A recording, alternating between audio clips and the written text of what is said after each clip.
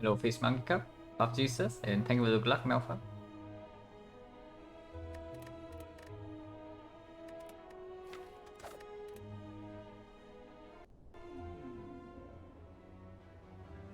Okay.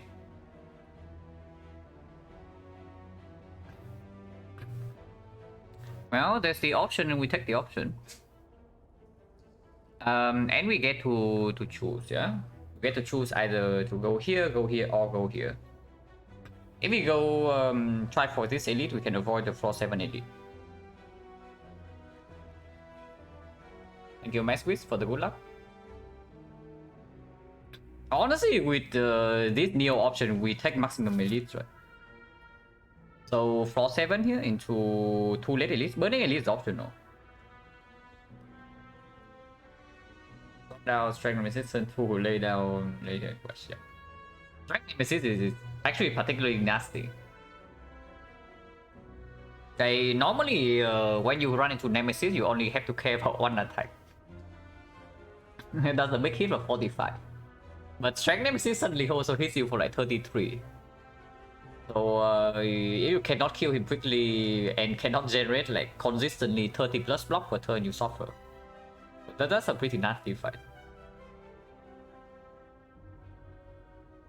Okay, the thing about going for the left, first of all, it commits us to floor 7 lead. Honestly, it should not be a problem, yeah, because of the how strong the Neo bonus is. But the problem is afterwards, there's like 0 fire here. Slightly less of a concern because it's Hexagons. So probably we don't actually need to rest. But no less on the second half means that we need to find a Hexagon solution at some point. And having no upgrades until like here means that even if we pick up like maybe 1 or 2 poison cuts, let's say like deadly poison, desperate deadly poison like somewhere here, but we are single digit HP, then suddenly this floor is very weird because not upgrading deadly poison means we die because we lack damage, but upgrading deadly poison also means we die because we go into this fight with like single digit HP. Now, if we go for this, we do get 1 fire here into 1 fire here and only 2 elites. So this should be a very smooth act. If I take the gold, go here, take 3-5, fire for 7 elite, let it. Should be very smooth. But of course, we give out 1 elite. And honestly, it's not even +1 upgrade, right? Because this way also has 2 fires. So the only difference is that... and honestly, this fire is not even... The position doesn't give us like more information. It's only 1 chest.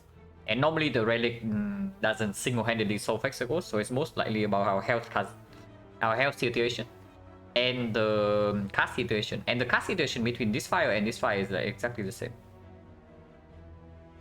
So honestly, this is probably just strictly better. Just because it gives us potential to take 3 elites.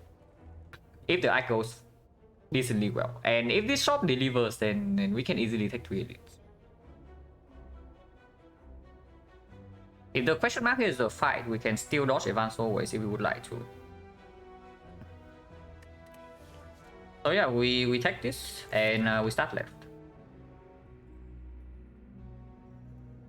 Probably always, yeah, we always go to this node and then from here we can decide whether we want this path, or something else. At 49 HP, taking by show up 49 damage for Ascender's Curse, 2 strike activist tantrum.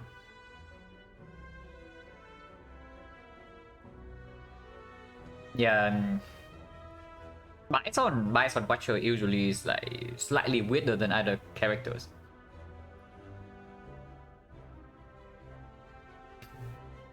Hello, Meromorphic and someone.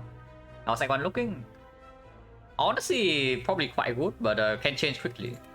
But you can see right here we have the option. And we can take the early shop into 3 elites.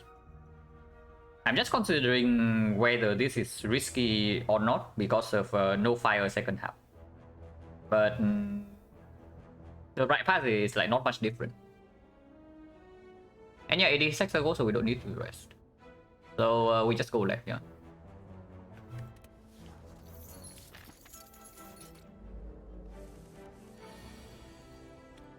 21 damage, no lethal next turn, so we probably take either 4 or 1. Hopefully we take a 1.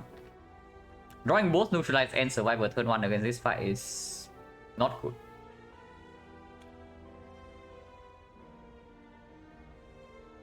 Yeah, there's no line here, right? Putting 21 damage, it doesn't do anything. So we kill this.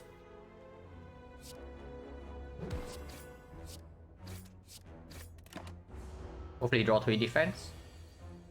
Not. So we lost the 50-50, yeah? Because the 50% of the time we bottom deck not a defense.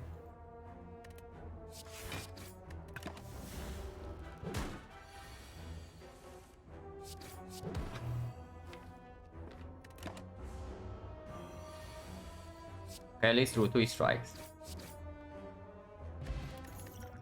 Wow.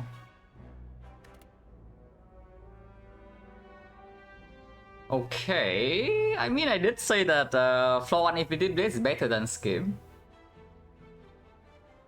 But there is a choke with XecnaR. So how much do I want to be baited by this potion? Because choke does work slightly better with the XecnaR. But Infinite Blade is probably a better card. And okay, Infinite Blade also instantly opens up potential accuracy pick to solve this fight. Choke doesn't even... Choke doesn't do anything against this guy.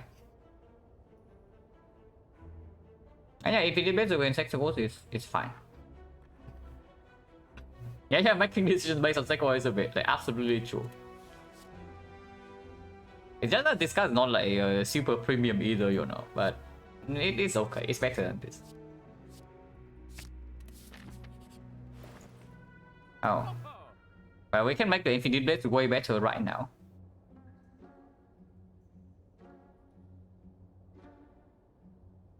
I mean, honestly, we are doing that. Because there's also nothing else in this shop. And Infinite Blade already can deal with the Lagavulin. Unfortunately, I cannot afford Shuriken Backstab Flash Whip still, because that would be very, very powerful. At least Backstab is on sale though. So Shuriken Backstab, yeah. I mean, I would not normally buy Shuriken here, but there's nothing else to buy in the shop. Like Shuriken actually doesn't give you a lot of immediate power, but it does have synergy with this thing, and of course it has synergy with this thing. It is okay. It's not great, but it's good enough. And yeah, Backstab is definitely better than remove, especially with the Shuriken. It's also cheaper. It's cheaper and better.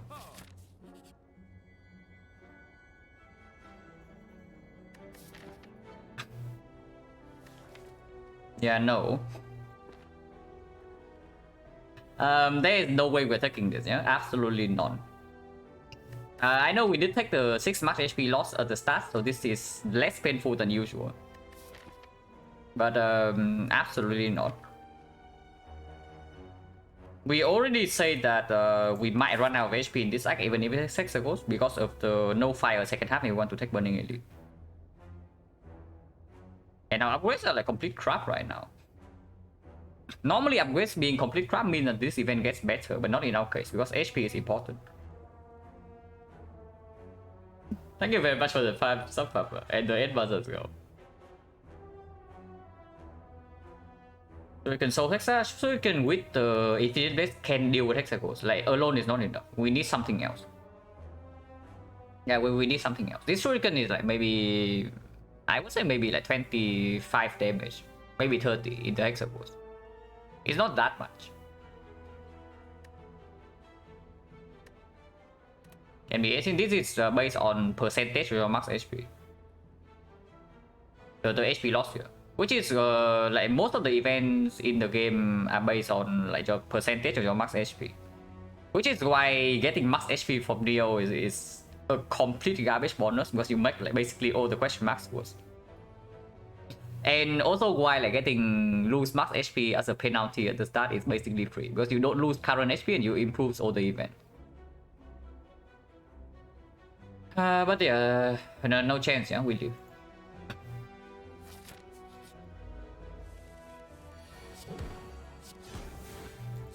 We can pop him off.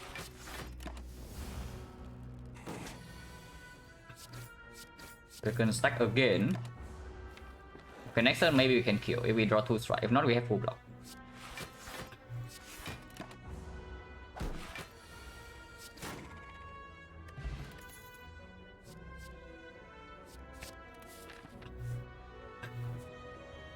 This is still easy hallway. So we take the easy hallway fight over the question mark. It's pretty sick, yeah. Not quite blade dance, but it's good.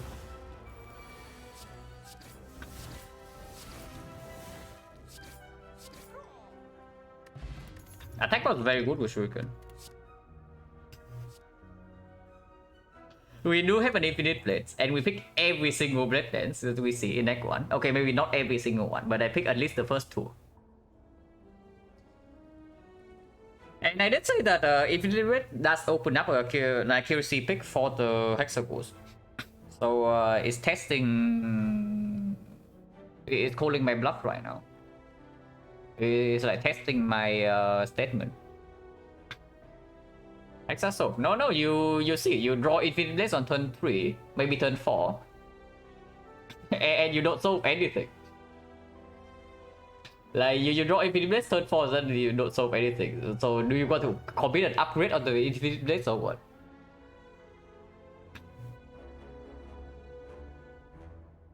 Not negative in just infinite blades. It's negative in the knock fight.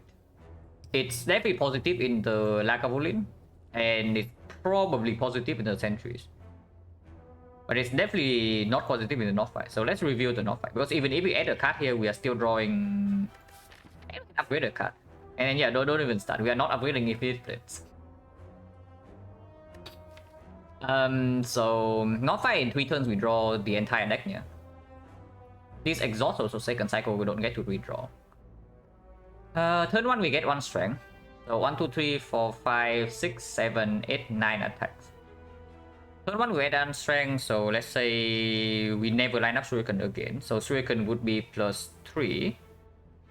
And then another plus 3, so plus 6. Plus 6, 11, 19, 19, 22, 22, 52. 52, 58. 58 with this potion. If it's Job Finisher, we can deal a lot. If it's Grand Finale, it can actually land on turn 3.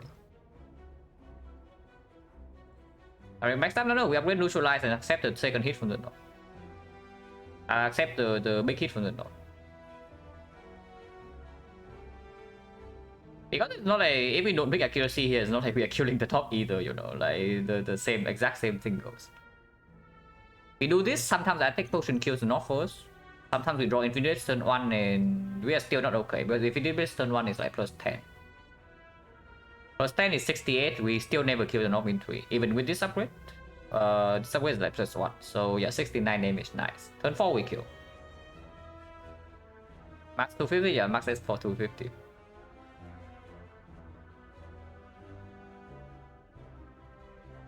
But yeah, we pick accuracy because otherwise Lagavulin is also pretty weird. We probably accept that we don't have a potion here. And yeah, we neutralize, and if this fight goes badly enough, we can rest here.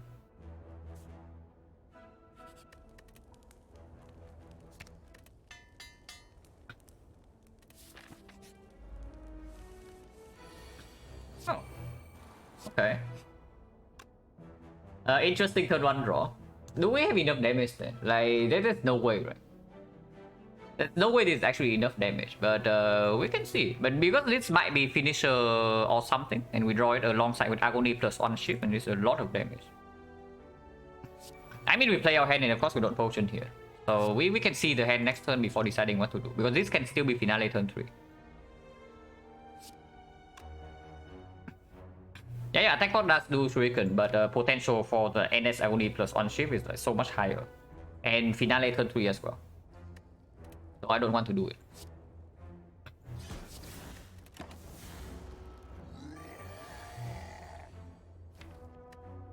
Yeah, next turn then. Okay, if this is finale, he dies. If this is finisher, or chop. We know the next turn we have 1, 2, 3, 4, 5 attacks here with 1 strength, so finisher is dealing 8 per hit, 40 damage. So it dies next turn with this finisher. If this is chop, it's better than 1, 2, 3, 4, 5, yeah, 5, 6, 7 cards. 21 plus 14, 35. 35 plus 9, 44. Yeah, he's still also dead next turn. So chop kills, finisher kills, grand finale kills. Dash is also better next turn. There is no reason to attack potion here. But if the attack potion doesn't deliver, then defense negative. So I take the full 8 here and we see next turn. Honestly, we don't even need a massive hit because this is already a lot of damage. On 41. Okay, double check how much damage do we have next turn. It's like 1 strength here, yeah. So Chief is dealing 9. And these are dealing 5. So that's already 19. 19 plus another 6, so 25. 25 plus 8 is 33. 33, 7. Actually, it just dies next turn with attack potion. It doesn't need to be a mega hit. Yeah, it doesn't even have to be a huge hit. Like anything would kill next turn. Anything we actually need the strike damage though. So defending here it actually does beat the threshold, unfortunately. Because we still need like maybe 10 damage from this. If I do not do this, we need like 17. So we need a big attack like chop, finisher, eviscerate, grand finale, and whatnot. Skewer would also kill. Yeah, skewer would also kill. But we might take a hit next turn. And actually, we said already, we want to preserve HP. The annoying thing about this being the knob is that this can be knob again. And this deck at the moment doesn't do super well against knob unless we draw well.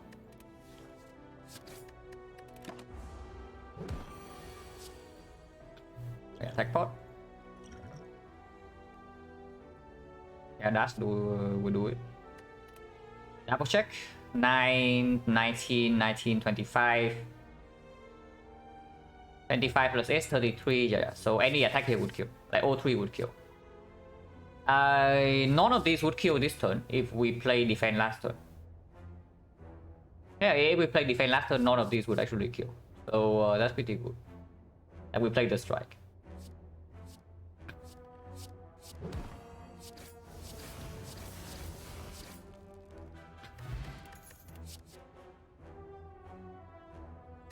I mean, the game is certainly telling us something.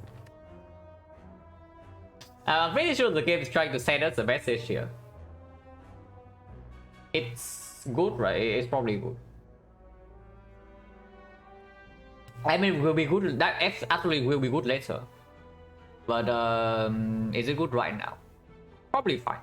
Does it need an upgrade as well? Which honestly, I don't even know whether it's a good or bad thing, because what are we doing at the fire then if we pick up after image? If we pick skewer, can upgrade it. And at the moment, our attacks are like 0 cost, 0 cost. Actually, there's nothing.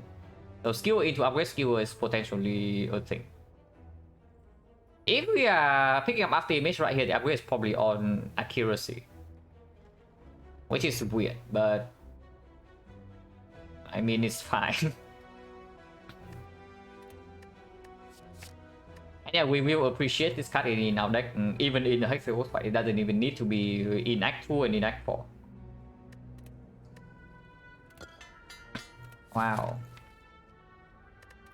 I mean, whatever. But yeah, we upgrade the accuracy here and continue like here. Honestly, accuracy upgrade is not even terrible in this fight. Like, even if we don't see a single blood dance. It's still something like plus 10 or plus 12 damage. So it's equivalent to a 4 damage upgrade on a card in 3 deck cycles. It's not that bad.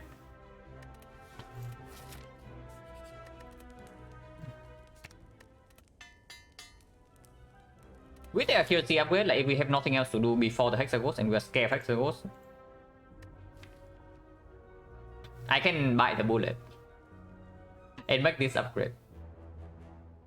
Hopefully that doesn't have to happen, but it can. Yeah, this is strictly better than this. I mean, yeah, sure, I don't key this. Yeah, I don't key this, yeah. Dodge spicy leads if you don't see good potion? Yeah, absolutely. Even if I have one potion that I need for the Hexagons, I can still dodge this.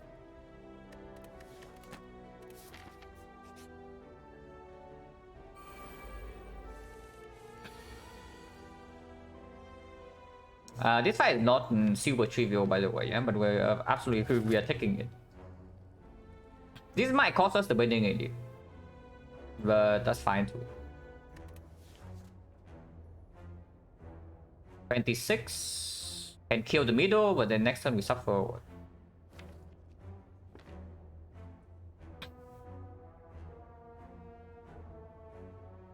Probably just do 26 on this guy. 26 and then 7 here is 20, and then next turn is 10. This is 10 as well, so this is would be 20, and we have neutralized plus and wood blocks into that. If we kill the middle next turn, we are facing 32 though, and we unless we draw into like agony, we need 2 energy to kill. Otherwise, at most we can block for like 18. That's probably a terrible idea. That is probably just a terrible idea. So let's hit this guy. Overkilling this. Double check. 26 and 1 defense. And yeah, don't play accuracy.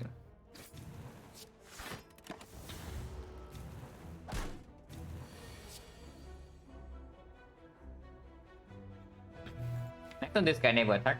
So of course doing this here means we take 3 more from here and 5 more from here, but it's still less than 11, so we kill this.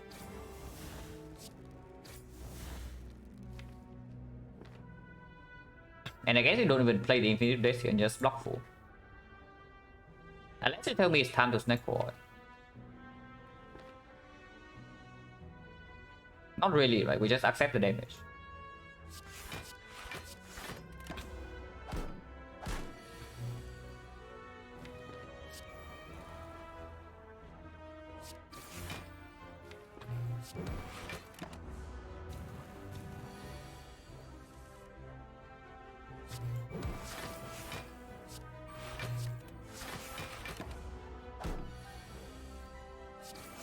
Terrible.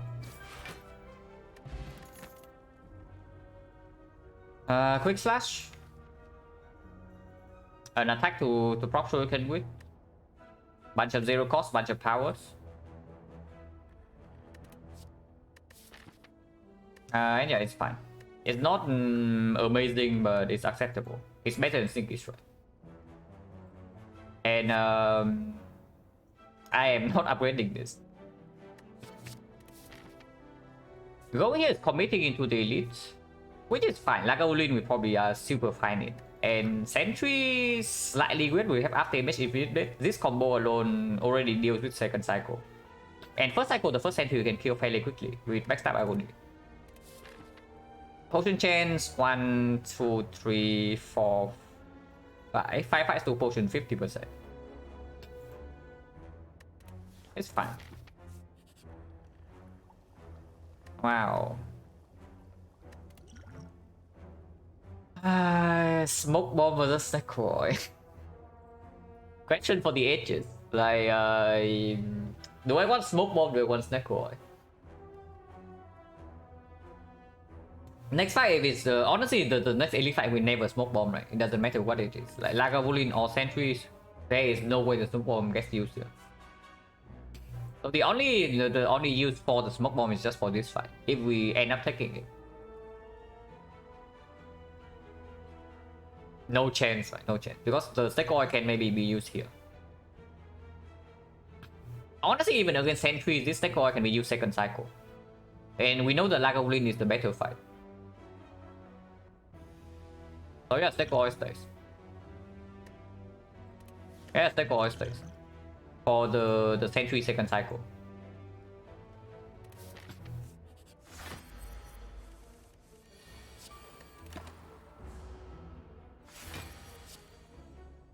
Okay, very good draw. And Agonies in the deck is honestly not too bad. It's probably good. Maybe we don't need it though, because we already have 10 free damage per turn. It's more than 10 as well with the Shuriken Pro. Hello Tacosta, thank you for the good luck. Yeah, 2 block 0 energy, but I think we can commit every single energy on block. We want to draw into actual block cards, is what I'm saying. With this thing in play already. I think we just exhaust both Agonies here, because Infinite Blade is already in play.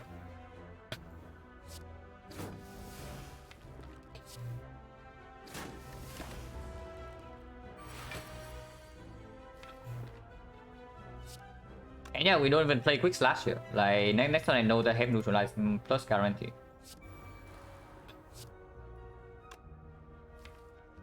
Unless you tell me that drawing right now into Neutralize is not even bad. And I redraw into this 2 turns from now anyway. And I get like an actual card for next turn. Because we do want to draw into full defense. This is -1 damage, but redrawing to this is good, redrawing to this is good. And this hand sucks. Yeah, I can see it. Like Quick Slash. Okay, drawing into Ascender's Bane is even better. So now we have Guaranteed Weakness first cycle.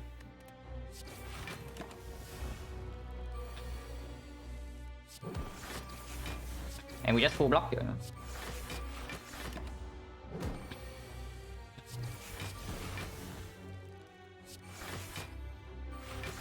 Full block again, which we can stack. So 0 damage back. And then we already know that. We completely farm this Lagavulin. So Lagavulin being a complete walkover is like not a surprise. Dagger Throw, yeah sure. Better than Quick Slash. Reasonable against Hexaghost, Wood with Shuriken. And we definitely don't need a Deadly Poison. Poison Potion is better than this. Potion chance 40 right now.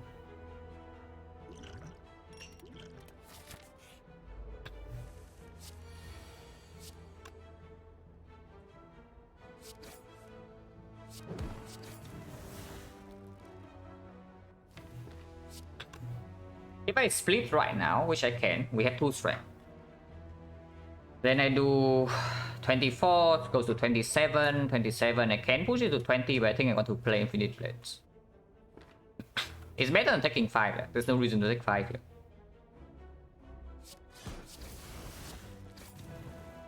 $27 split, and with this is fine.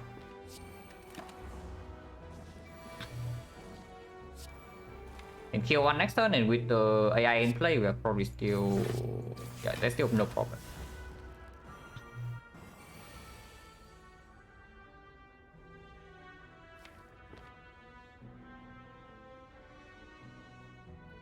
Can I kill both here?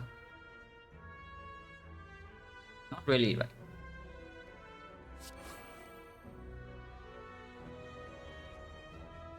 Yeah, just slightly short, like 1 off. It is 19 plus 7, 26.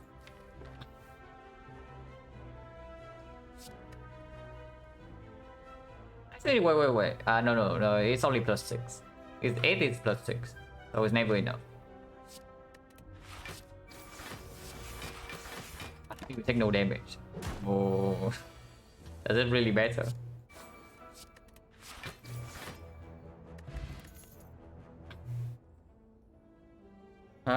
Someday Blade Dance, yeah? Someday.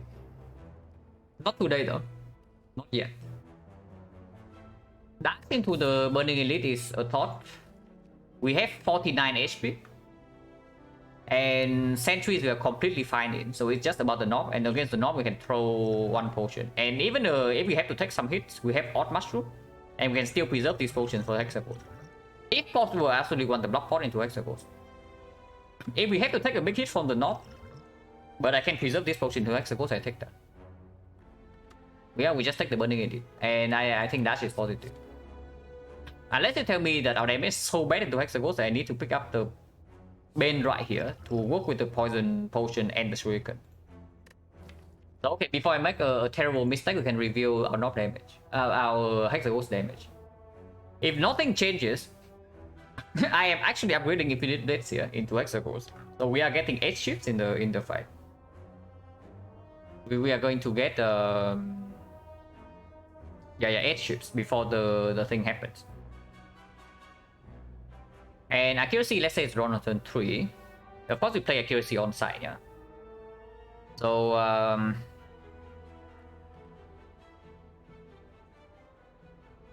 that would be turn 3 accuracy. So we get 7 shifts that gets empowered by the thing, which would be 70 damage, 70 plus 1 more, so 74. 74 exhausting damage is 19, so 93.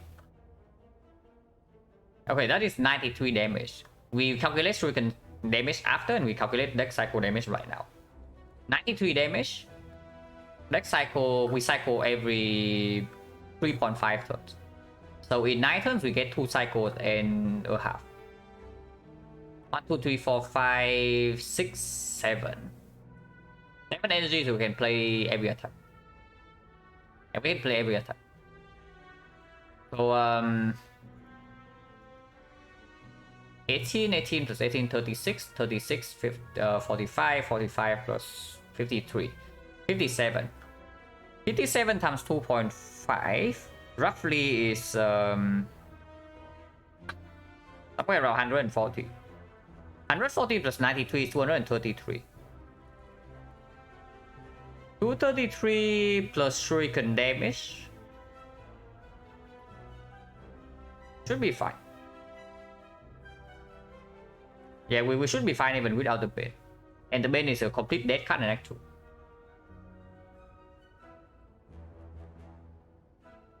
That doesn't change if we add the dash, right? Yeah, that doesn't change at all if we add the dash. If we add the dash with the Neutralize Plus, we can even block Inferno. If we don't die to Inferno, then the Hexaghost is dead, because we can always kill in 10 turns. In 9 turns, we already kill. That is assuming we upgrade the Infinite Blades. And if I don't see a Blade Dance, I do that. If I don't see a Teru, I also do that. But we know that upgrading Infinite Blades means that we don't actually die to Hexaghost. Okay, that's good enough for me. So I take the dash and run into Burning Indeed. And we don't need to even preserve the Poison Potion. Poison chance at the moment is 50, right? Double check. 1, 2, 3, 4, 5, 6. 6, 5. What was this? Oh yeah, it was a 5 as well. No? Was it? Oh no, it's Potion Lab. It's Potion Lab. So 1, 2, 3, 4, 5, 6. 6, 5, 7. 7 fights, Snake Oil, Attack Potion, and Poison Potion. Okay, so 50%.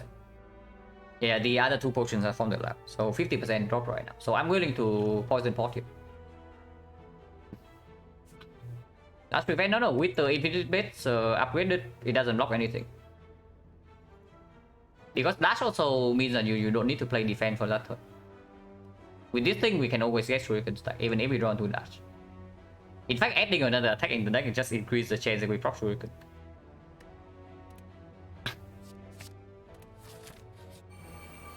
Not even that, no. Resent sentries should not be a huge problem.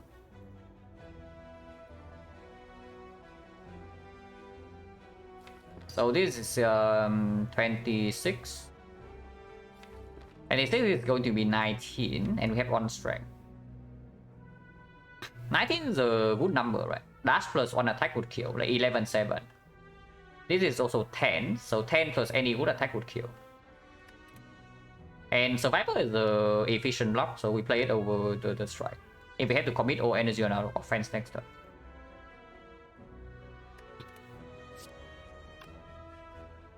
Ouch? What do you mean ouch? You got to see like max HP Doppio, but Like what do you mean by ouch?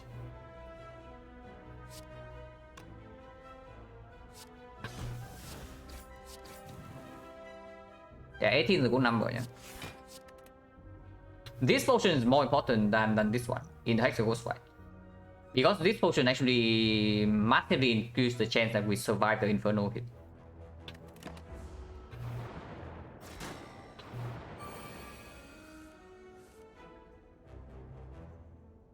Oh, seriously. This is 17.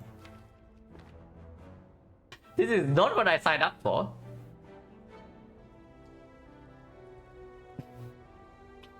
So I can make the pivot right now and we do accuracy double defense instead. See what? Well, what do I see? Yeah, I see it's not the knob. That's what I'm seeing. Because you can also see if this is knob, we are taking turn 3 hit, right? So I don't know like why you are so afraid of the sentries when the knob is absolutely hitting us in the face. Like next turn. And the attack gets there, but yeah, but then this thing is not in play. And if we draw into a second power, we also have to play it. So I just take more damage this turn. I want this in play, right? Because eventually our damage in this fight is going to be this card. Like they are regen sentries. Like we cannot actually do kill one of them, not deploy this, and suddenly the fight is fine. Accuracy double defense.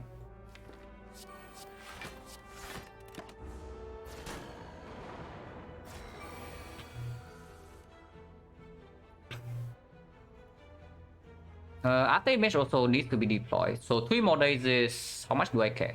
We can kill right now, yeah? We can kill right now. With quick slash neutralize dash, but after image is not in play. And then if I draw into this, it's also bad.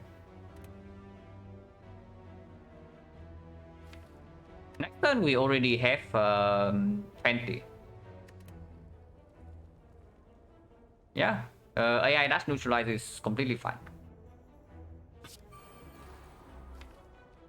3 more days is whatever, because we know that we have reflex cast every turn. So 24 right now. 24, this is 5 and this is 9. 5 and 10, so 15. So dash and we can neutralize something else. Next turn this guy attack and we do not redraw to neutralize yet. So neutralize this guy. The HP loss doesn't matter here because the regen to full anyway.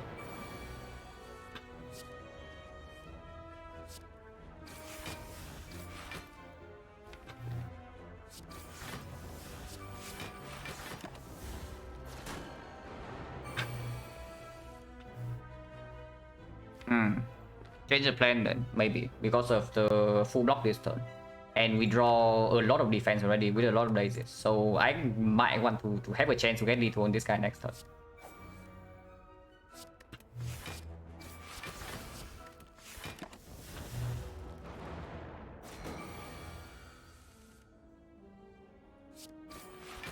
Yeah.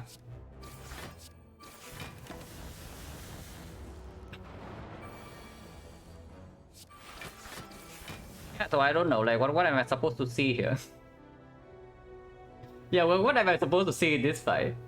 Except for the happy fact that it's not the dog. Okay, next question is whether I want to use this potion for 5 HP or not. Potion chance is 50%. But this potion is 21 damage in the Hexaghost. I probably keep this, right? I probably keep this. Because if we see a card that makes me not want to upgrade this card, suddenly our damage in Hexaghost is slightly more inconsistent. So damage potion is good. With that, you probably don't really die here. Like you can take maybe one more hit, but our deck is strong enough that we will never die here as long as you just play the powers.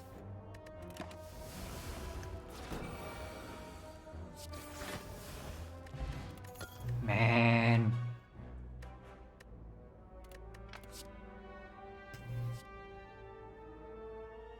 It's back.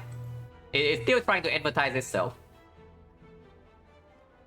It's still trying to advertise itself, yeah, but we are not interested. So I guess you buy the bullet and then upgrade the freaking infinite blades. Because I do not want to die to hexagons. Don't think we need, yeah. The only reason to pick this up is to avoid this upgrade.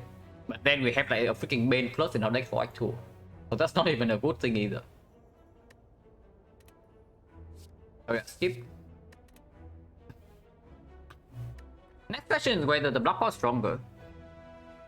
Okay, if we take the block pot right here and we use the block pot turn 2, we block turn 2 hit guarantee, and then afterwards we just use the second block pot to block Inferno. So we never even die to Inferno.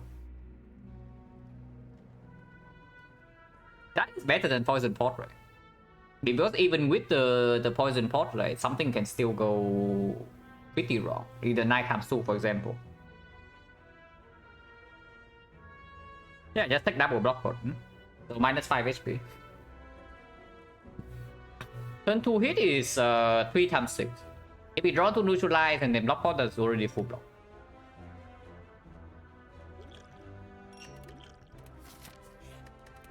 I'm gonna set there for an upgrade. But here we are.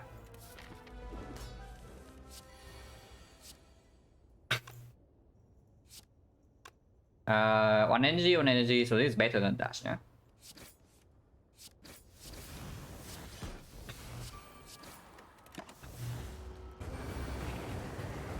Yeah, we are super fine.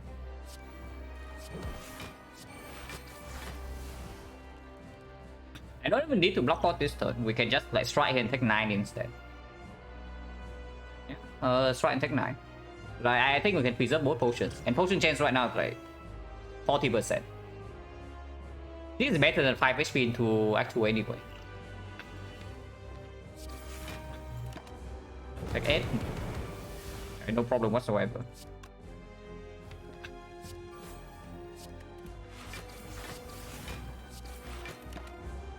We even float 1 energy and still full block.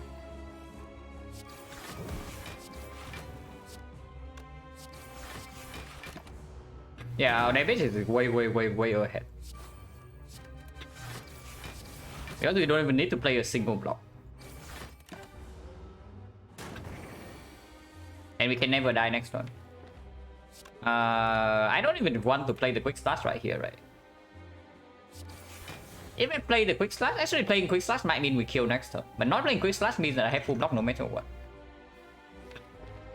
Playing quick slash right now is 13 and then this is another 15, 28. And one more strike. Whatever, I kill next turn. Either I kill or I have full block anyway, so it doesn't really matter much. So triple block right here is almost full block, or I can quick slash. Any attack with you.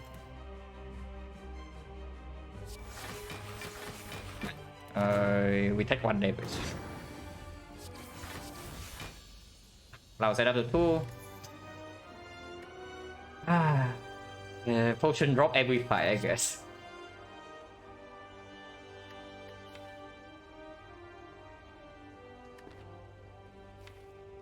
This deck is okay. If we don't actually have Toy on Resorter, I would be pretty worried about this deck. At the moment, I'm still not that worried. But we do have like quite a few things to set up. Okay, it's either one of these two. We definitely take one of these two. So it's true, at the moment we don't have any AoE damage whatsoever. Our single target damage is fine. It's not super fast. Is the main problem. It's good in a longer fight. Like for example, in book stabbing, I think our single target damage is probably good enough. But in something like Slavers, where we need to deal 50 damage by first 2 turns, while still blocking in is difficult. It gets better than 2 energy. Is that even true? Only if you can upgrade it. Because if you are stuck on 2 energy and you want a way to kill Slavers without an upgrade, then CE is way better than the PK. PK is better with the Shuriken now. We know that we have accuracy plus and infinite plus and Shuriken, so we know that at least at the moment we are leaning towards physical damage. And yeah, like why turn down PK when you're in physical damage? It's true, and the PK is never going to waste because we do have this upgraded. It's another thing to set up though, but it's not like CE is not something we need to set up. Because like CE also doesn't solve the fight on its own. Even after the CE, you still need the actual damage. So it's actually kind of a power. And yeah, if we see something like Pyramid, then PK is better. If we see P-Box. Yeah, if we see P-Box, P-Box is slightly bad because of the Weststone here. But with something like P-Box, maybe Astrolabe, the PK also is outperforming the CE. And we have no interest to pivot to Poison at the moment. At the moment. Because the deck doesn't have like consistency and solid dock land yet. But yeah, PK is fine. Tripod versus block. This is more flexible, right? And probably also stronger in something like Staples early. So I guess we toss this away and take the tripod.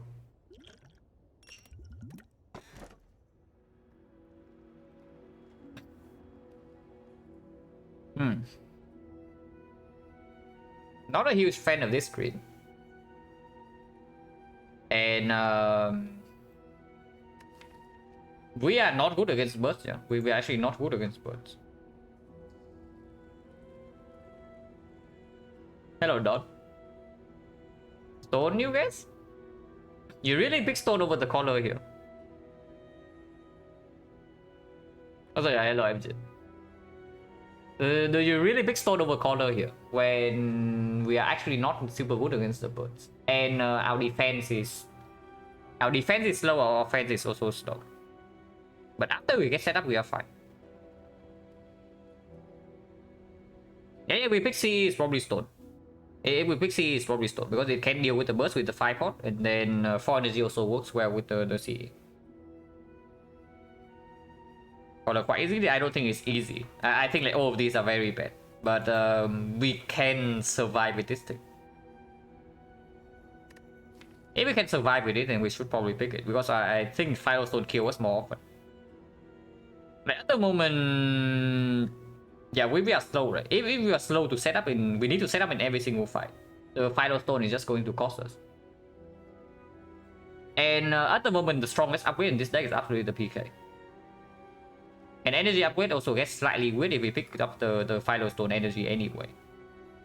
But this upgrade will perform in hallway fights.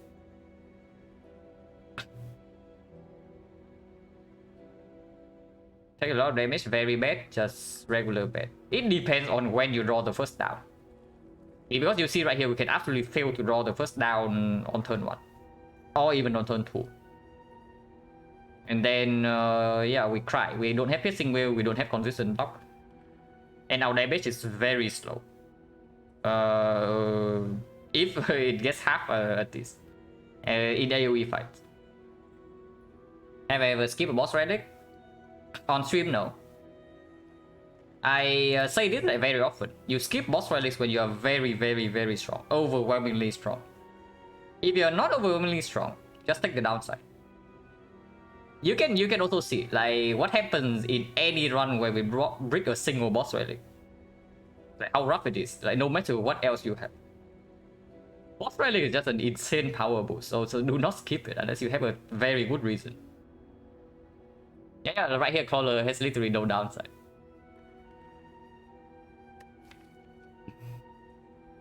Okay, not literally. Oh, maybe literally.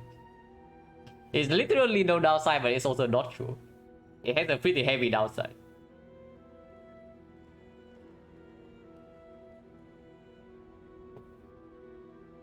Yeah, with the thing is that I don't even know. Like, does the Caller cost us more HP in the hallway fights, or does the Stone cost us more HP? We do have Neutralize Plus, so that deals with the Firestone just a little bit. But yeah, no Piercing Whale, no Cut Draw. Inconsistent deck. The problem with the Caller is, of course, after Act 2, we are still looking for another energy relic. Otherwise, we have to play Act 3 on 3 energy as well. But that is mitigated a little bit by this and a little bit by this. And we do have Backstab Front. deal always 3 energy, we are going to take damage. But that's why I'm saying like these two maybe can bail us out.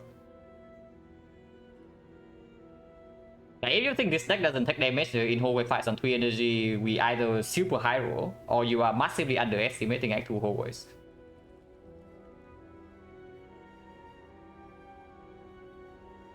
Only the only thing to happen, right? Just imagine we face Avocado first fight, and you bottom deck the neutralize plus. Yeah, just think about the scenario and how much damage are you taking in that fight. That's quite a bad story. That's quite a sad story for us, if that actually happens.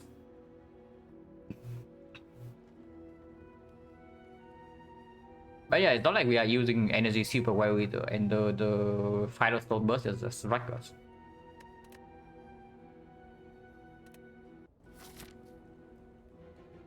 Hello, synergize with mushroom, sort of. Not really. If anything, this anti-synergy against the heart. Because with the mushroom, yeah, even if you don't cleanse the vulnerable first cycle, you weaken the heart and multi-hit is 1 times 50. And that is very easy to block. But the final stone means that the mushroom doesn't really perform that fight.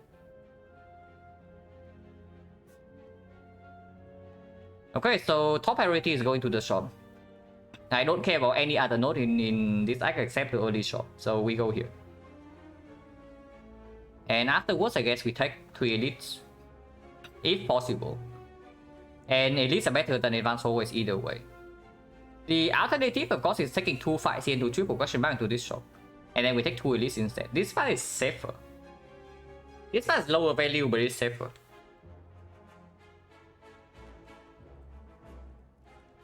Minus on elite, what do we gain? We trade 1 advanced always for 1 question mark, so that is very positive. We trade and yeah, if any of these question mark would be a shop, we can also just avoid this shop and go for 3 elites instead. But if not, question mark for elite, shop for shop here, yeah, same. So double fight the same, question mark the same, shop the same, fight the same. So we trade 1 question mark for hallway fight. Trade another question mark for the elite and trade the 3rd question mark for hallway fight. So effectively, we're trading 3 question mark for 2 advanced hallways and 1 elite. That's actually good, right? So this shop urgent as upgrade. I think the urgent thing is like we get stronger before we run into advanced hallways. Like that's more important than anything, and the shop is the easiest way to get stronger. Yeah, like trading 3 question mark or like 2 advanced hallways and 1 elite sounds pretty worth it when we don't even want to fight advanced hallways. Like whatsoever. So that seems like a fair trade. If any of these would be a shop, can we go right side or something? There's no path with leg question mark act 2, yeah. So that's pretty sad, but whatever. Yeah, we start right side. I do not take this path. This path is on average higher value, but very dangerous.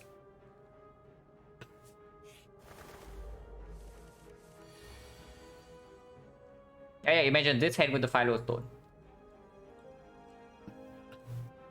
So we are facing 36 right now. And what are we doing?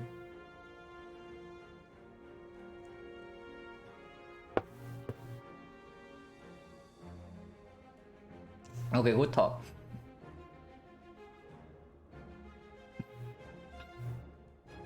AI dagger throw? AI dagger throw and see, yeah. At the moment, how much are we taking here? 1, 2, 3, 4. 1, 2, 3, 4. Can I play AI dagger throw, right? We only have 4 energy, so it's like AI infinite base double defense backstab. This block for 14. And we take 4 damage. Yeah, we cannot even down on it, which is exactly what I'm saying. Like, if we don't draw really well, we cannot even down the bird. Even with the energy. But which is why I'm saying that the Shadowstone... Like, you look at this deck and you think we have potential against the burst because of this upgraded and this downs a bird. But that's just not true. Like if you play Silent enough, you know that like you cannot rely on 1 or 2 cards in early act 2 to prevent death. Because you have like way too many base cards. Taking 4 here is fine. I'm willing to fight 4 next turn if we need to. But for now we're okay. And this guy is lowest HP, so probably hit this first. Sometimes I kill this with the 5 pot and without downing.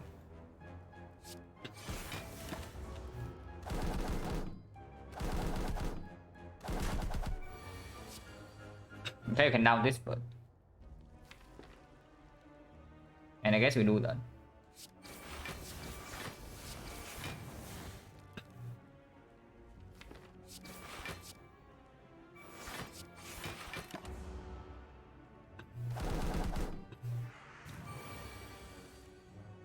Whoops. I just freaking swooping.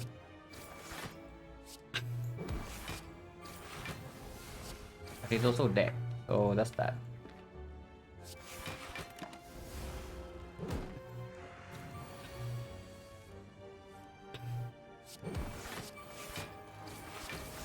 This infinite blade is like mega carrying, by the way. It's actually just carrying the entire deck right now, the infinite blades.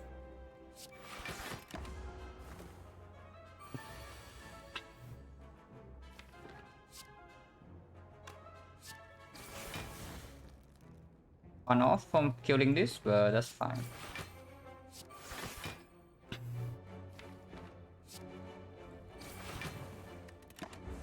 Your next time flowers on 2.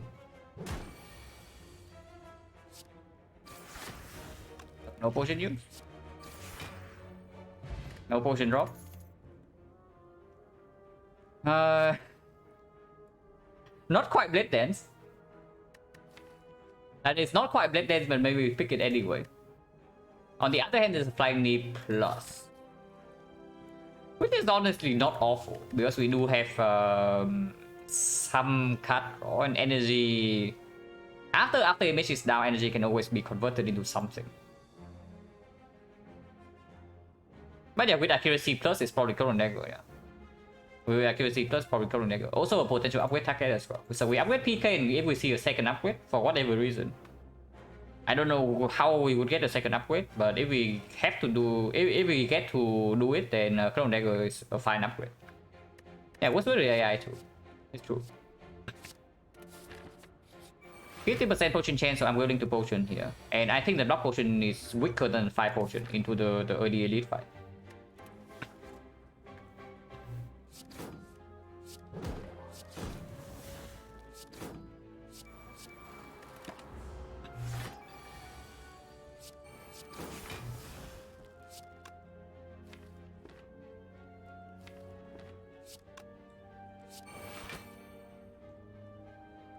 This roll was 7 and I take 2. This block fully. But this also deals 11 damage. 51 damage next turn, and ship is 22. So we need 29. 29 with 1 strength. So we need 15. 15 with 1 strength is 82 attack, except like 2 strikes. Should be fine. Otherwise I can also block pot next turn.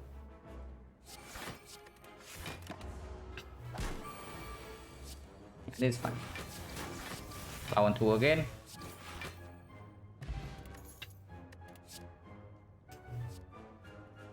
No, seriously. Yeah, I'm telling you, this is not what I'm looking for, yeah, but it's here. Nothing pot? No, like full chance only 50%. Before I use like 12 block for like 5 HP. Actually, it's 2.5 HP. I saved the block pot because this can also be used as potion into the elite. And if we see buy fit, like I know we had 2 strike plus, but we are not losing current HP, and this is 45 gold. Then suddenly the HP loss no longer matters. With Mortal Infinite Blades. Yeah, with Mortal Infinite Blades. How many is it? But honestly, I'm looking at Distraction Plus. We have After Image, so that's already 2 block. We had 3 energy in hallway fight, so that's fixed for the distraction. Any shift card is good, any terror is good, any block card is reasonable. Card draw also good. So the only bad, quote-unquote bad thing would be the poison card. Yeah, fine. It is completely acceptable. Distraction plus. And block is better than ghost. And I think fire is better than block. Because of potential slavers fight. Red Mask Bandit as well, yeah? Red Mask Bandit is also way better than the block pot.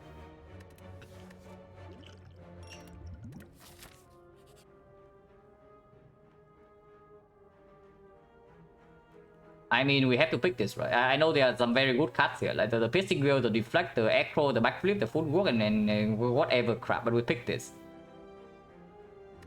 Like with the Accuracy Plus, with After Damage, with Shuriken, and whatever crap, whatever else we have. So we just have to pick this, unfortunately.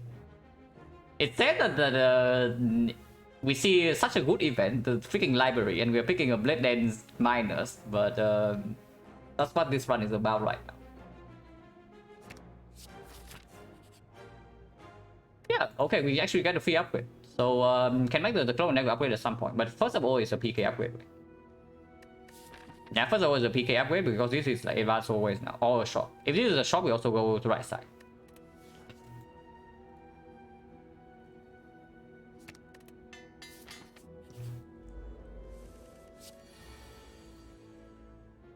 Should have kept the block pot or what? Well, I guess block pot is slightly better than 5 pot if this is what's happening. I mean, we are not even taking that much damage. Like, we're taking 11. But only if we don't 5 pot to kill this. Potion chance at the moment is 40%.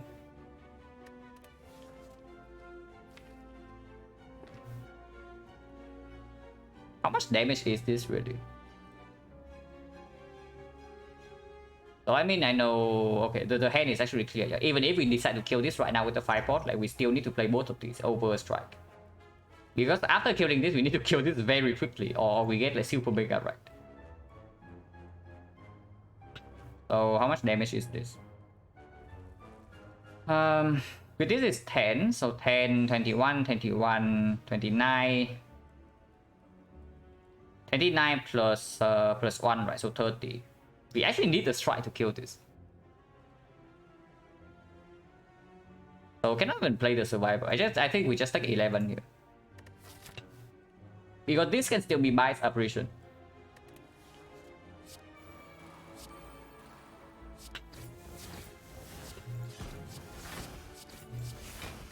Actually it's 9. It's only 9 damage.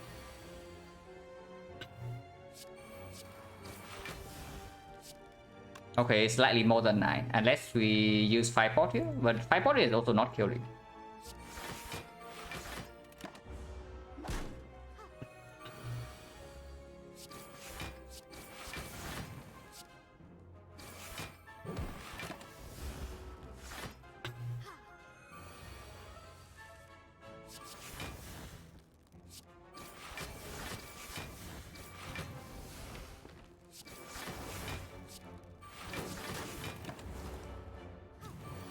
PK this turn into killing next turn is perfect, yeah. With the flower 1 2.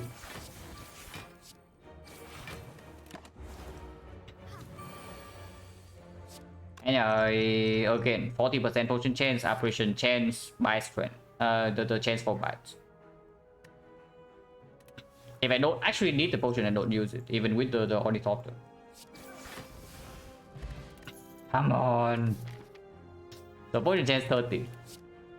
Yeah, backflip is fine. We pick backflip. Partition only goes to deck throw at the moment. Deck has no aggro and no well-lit plans, no consistency. Backflip is better with the PK plus as well. Fear pot, 5 pot is still better, right? Fear pot is very, very strong in something like bow stabbing, but 5 pot is still better into slavers.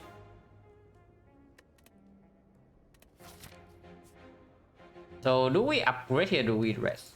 Because now I can actually rest. Resting makes operation bias here very, very sad.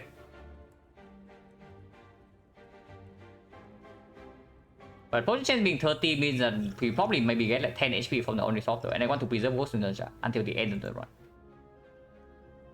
Cloak upgrade is quite strong, but it's only a damage upgrade.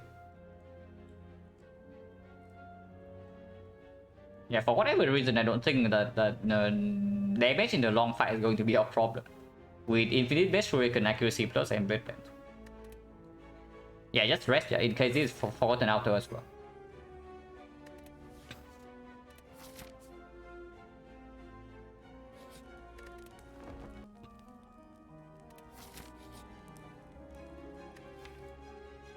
Reading. Minus 21. But we do have a huge shock coming up. This is advanced always. I know after miss, not yet. Yeah, not yet. Like if we make this upgrade, it's at the start rank 4. And before I make this upgrade, it's after this upgrade.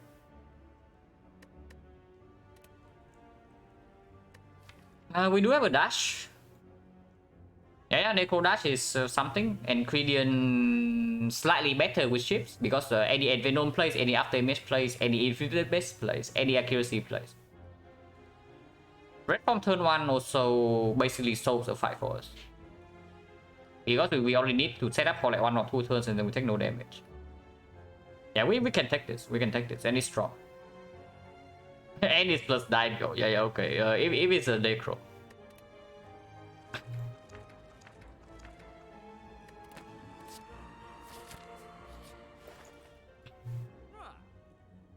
Good. No more question mark here. So remove definitely happens. Train with neutralize plus is definitely a thing. Distraction also can give weakness. So remove is fine, crane is fine, clone dagger is fine. Backstab is slightly worse because we also have this upgraded. And turn 1 we have 5 energy in elite fights. Remove is super clear. Like remove happens first, no matter what. And I can see crane, I can see clone dagger.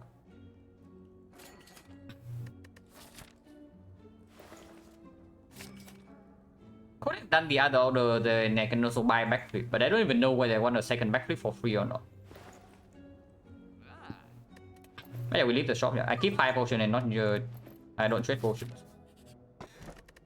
We go pillow just in time, but honestly, it might just be in time for this thing. So the rest effectively gave us the book. Like if we did not rest it, we would never take the book. The rested for 18 and then we take the book for 21. But yeah, don't keep this, right? Because the rest here can easily, very easily happen. Stackco with Necronomicon. Now this fool is making our Necronomicon stronger or what? Actually, it makes us weaker because the dash rolls lower than 2 and suddenly it doesn't get double. And this guy is okay, at least we draw PK now.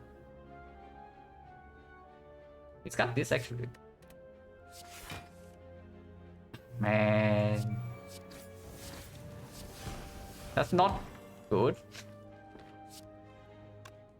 So do I play double dash over the infinite blades? Double dash right now is 23. And the next one we have double damage.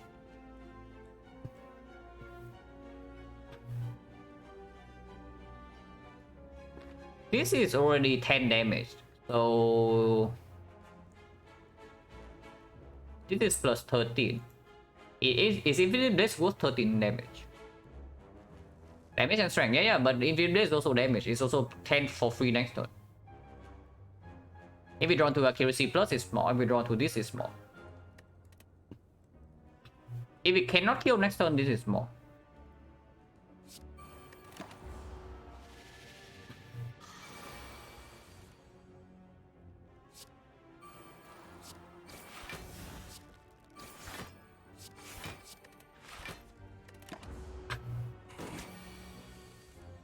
I'm pretty happy that I have freaking infinite blades in play.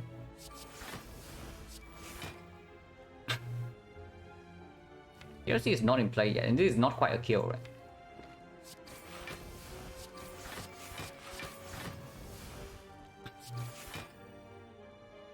This is taking 1. And yeah, it's not a kill. Defense takes 0. I think I want to take 0.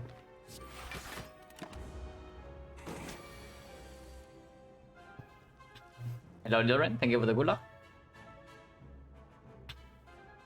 Stars gets double, and then with this is a kill.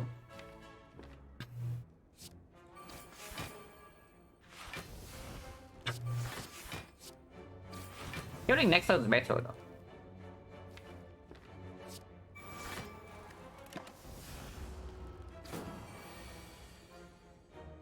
If we can block this hit, we block this hit, and we can. Is it actually good? Turn 1 we have Infinite Blast and the backstab. So 5 energy turn 1, it's still good, yeah? We still have draw, we still draw a hand like 5 cards plus 1 energy usage here. So flower and 2 is still good. And yeah, we do that.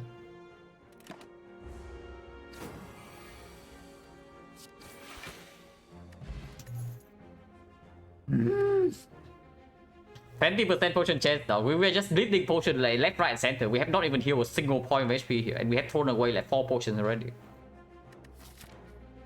Yeah, if we just keep getting this low percentage potion, then it just doesn't work out.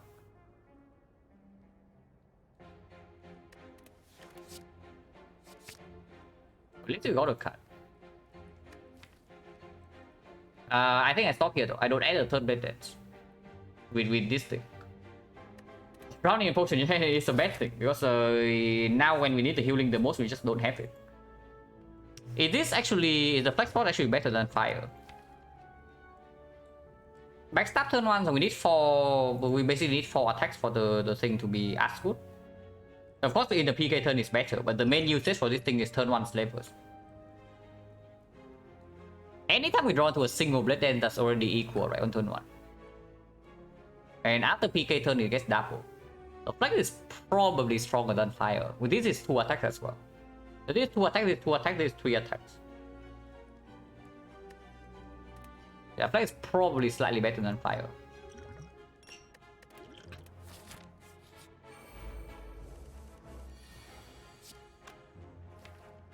Yeah, flex is definitely better than fire if we use it this turn.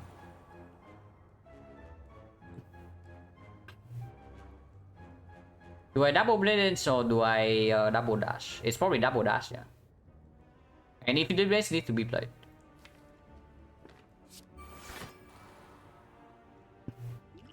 So 30% potion chance at the moment, but this is advanced forward. So ideally I don't want to potion here. Potion chance is still 30%. We don't really get a better potion than this unless we wait for the PK turn. This right here is 30 damage. For the PK turn, it's at least first 10 already with the shift. With the shift from Infinite Blades. But we also know that we don't draw into any blade dance or the dash. Yeah, using it right now is fine. Using it right now is fine. Because we might actually don't even draw into PK until turn 4. And we need this guy to die before then.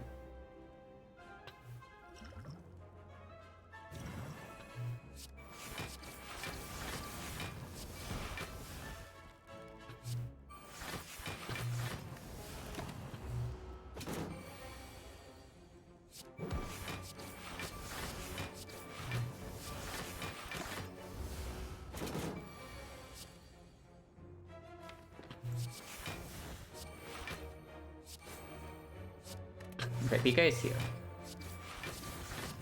So we get to kill next turn, yeah, most likely. We better kill next turn, otherwise we cry. But it looks like we are killing. Flower setup is messed up, but we cannot block this hit, so killing right now is good. Immortal. Okay, good relic. Escape plan. We just fought the Snecko, so it's only like maybe chosen +1 in these nodes.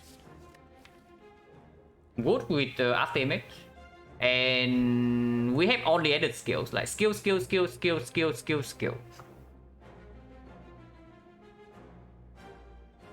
Yeah, it's fine. We are going to, if we add any attacks from here, it's only 2 costs. So it's either Predator or maybe the dash. Don't even start with the chop with all the blade dances. Because even with Necronomicon and this many ships, the choke is still pretty terrible. I mean, it's not terrible, it's just not what we need. But yeah, escape plan is fine. I say that and we instantly run into Chosen +1.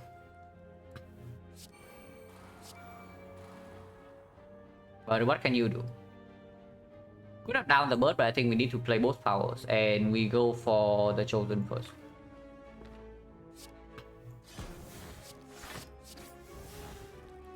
This thing is guaranteed to attack next turn, though Chosen is not. So maybe Neutralize goes here.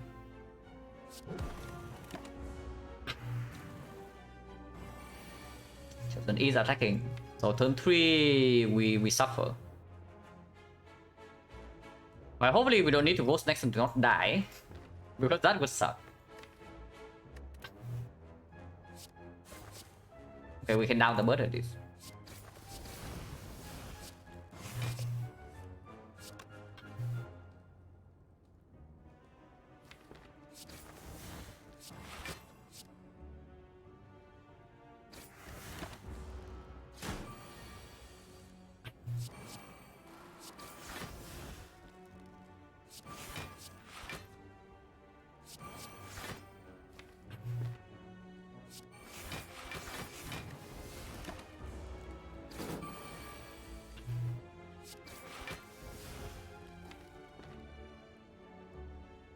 How much damage is this? We are weakened. We need to draw to Blade Dance next turn if we want to kill next turn. Probably just kill this turn. Only time escape plan best Chosen time eater, neutral. I mean, against the heart, it's not always positive. Like, even if it's positive, block do you really want to bet on escape plan hitting? When you are like maybe 2 HP.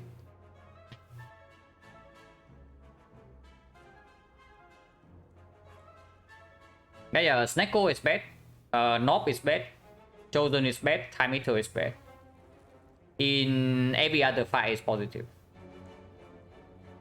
Yeah, Chosen +1 is 2 instants. I know, because you if you play Silent, you also know that you can run into Chosen like 3 times per act.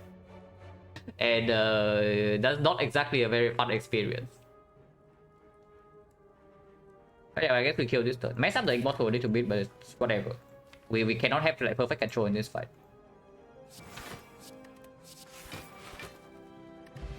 No potion? Well, I just had to track talk this thing, and here it is. Not really, right? Yeah, I know. Necronomicon and whatnot, and the Infinite Blade. So every time we draw into this, it's already 24 damage.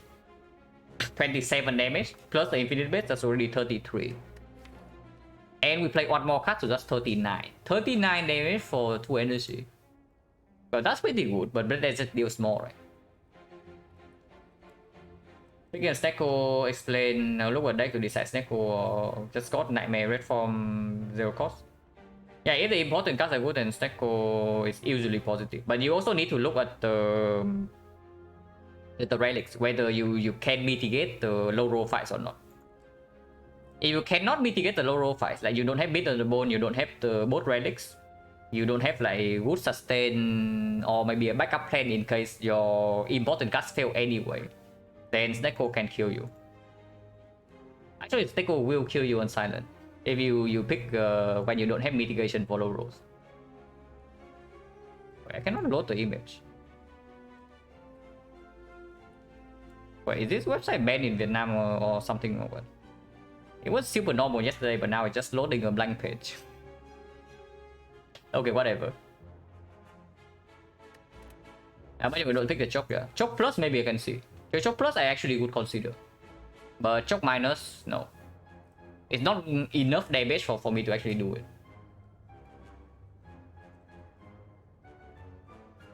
Yeah, it's not enough damage for me to do to consider it. It's not even slavers.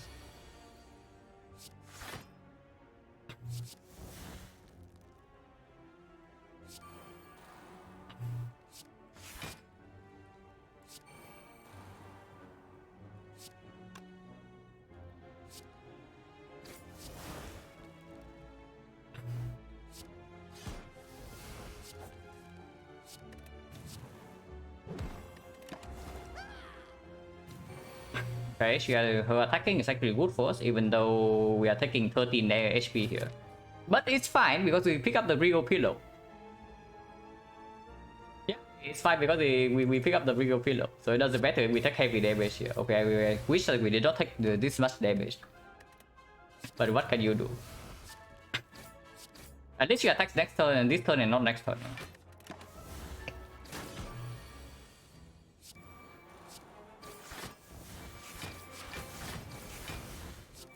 Flower definitely wants to be on 2. And honestly, we can go to a shop again to just avoid this event forward. We have enough gold to spend here anyway.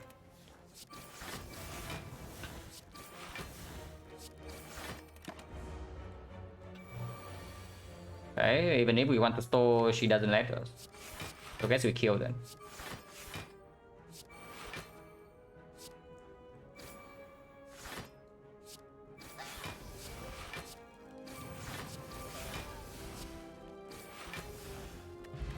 Yeah, now the potion stopped dropping. And potion chain is like 40. Don't need this, but what about Blur Plus? Only because it's green, right? With dash, sometimes we overblock. With aftermath, sometimes we overblock. And in a deck with low cut draw, the Blur Plus does perform. Also opens up a potential footwork pick. And burst right now we are already picking. So it's fine. Like green card is good. And we pick up like 80-second dash as well. Yeah, pick for fish. And we are also running into shop. So it's true. It's already positive enough and we even have the fish into the shop. Hello, Gamma Hoodka. There we go to shop, yeah. Okay, we can afford already Wallet Cleanse. We cannot afford cut remove, but I don't care too much. So we take already first, yeah.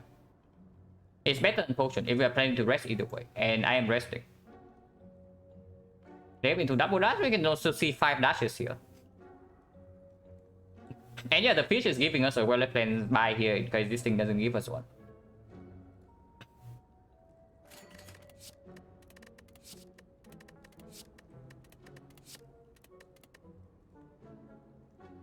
I see 2 Tradition and 2 Sneaky Strike. Maybe the game is telling me something.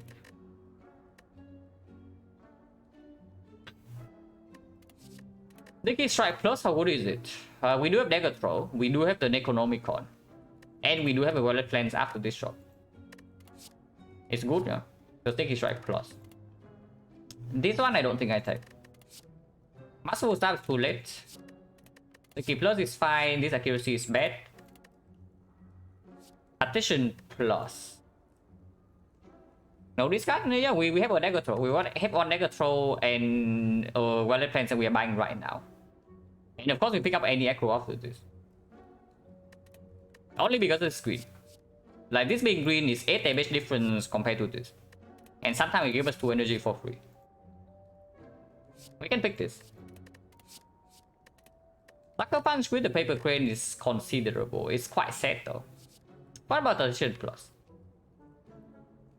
Tradition Plus basically opens up Acro pick, but nothing else. It's good though, because with the Slaver's Collar ABC Pyramid after this, we are also stuck on 3 energy in the whole wave fights. And yeah, we just pick green cards, right? Like we see green, pick green. It just works here. It's already kind of sucks though, I have to say. What about Chrono Dagger? Another Chrono Dagger minus is not what we need, right? Not really, because at some point if we bottom deck the accuracy too often, then it gets weird.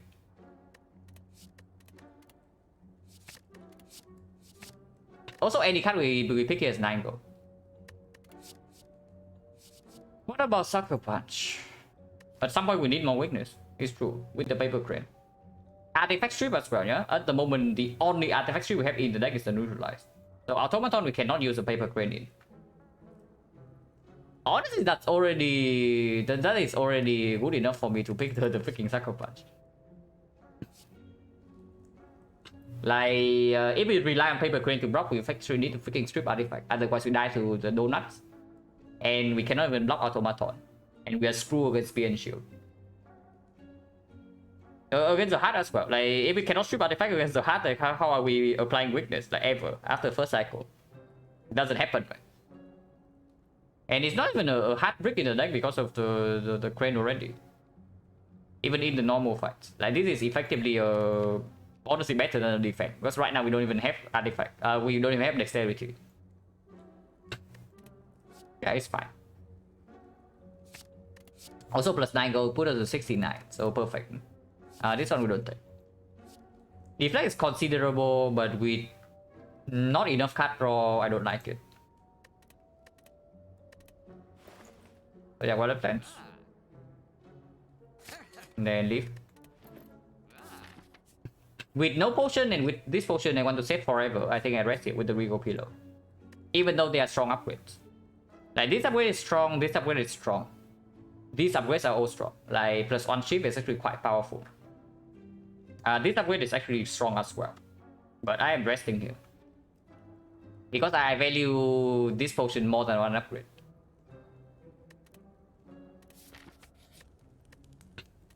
Also just use the freaking Regal Pillow, like come on.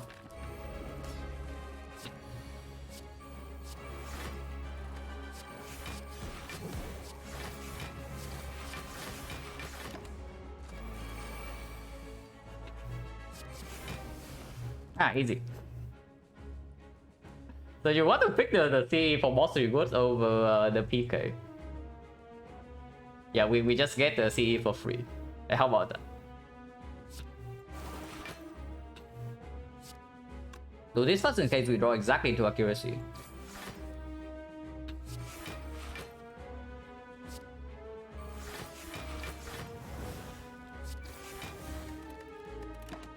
Well, we have CE to strip artifact now, so it's not too bad.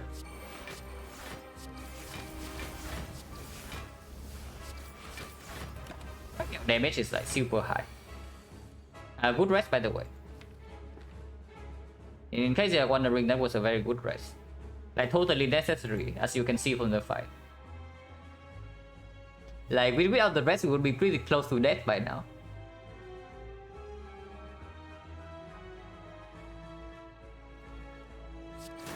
But yeah, it's fine. It's like still like 9 HP to next side. So honestly, we don't even need to survive a Stinky Strike. We just play Stinky Strike.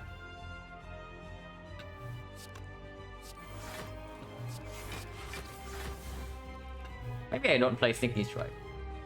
I don't even play Stinky Strike. I just full block.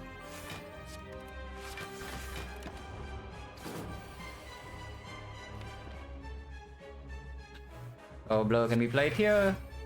We know that escape plan will miss. So do this, so maybe escape plan hits. Escape plan hit into the blur.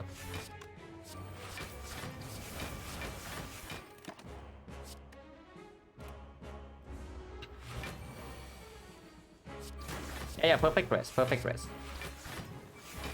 Absolutely amazing. Totally necessary.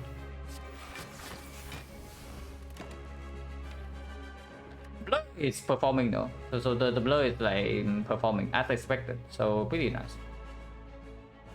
In any fight we got some off turn, the blur can be used pretty effectively.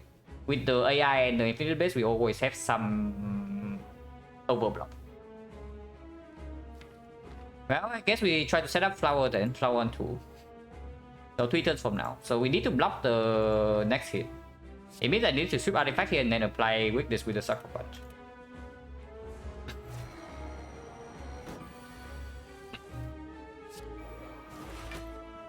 $13?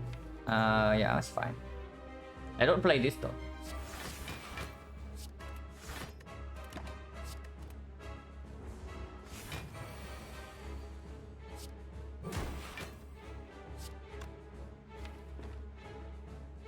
I can take some damage here to set up the flower. How much damage is that? Play triple block right here is any attack will kill, yeah? So triple block right here is 17, 20. Take 4, so take 1 damage to set up flower. But it breaks this. Is that really much less value than Ghost Potion? Absolutely. I trade 3 upgrades for the Ghost Potion. Yeah, I will trade 3 upgrades for the Ghost Potion. It breaks Immortal as well though, so probably not worth it to lose 1 HP and break the Immortal just for the flower. I guess just kill.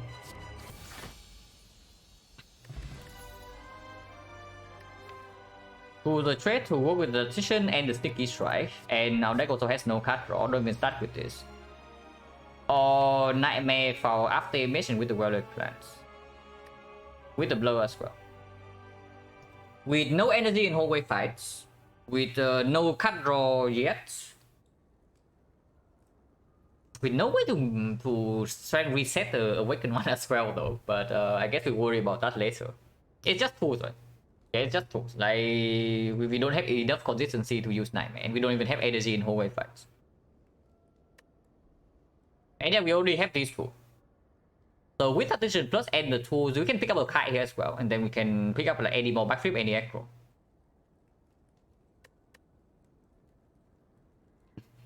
Totally waste the ghost spot, get it, play super quickly, use it to save me, get to Act 3. This is my Act 4 build up. Whenever I pick up this potion, if possible, I always try to bring it with me for Act 4. Because the big attack in the first cycle of the hard fight is usually the most difficult attack to block in the entire run. And this thing trivializes the first cycle, you can even play slow. You play like a deck with slow setup, multiple powers, and after you scale up, you just win. Normally, you play a heavy setup deck against the hard first cycle, you can die immediately. But with this thing, that never happens. I never say words for the hard, always release it. I mean, if you can actually play the entire run with -1 potion slot, then usually you are quite strong. But I mean, I did remember that recently we had a run where you had to use the ghost to not die. So there was that too. Yeah, what do you know? There's a kite here. Snecko with this deck, you're not interested? I mean, with Sneaky Strike and Necronomicon, it's actually surprisingly pickable. But not interested. On the other hand, there's a Sozu. Technically pickable with a Ghost in the Jar. But it makes this thing really, really sad. The problem with the kite right here is that we effectively have no boss relic until we draw into this thing. And after we draw into this thing, we still have like +1/3. But Acro is already a very strong pick. Cow Game was also a very strong pick. It's good. And we do have some sustain from this, and some sustain from this, and some mitigation from this, and we have free parting actually to mitigate like the quote-unquote downside of the kite.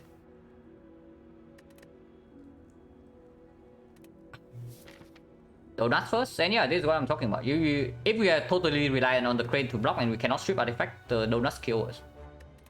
Hopefully we get stronger by then.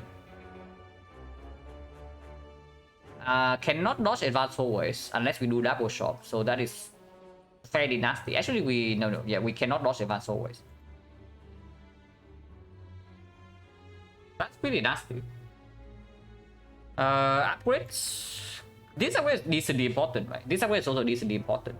These upgrades are no longer as important, like these are only damage. And in longer fights, we don't like damage. Yeah, double shop early is still complete nonsense, right? We actually still need a real shop. So this shop looks great. Like 2 late elites, and this is the 4th shop anyway, if we want to take this elite.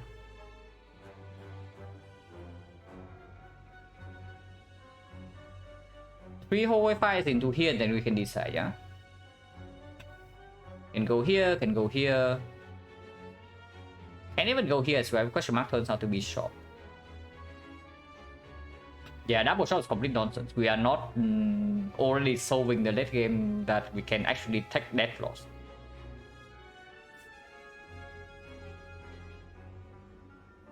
This versus this,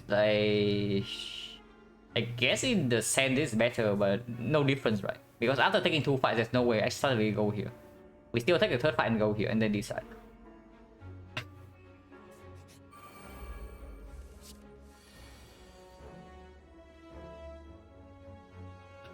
Well. It seems to be quite a bad hand.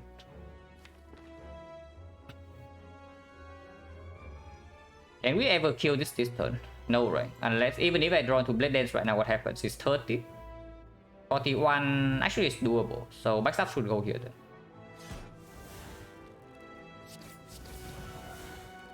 Ouch.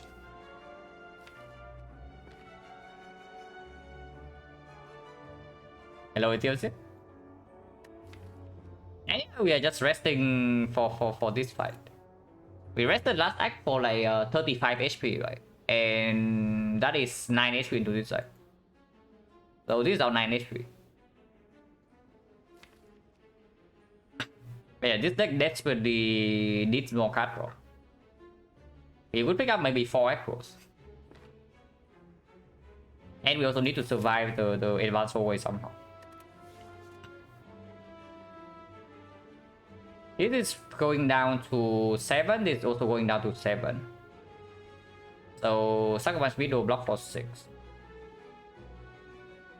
Not deploying these is a little bit weird because this guy also needs to die next turn. But of course it cost me 5 HP.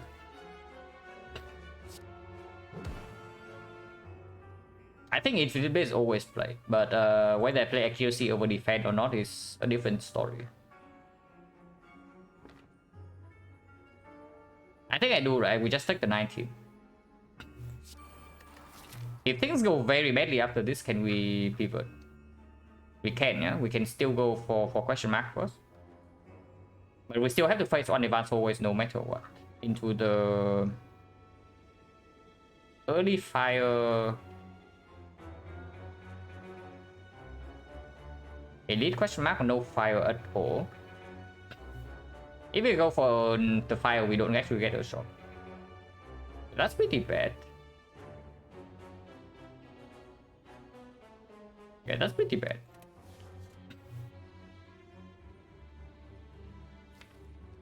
Yeah, just like the 19, right? Not playing this is that nonsense. It's like 9, 11 damage and we need to kill this next turn, or this next turn. Yeah, killing this next turn is way more important than blocking for 5 here.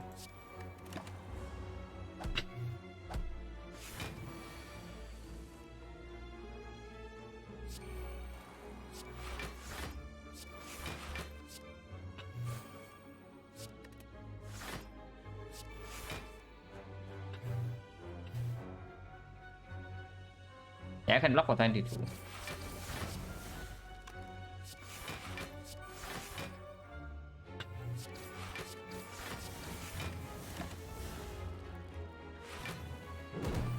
Something like Anchor or Horn Cleat would be super sick in this deck.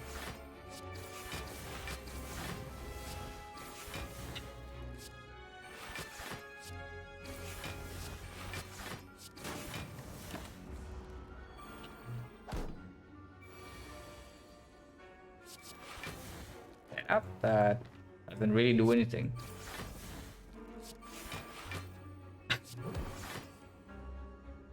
And yeah, if we bottom deck the tools, we are also quite slow.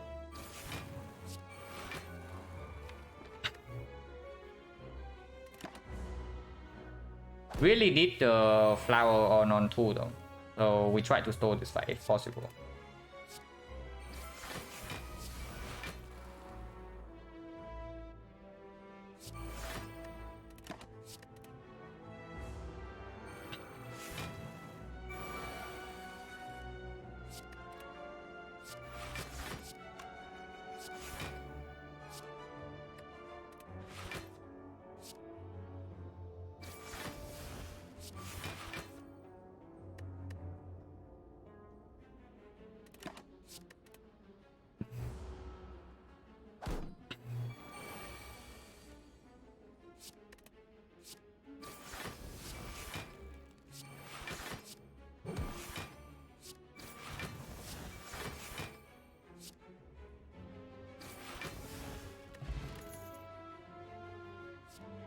Reflects, not exactly real card draw. It's card draw after we get this down. Before that is not, and there's a dodge and roll plus. Good with the blur. Opens up footwork quick. Good if our card draw is in a complete trust position. And after we get tools down, we usually are quite fine. Before we get tools down, this doesn't play. So dodge and roll plus just performs better in earlier turns. And even in later turn, it can still outperform this. Just because it's green. Yeah, see green, pick green, pretty good.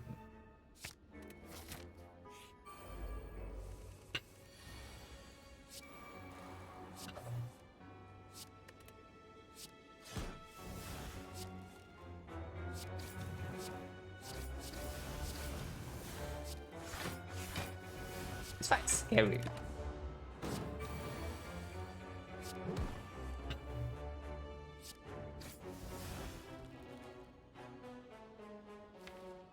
But we can store here, yeah.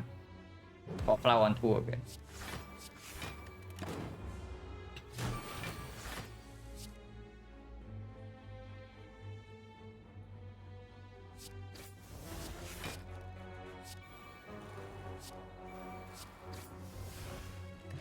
No potion, so 60% potion chance. Predator with an Economicon is certainly something. Still no aggro inside. Setup gets a lot worse with the Necro. Like normally setup with Sticky Strike is a thing, but in our case it's not. Yeah, it's draw kind of, but it's delayed draw. And then that's the problem, which is why I'm saying like we need something like Anchor. It's better than Slice Plus for sure though. And in the boss fight, eventually we will have 5 energy. And in any longer fight after tools is down, we have 4 energy from the collar and we have 5 energy from the kite. And we have potentially 6 energy with the flower. And then the predator plays. It's okay. It's fine. Definitely prefer aggro for draw, definitely prefer dash for 2 cost attack, but this is okay. And yeah, this is still better than this, yeah, strictly better. We just pause this guy. Like, come on, Spire. Actually, Spire is really something else sometimes, you know. I mean, it's not like this fight is particularly bad for us or anything, but it's just like really funny that we literally just saw these guys at 2 floors ago. And it's the same fight. Between the easy pool and the hard pool.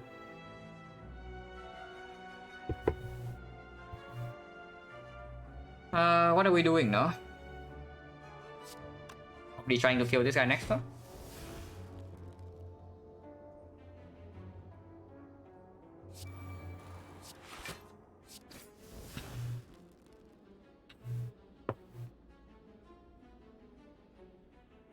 Taking heavy damage still apparently.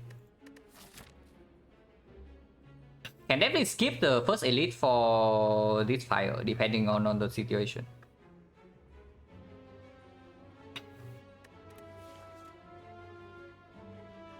I'm really thinking about where to put this neutralize. Like neutralize here for next turn weakness and we kill this, or neutralize here just to put for more damage here.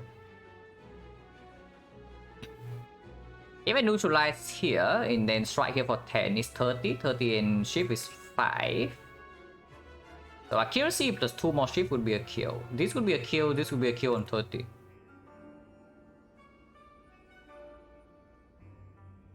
Next turn we don't have energy though. That's even more reason to put neutralize here, right? Because sometimes we need to commit all the energy to kill this. Unless you tell me because this guy always attack next turn and these guys can buff, we should attack, we should neutralize here. I don't see that.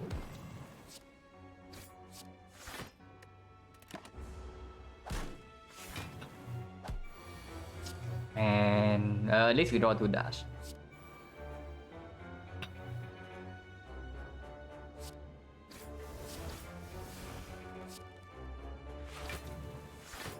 Okay, and we draw 2 tools. Tools is good.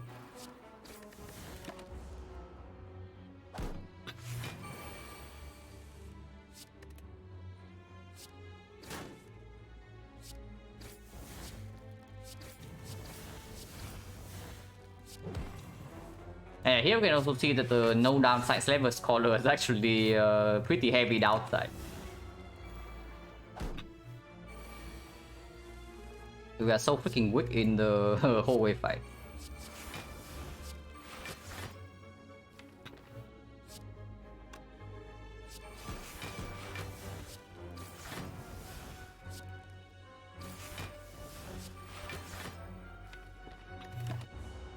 I want to set flower to 2 again.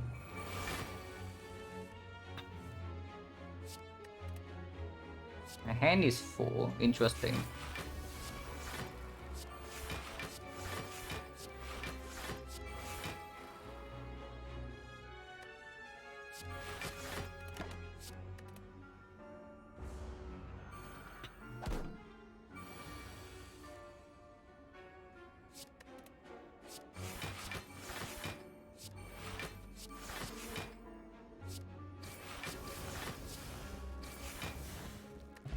Airport, so 50%. Dagger throw with the kite. Not the acro, but it's pickable. Yeah, it's not too bad. That's enable sneaky tactician plus. After if we draw into Predator first and then the turn afterwards we have dagger throw, tactician is already very positive. It's not terrible.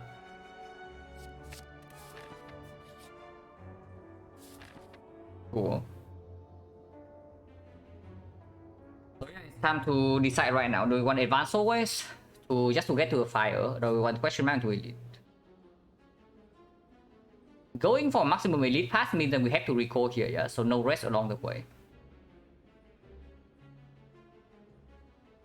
Giving up on elite also means that we have to take one advance always here, right? I don't use potion chance mod, I don't want to.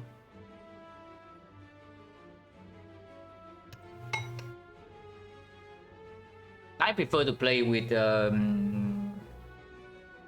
small number of mods as possible.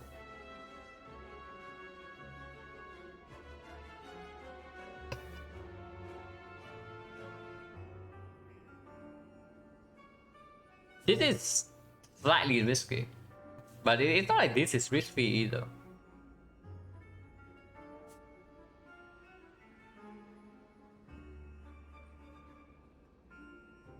Best possible path is actually here into this fire, right?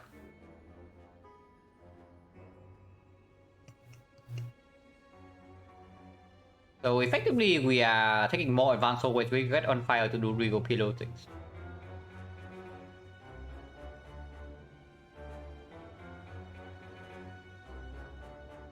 Right, we go here, yeah.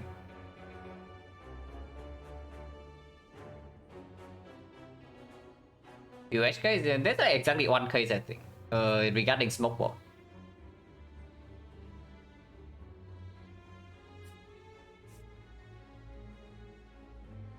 I mean, it's like super insignificant, but it doesn't matter too much. I just prefer to play the game as close to unmodded as possible.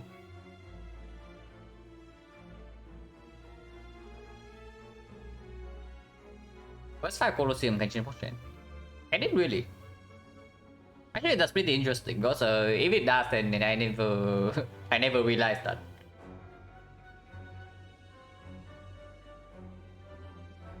But yeah, we need to prepare for potential regal pillow use case, right? So probably go left from here. Like Ghost Frost on average, they're definitely question mark stronger, but taking this part with 0 fire and we are forced to recall here is way too scary with potion when we are terrible in advanced always fights. Of course, having said that, going here and forcing ourselves into 2 more advanced always fights and an elite before the fire is also not even pretty. But after this fight, we can go here immediately if we are so freaking set.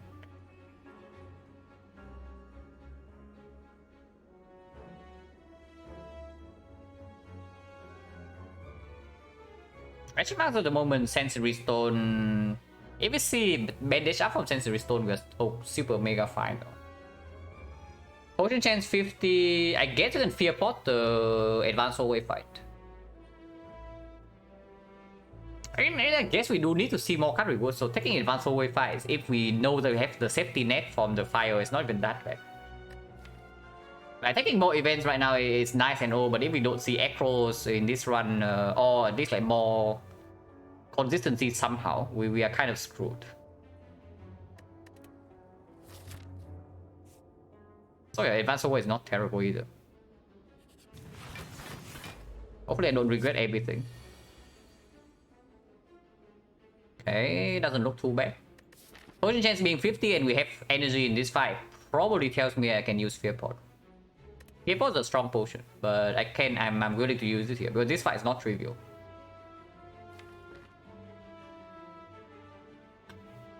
This is effectively full block though, so maybe we kill the middle because this one is guaranteed to attack next turn.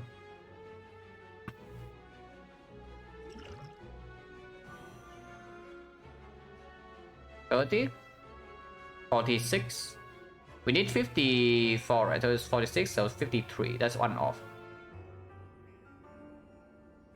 Next throw is 13, 13, 30, 43, 43. We need 11. Let's do something first.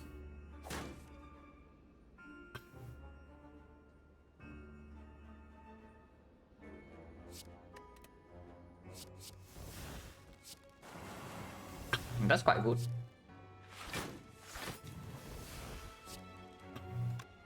That's the case that we only need 18 here. And he dies to poison next turn.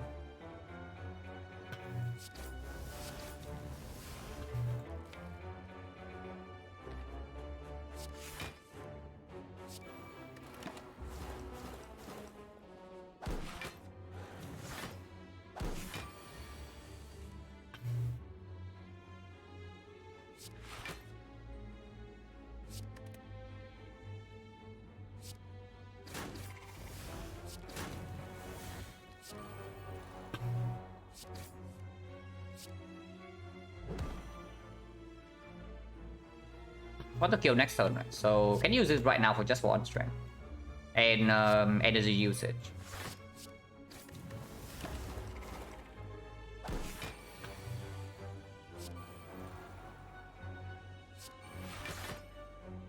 Cannot actually kill here.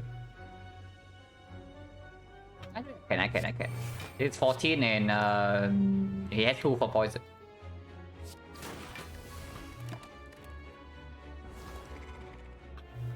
No potions, so 60.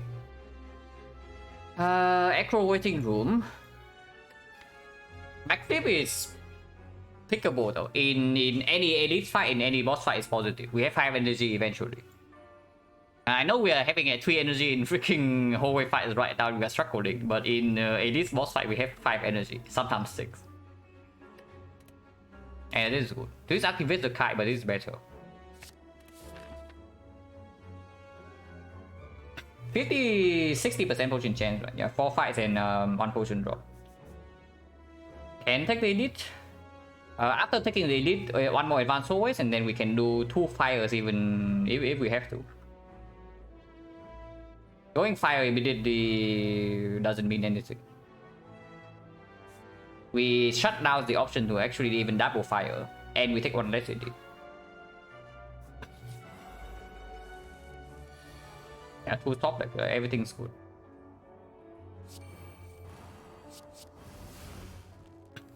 That sucks.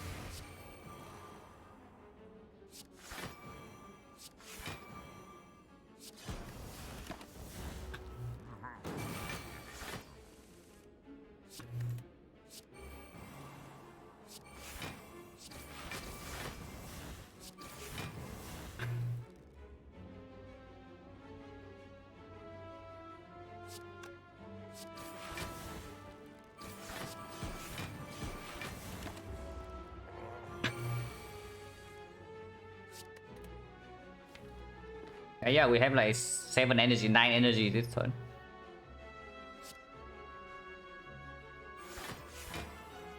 Rather Plan's end accuracy and terror not being down yet is very worrying though.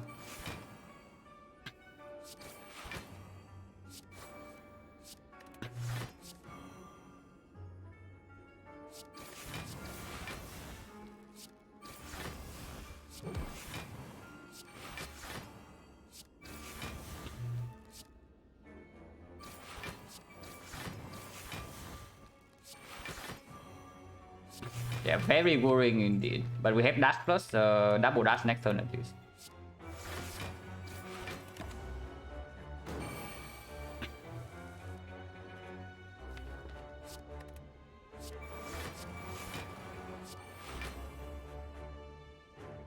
And double damage. Actually, we can just kill this turn. Yeah, he's actually dead. That's not good, right? Because Flowers mess up and Immortals mess up. But not killing this right now is also... whatever, I guess we kill him then.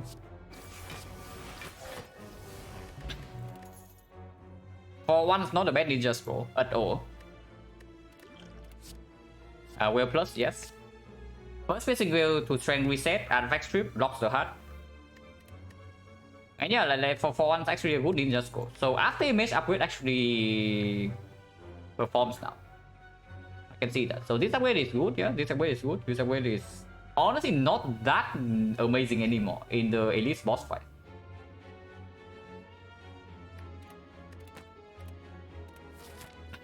Fortune chance 50. 5 first. Wait. Wait a second, wait a second. Okay, distraction will give us something to solve the spikers. Yeah, the distraction will give us something to solve the spiker, yeah, surely.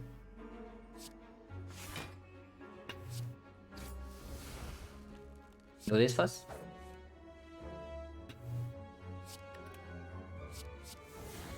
This doesn't solve the spikers.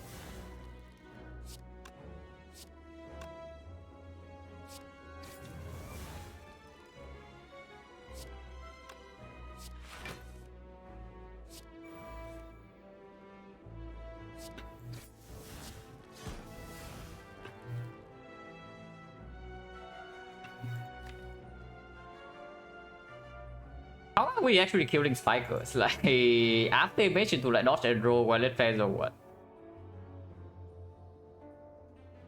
Thank you very much for the prime sub IBT duck. Thank you very much. Appreciate it a lot. Facing 18 and this is blocking for 6. So we are taking 4 this turn if I do play the dash on the spiker.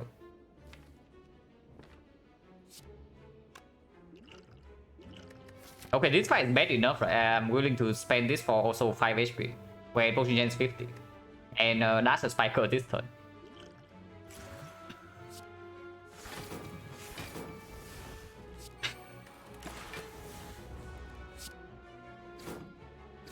Kill dash and PK, eventually when these guys go up on turn, so dash is not even full blocking anymore. It's the main problem.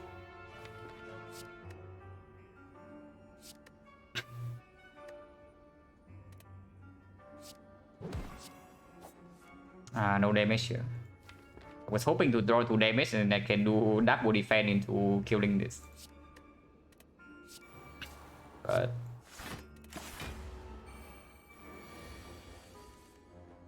oh, gonna better, yeah, absolutely.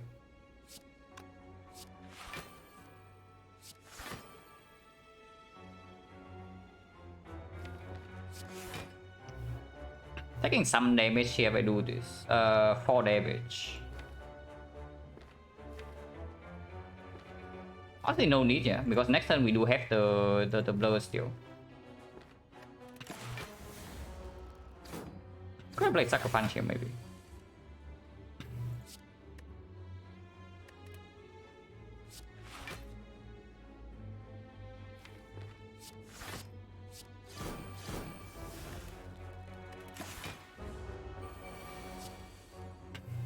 Oh my god, Alice Agony.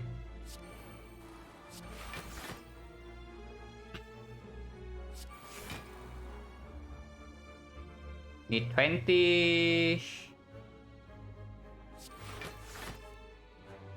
Okay, PK can maybe do something. And we hold the clone dagger, yeah.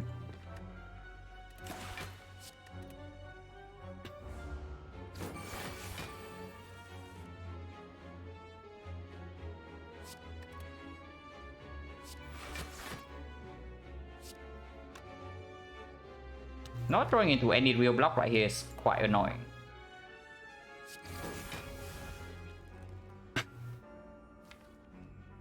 I guess I can wait for the actual to actually wait for the dash now. I can take 6 damage and move on.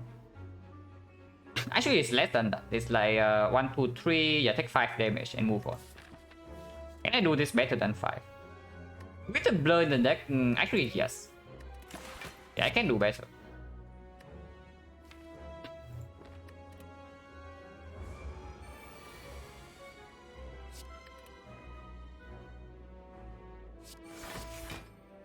Actually, this is full block, right?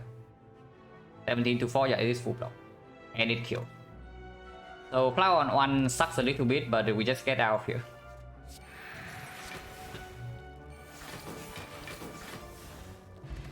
No potion, 60%. Again, no cut. Right, no cut draw.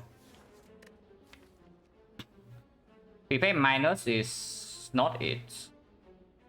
If we have like maybe 2 more backflips, I would pick prepare minus. But with no reflex, even with just the kite, it's not good enough. Okay, advanced ways of fire. I think fire into recalling is better in case we do need to reroll below here. Or we can still upgrade anything. Picking prepare, not really, right? Prepare without upgrade is, I guess it's still slightly positive with this thing.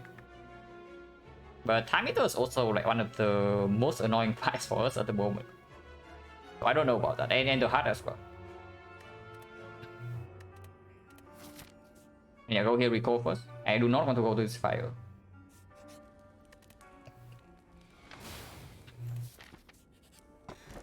Bottle tornado, man, this would actually be quite good. Like bottling the tools make us like so much faster in this deck. And third one we can mitigate with the Immortal Ninja Scroll, the -1 draw. But what can you do? We take the blue key. And yeah, of course Elite, yeah, because we can rest here with Pillow now.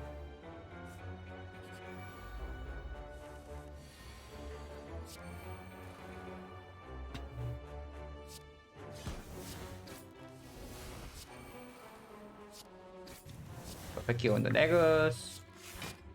Infinite Blades is in play with accuracy, so it's not too bad.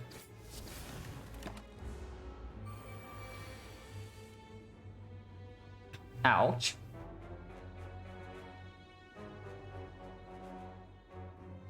I would appreciate if the Retro Monster doesn't do this.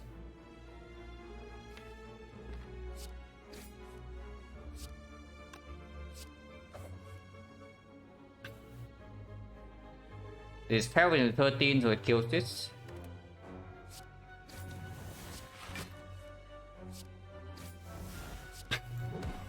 I mean, it's not that much damage. Like the crane is pretty sick here.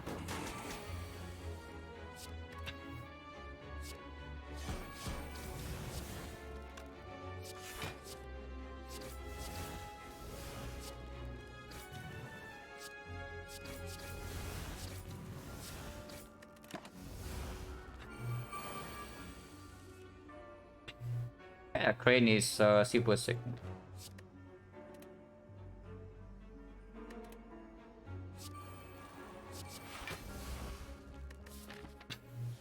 I want 2 would be great if we can kill this turn.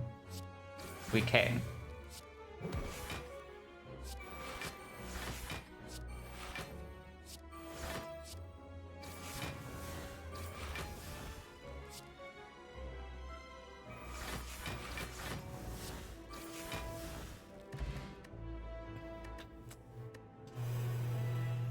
I was just praising the Ninja Scroll for like 1 flaw, you know, like 1 flaw. We just say that for one, not a bad Ninja Scroll. And it just decides to do this. I mean, of course, we still pick it up and be sad about it. Not picking it up is literally no different, but whatever. I also no potion, yeah, so 70%. At least I'm happy that I pick up the Sucker Punch Spiders. Oh my god, that is so good. Would have been better if these are not shields and real cut.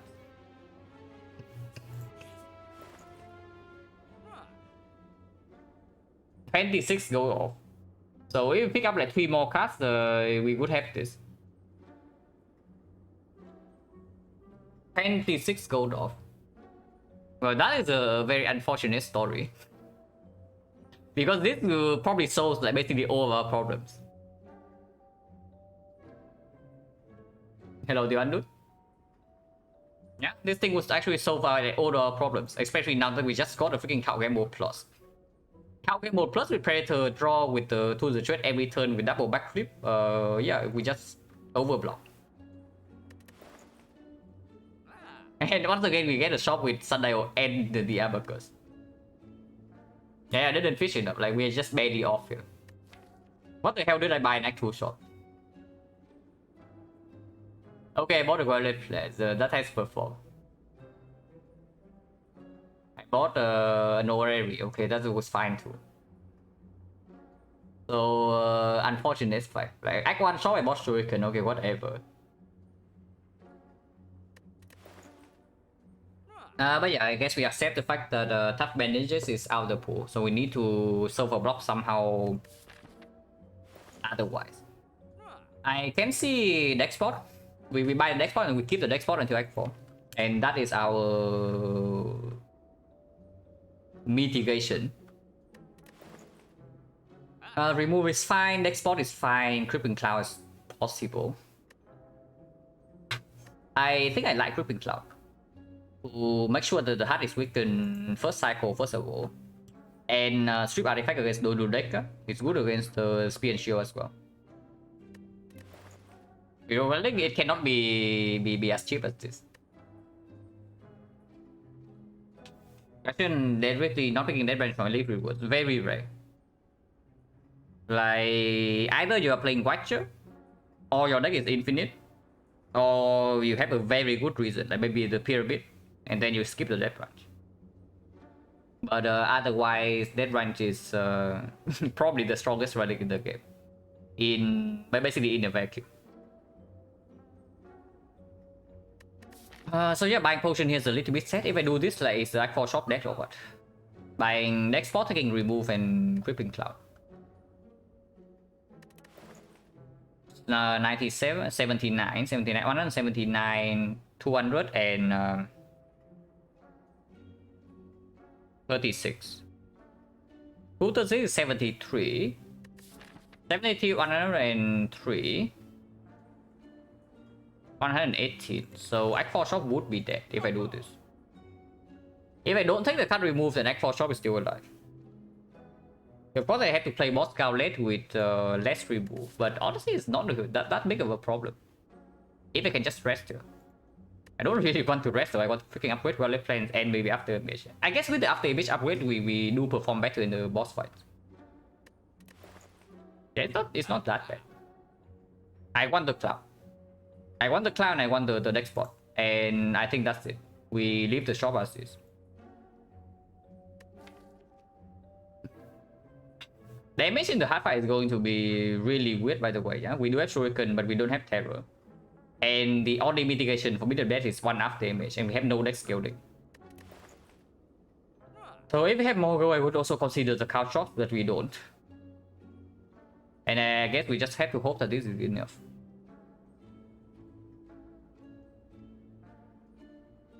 That's right, yeah, but we are never double removing. If we don't double remove, then it makes 0 sense to remove in this shot. Over Act 4 shot. And yeah, we leave this shot, yeah? Unless you tell me dodge and roll is good. I don't think so. With only one deck spot, with no footwork, dodge and roll minus doesn't cut it.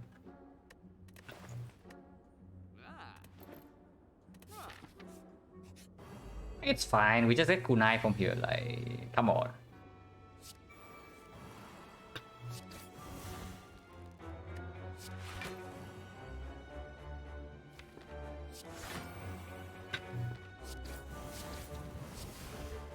I'm not discarded yet, so still can play any 1 cost power.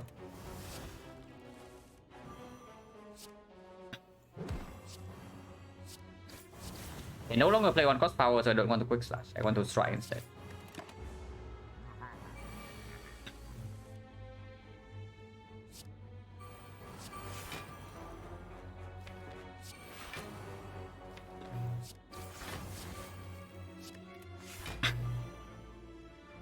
Strike over this and preserve Immortal for next turn.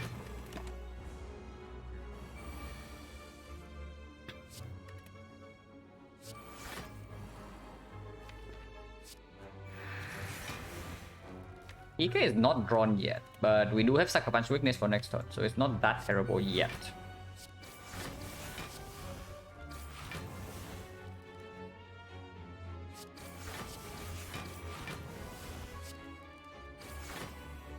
Keep this for next turn, yeah.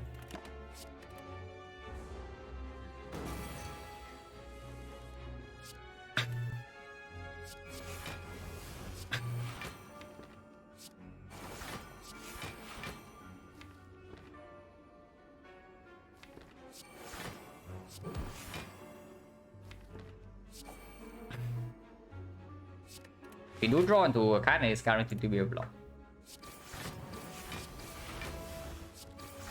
Anyway, can also just straight up kill this turn. But killing next turn is better.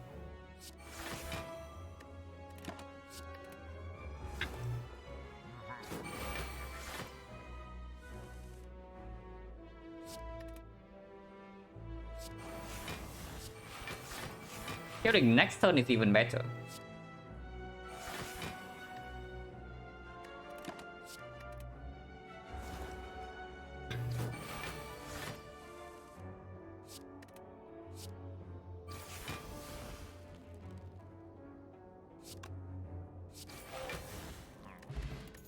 Okay, not quite kunai, but it's good enough. Okay, that was amazing. Chip into my lane, suddenly our deck got like so much better after one floor. Oh, that was sick. Regen potion is nice and no, but I keep the leg spot for Aqua. Although an 8 doesn't matter, because Ninja score 8 or 9 draws either way. Question mark, yeah. We have seen only red mask and nothing else. The garbage.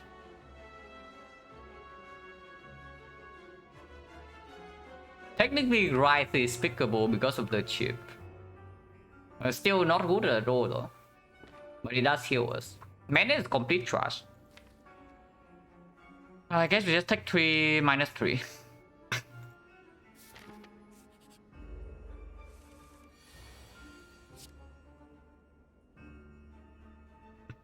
Back and cheaper, the back is literally useless. The ninja score overrides the back. But we have a 10 card turn 1 anyway with the kite and the gambling chip, so that's very nice.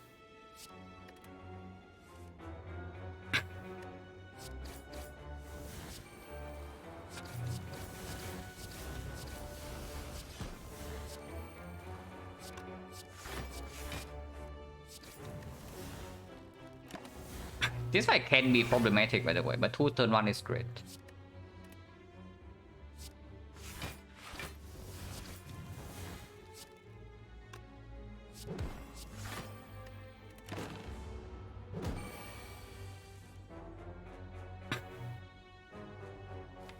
Heresy is not down yet.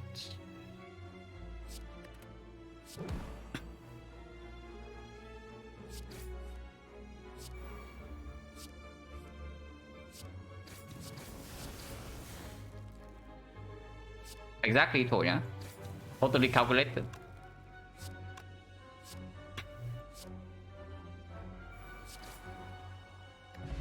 Your potion, whatever, I keep this.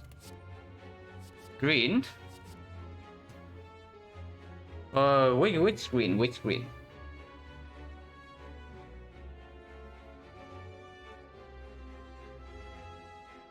Yeah, honestly, which green? With the next spot, I'm slightly leaning towards the backflip. Draw is important. The thing is that after the tools is down, we get the shift turn 1 after the powers are down and we have Predator in play. Draw and the cow gamble, the draw is actually less of an issue as you might think. And then you might think. The first boss don't win deck, but I'm only concerned about the heart at the moment. I don't care too much about actually boss counter. Yeah, backflip with 5 energy plays for sure, but the thing about the piercing wheel is that it allows us to play fully blocked third cycle. I guess, okay, with the paper crate and the mushroom, maybe first cycle we don't even need to boss. Yeah, I can see that. Then with next ball, backflip performs in the big hit anyway. So multi-hit second cycle with the crane we can block without the piercing wheel. And then third cycle we block with piercing wheel. And fourth cycle we kill. And this outperforms the backflip. This backflip outperforms the wheel in this boss Scarlet and potentially the Act 4 boss, Act 4 Elise as well, but debatable. It's good. Not many things, yeah, we don't have a lot of artifact strip. Absolutely true. Which is also why I added the creeping. I bought the creeping cloud for full price. We're always less asleep another cycle. Not necessarily, because if it cannot block the single big hit, then it's weird. The thing is that with the crane, yeah, second cycle is only 2 times 15, it's 30 damage. We don't need to wield that. Like without the crane, it gets a little bit weird, but with the crane, it's only 30 damage second cycle. With next spot, we probably easily block that without the image. Yeah, I think backflip is completely fine. If we are forced to wheel second cycle, then it's different. But we wheel first cycle, maybe not even. Wheel first cycle is 1 times 15, even without the malaise.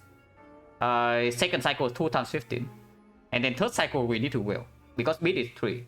But one wheel on malaise already blocks 2 hits. Fourth cycle we should kill by that. Yeah, backflip is fine. Backflip is also better in the off turns. If we have 5 energy, we need this to actually attack in the off turns. Especially when mid of that is 3. And it outperforms in the early turns boss gauntlet. 44 we definitely upgrade. Yeah. And Well Plans upgrade. After image upgrade gets a lot boost now that we have the gambling shift turn 1. So this is just Well Plans upgrade. And then we upgrade, maybe we upgrade this in Act 4, but I don't even know. We probably do upgrade this in Act 4. Because I also don't really want to toss the... not true though. I think third one we just fully toss. Second cycle we don't care too much. After we set up all our powers, we draw to we redraw to the shifts like fairly quickly. Regardless, this upgrade always happens, right? So it happens first. Sometimes it can rest in Act 4 fire as well.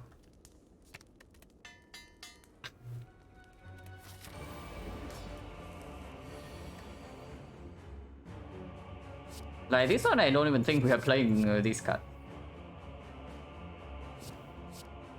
This wants to be played though. Artifact strip here is fine. We do have 6 energy. I guess I can keep this.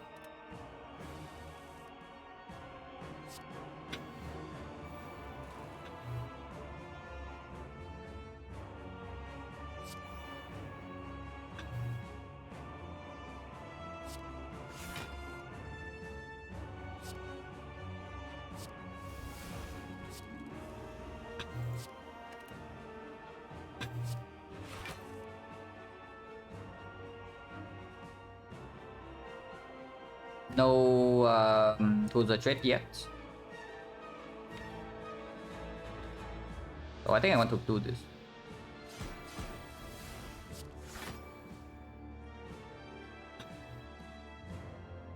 And I guess we don't strip. Guess we can stack. And then play Infinite Blades and then hold the Survivor. I need to hold Survivor to enable Sticky Strike next turn.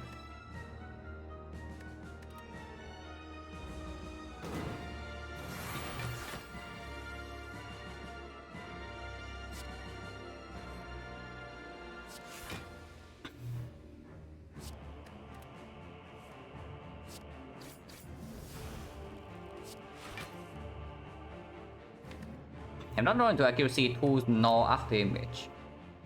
Yet at least.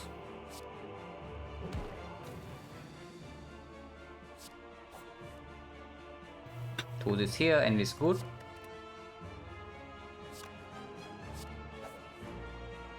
Light is here. I don't know how good that is. Probably good enough. I strip 2 layers and then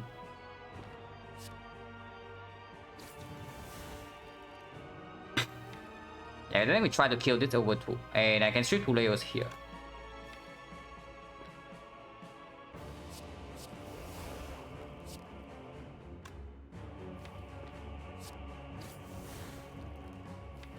This is block next turn with after image. And no, not sure we can stack because the Epidermis is in play. Let's just unblock next turn, and it's only 30 here. We can block 30.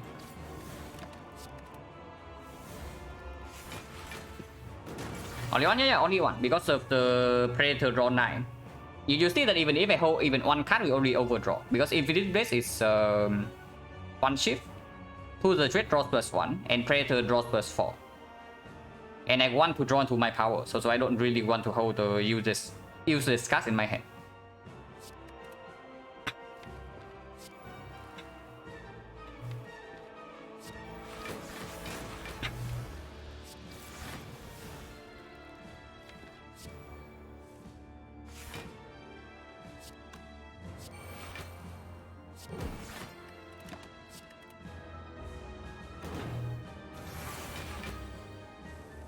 Yeah, we are completely fine here. Is already over, yeah.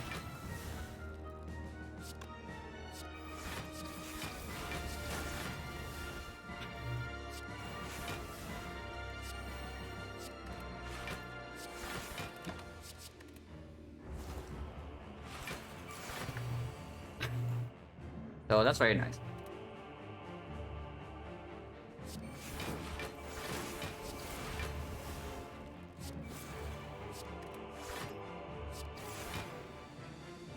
Exhaust this.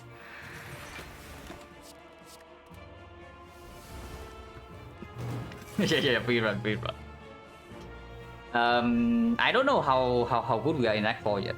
So it depends a lot on the first cycle, first draw cycle in both the elite fights and the hard fight. Because our blocking game in the hard is actually quite bad, even with the deck spot here.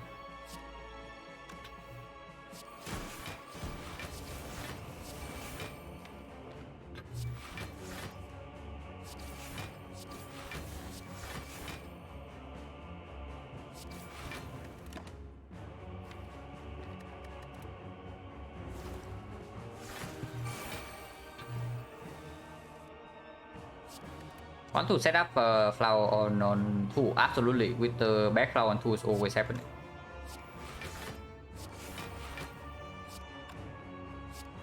It's too much damage.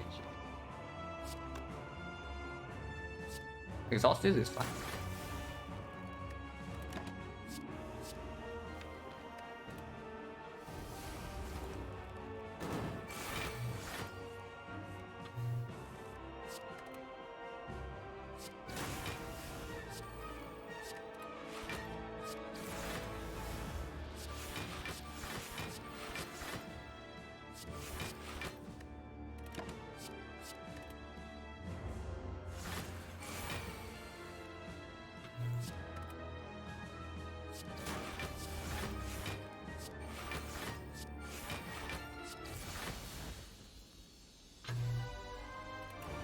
Diameter.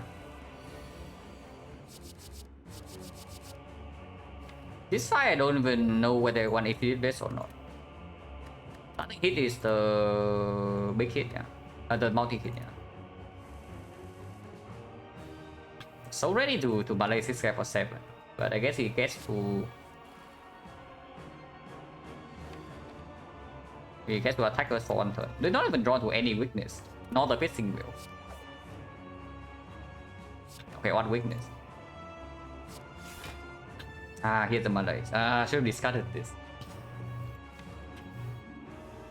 We do have a survivor still coming up and another dagger throw. So technically you can do Creeping Cloud, double defense here and hold Malay's tactician. But Malay's in right away is probably just better. It's not, right? It's not. Yeah, it's not.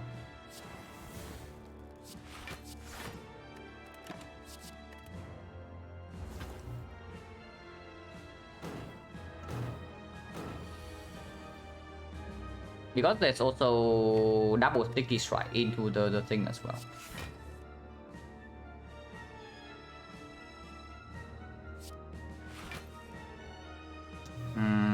It's quite ugly. 3 cards only next turn. But guess it's fine. 1 discard, 1 Malaise, and something else. If it's big hit, we take 1 hit.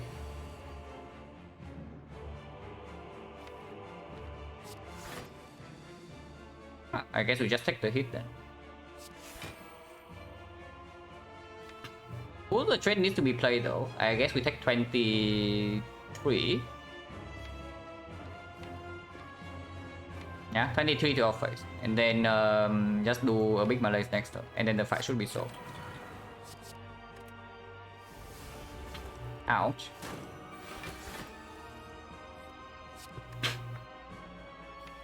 Malaise for 8. After image into Malaise for 7. Goes to 3, 3 goes to 2, 3 goes to 1 actually.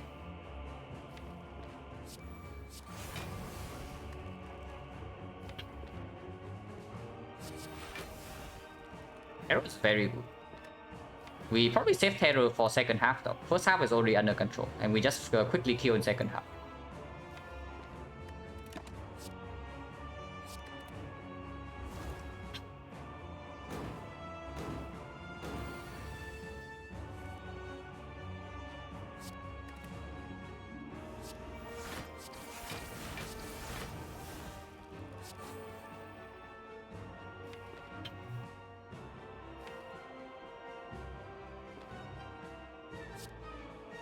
One, 2, 3, 4, 5. Yeah, that's fine.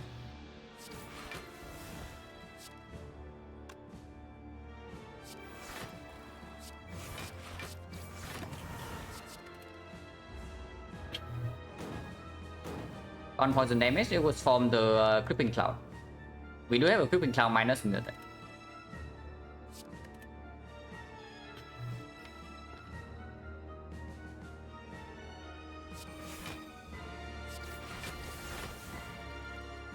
Next one can be weird.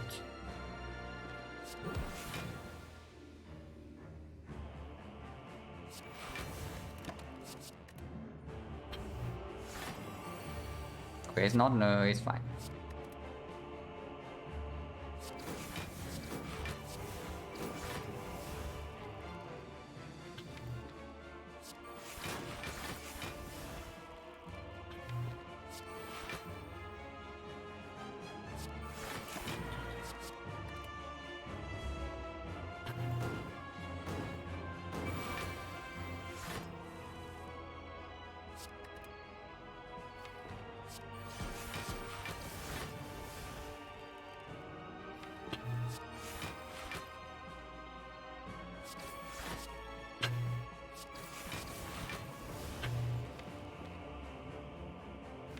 The turn afterwards is like blur. We keep blur terror, yeah, and we blur something, blur shift.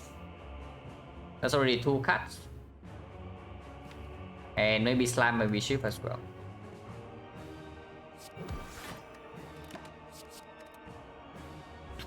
If I draw to will, we can also will right away.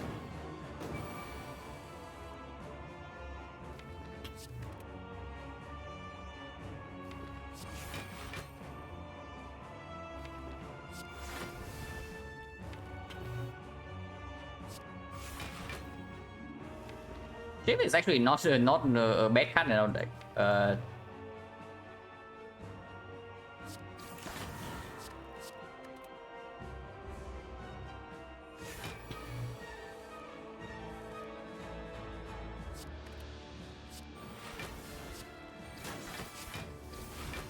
Fight is like super under control from here.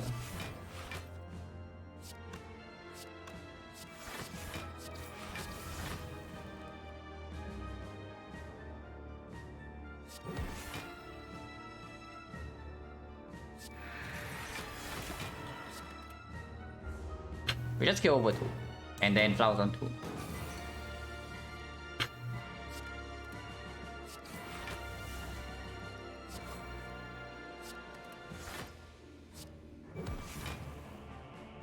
I'm just trying to be nasty, but with terror we always kill next turn.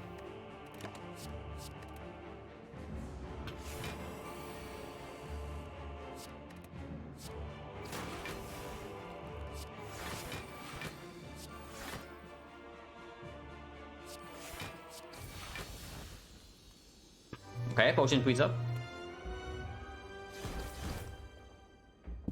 So we also have to do spear and shield fight without potion use, yeah, which is slightly annoying.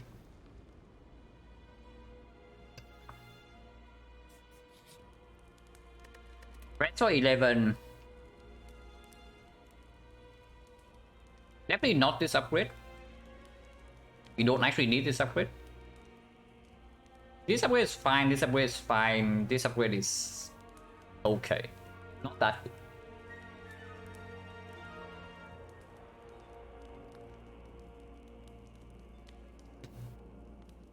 Now it is 11 HP.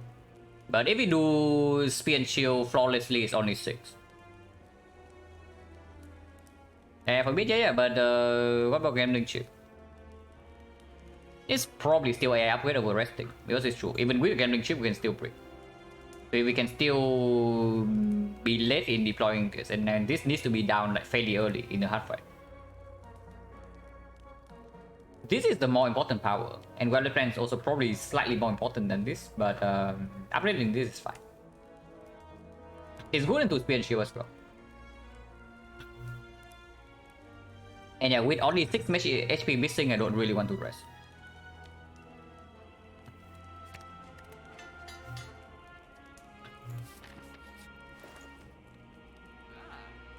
Oh, I did ask for an anchor. Buying anchor means that we cannot remove the strike. But that's fine. Gambling is not useless. It's less effective, but you can also see we have 44 cards.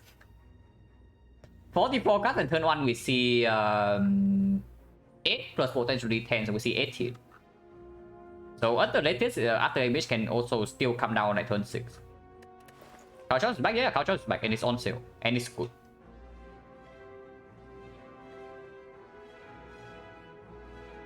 Bag, no, bag is useless, it's Ninja Scroll. We do see the 18 cast turn 1. But it's 18 only. You can also see in the Time Eater fight and don't do deck that sometimes we need to take like 4 turns and still we see all the powers.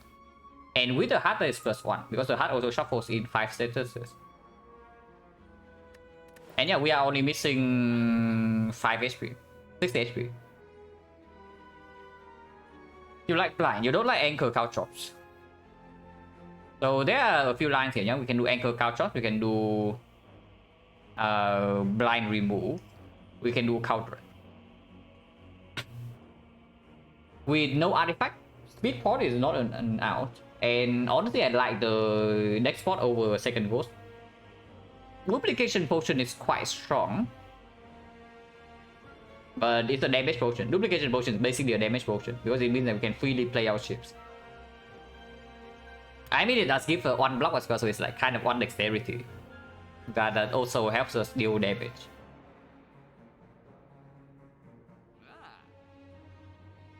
I think I prefer anchor caltrops to blind because turn 1. So you can also see like Time Eater will never run out of weakness.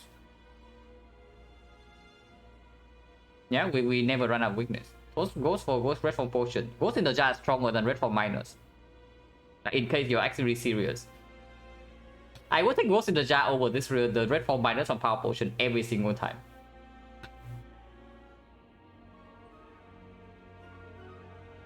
Because this thing can be used for cycle and it doesn't lose you the fight.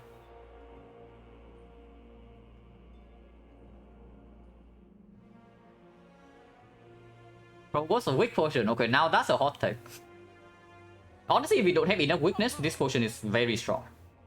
But I think we do, which is why this card also gets good. And yeah, I like Anchor Caltrops the most here.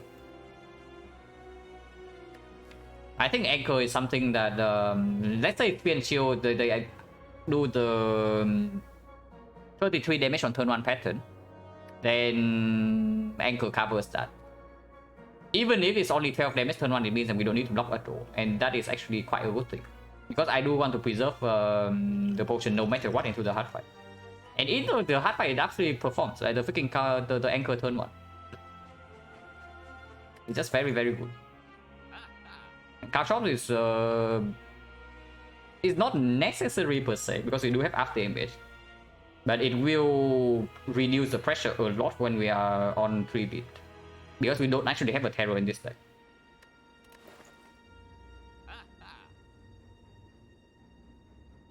And yeah, so basically I see that Anchor is the strongest thing in this shop. And after we buy Anchor, there's only one thing we can buy. Okay, we can buy Sneaky Strike, but Culture is stronger than Sneaky. We don't have enough card draw to support another Sneaky Strike. When we are already on 5 base energy.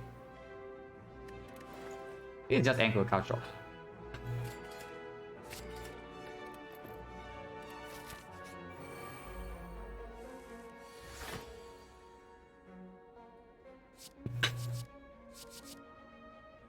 Okay, so there are two things we can do here. We can either try to burst this thing down by turn 2, or we can keep digging for our powers. And without Preserve Insect, without Flex Potion, without Vulnerable, without Artifact Strip on this, I think we keep digging.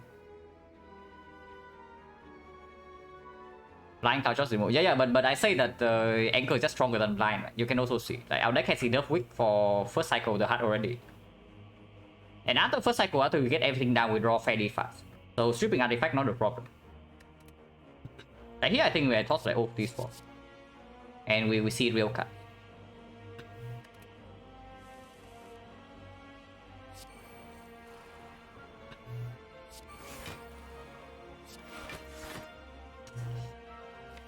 Okay, scary spot.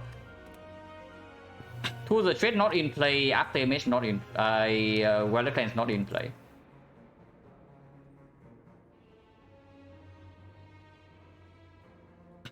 Infinite Deaths, backflip. I sure hope I don't need to ghost next turn. Our hand is full, so backflip first doesn't even work yet. Okay, Gamble for Tactician is great. Drawing Gamble right here is like super nice.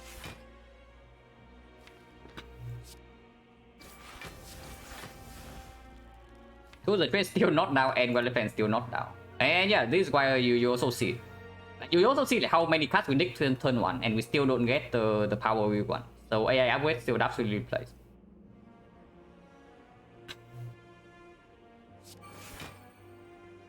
And strip 2 layers with the Malaise here to apply neutralize weakness.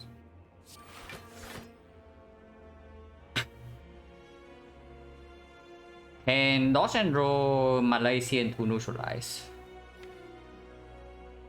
Can still draw 1 card, so if it's any 1 cost power, can still play that. Unfortunately, if it's 1 cost power, we don't get to strip artifact here. Blood would be good here.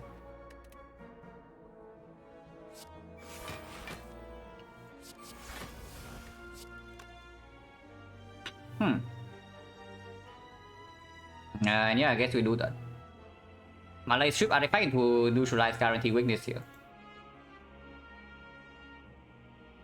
Cannot strip 2 layers to big Malays this.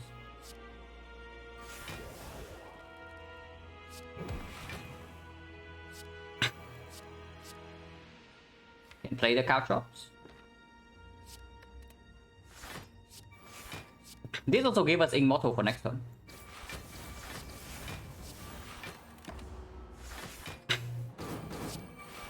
It's not that much damage. It's kind of a yikes though. Definitely kind of a yikes. And no weakness here for next turn. Ghost, you want to ghost this turn and not next turn. Like, how do you plan to ghost next turn? And yeah, like you can see, we bottom deck of powers and suddenly we are super set.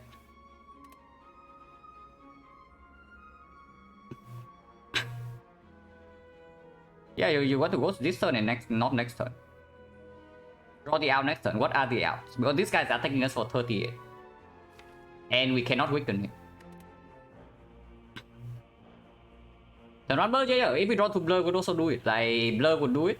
Violet Plains would do it. To the trade would do it. Even Predator would do it. But we bottom deck all the cards.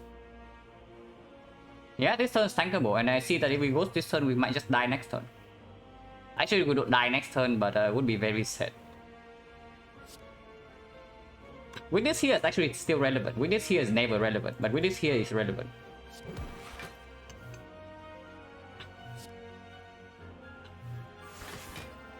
15 and we are facing 47.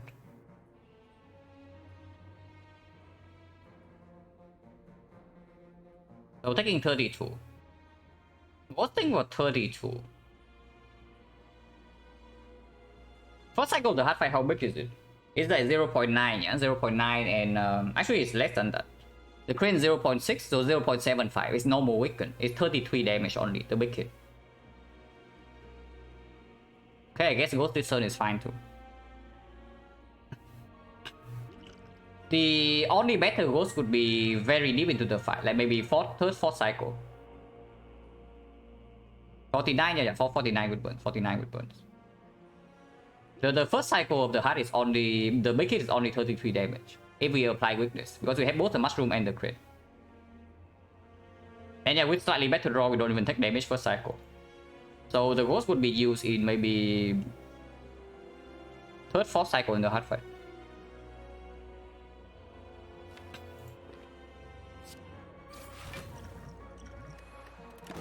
That is very rude.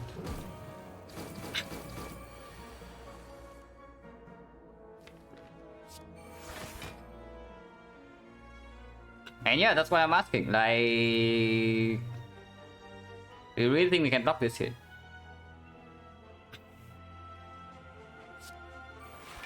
At least with the Infinite Blade, we never fail to turn around. But yeah, we never use this potion, and we just accept this hit. And Shiv is better here.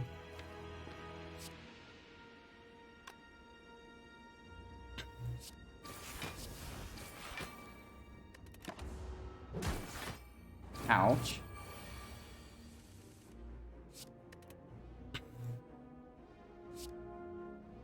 This is a good redraw, but we cannot redraw it either way.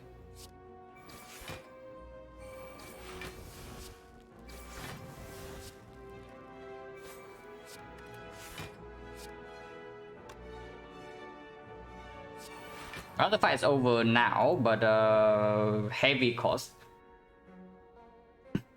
Pento? I don't care about Pento. Like, give me Tungsten Rod, give me Lizard Tail.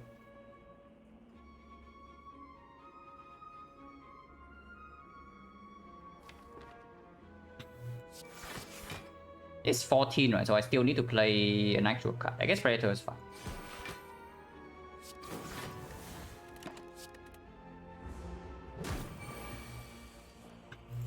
Flower on 2 is still much better, yeah. So we try to do that if we can.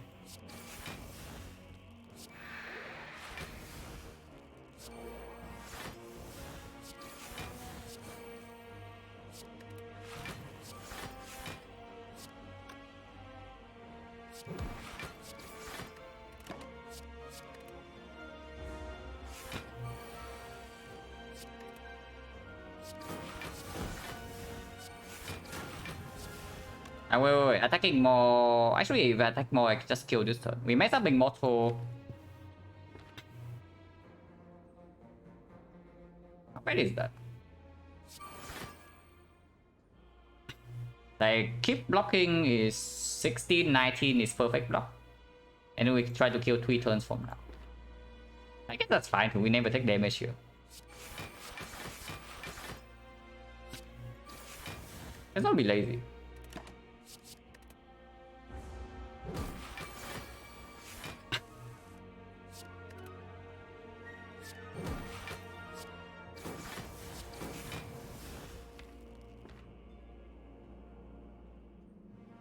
Nine damage and he can only attack once. So this is good.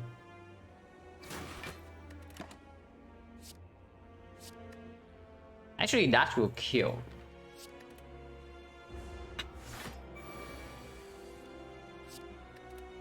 Yeah, next one we just kill, yeah.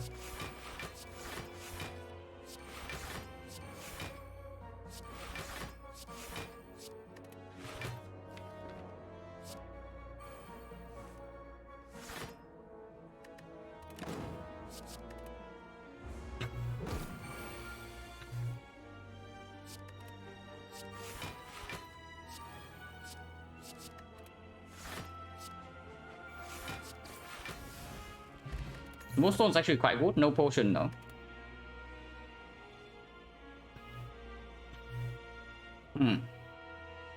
We definitely pick one of these. I really wonder which one. Well, this we can actually win. We can actually win the hard fight. But draw order needs to not be complete garbage. If draw order is garbage, we die first cycle. Like, we just need to bottom deck all our weakness and we die first cycle. Deadly poison, yeah. Probably not the deadly poison.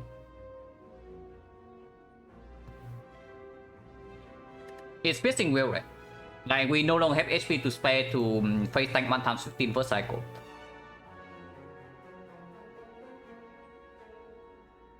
Yeah, it's just piercing well. And after we have if we top deck this card, then the second Relic Plans doesn't even perform. Like, whenever I play Predator, I don't even want to hold cards.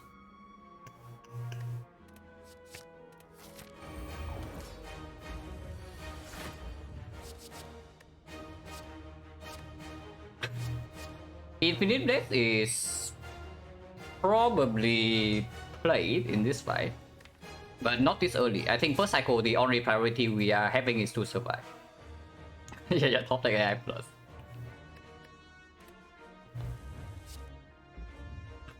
And this agony is really killing me right here, yeah? Our shot is fine, sticky strike is good. I want to exhaust this no matter what. Guaranteed weakness is nice though. This is good. Do I take the guaranteed weakness? I do, right? And we still have 3 energy. I do not play the sticky strike, yeah? Because if I play draw to the Predator, I play it. I don't think I play the sticky strike. Cloud into gamble.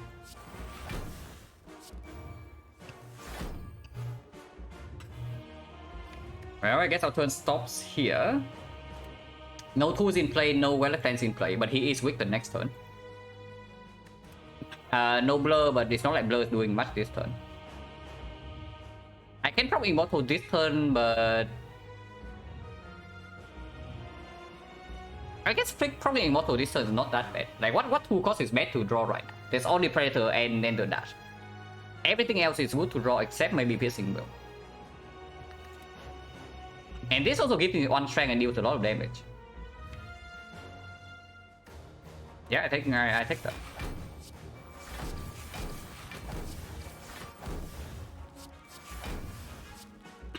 Trust solve the freaking distraction.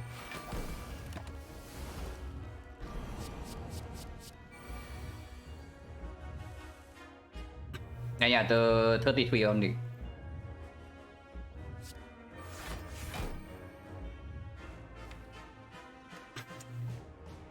Not drawn into Monday, not drawn to Relic Plans, and he's not guaranteed to be weakened next turn. So multi-hit is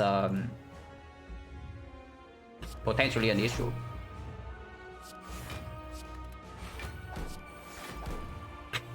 PK does not need to be played right. Next turn we are just concerning about like surviving. I think I play Slime though. For 1 HP. So currently we are taking 60. I can play Piercing Will to reduce that a little bit. We missed both Piercing Will first cycle already. So next turn, what is it? It's like 2 times 15, yeah? Yeah, it's just 2, it's not 3. Take 23 right now and draw and then have 6 block next turn. 16, 6 block, so we never die next turn, even if we don't draw to weakness or the malaise. And there are a lot of block cards. There's also a void, but we have tools in play already in 5 energy. Second cycle, if we play Stripping Cloud first already, then Stripping Artifact is difficult. Maybe I actually need this to strip Artifact. PK is only good next turn if I draw into the dash, but even then I still weaken. I don't pay 1 HP for this. Oh yeah, Anthony and take 16.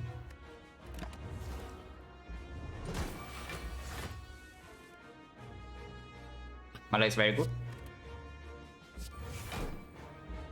And yes, Malay is right away. To keep this guy weakened the entire second cycle. If I just play the Malays and nothing else, if I play Neutralize into Malays, we draw 1 card. So if it's Relic Plans Plus, I'm very sad. I think it's even like defend Malays. No, Sucker Punch Neutralize Malays takes 3, so go to 2 block and it perfect blocks the burn. If I draw into something I would like to play, I play that and play some HP. Yeah, go neutralize Sucker Punch first.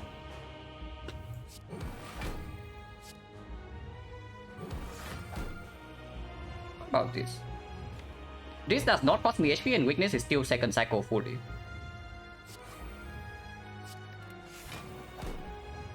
For 2. 2 is fine.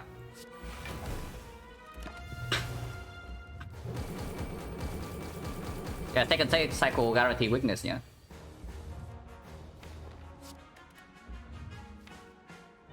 Still have not drawn into Werewolf Plans. Okay, Werewolf Plans is here. That's very good. And now we actually get to play the fight. Yeah, Blur is very good this turn. I think the line is do Predator, Blur, defense, and I keep the dash.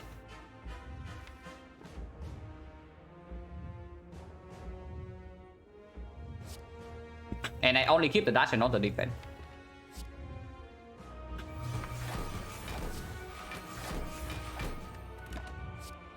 Shuffle out the dash is honestly not terrible either. We have 3 dexterity. 28, so we don't even need to dash this turn. Artifact strip as well, yeah, so we can apply weakness third cycle. Yeah, full artifact strip.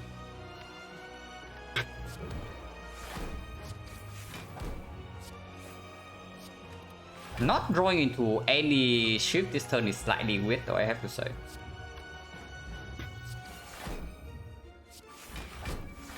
Keep the dash gamble.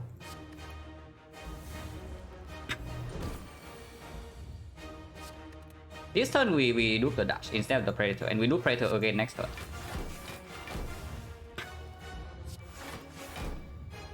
Yeah, we don't need to will this, it's only 30 damage. I think I pay some HP here to play PK and then shield.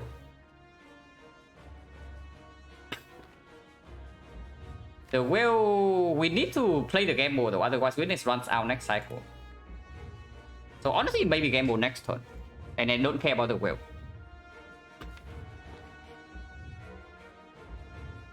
So if that's the case, like will right now, right? Yeah. Will right now and just put the damage the damage on.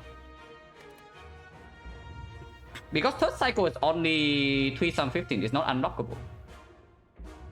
And we know that we are gambling next turn, or 2 turns from now.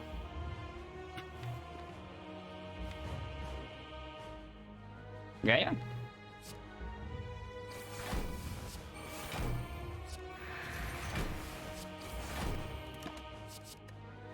Only for 4 HP though, it's weird, but it's fine.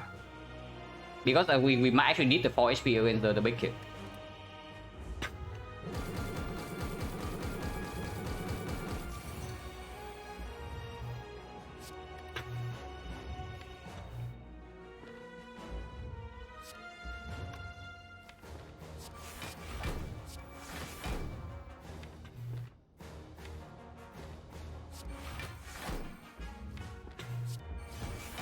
If it's multi first, we can still will next turn. If not, we try to block normally. Actually, this is very good. Like, dodge and roll right now, full blocks, big hit next turn without weakness. And multi hit, we have a will. No blur this turn is slightly set, but that's fine.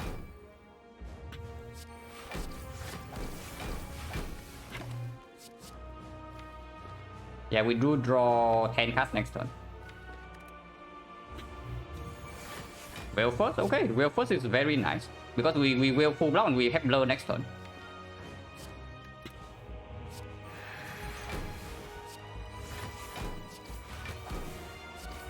Beat is 3 already though, so can be problematic.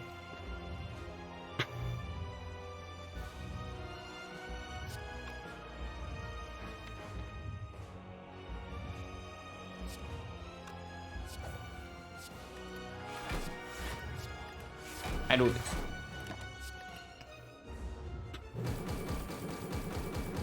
If we don't draw into weakness, then it auto block.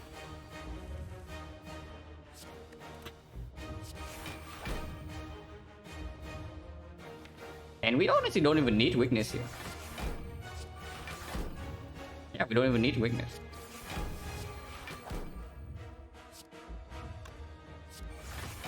Yeah, take 4 here. Next turn we kill in 2.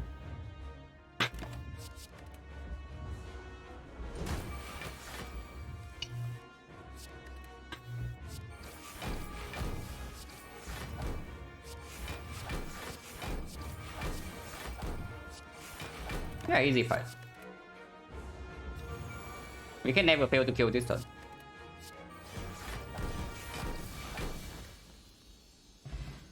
Oof. Well, Act 4 was pretty rough.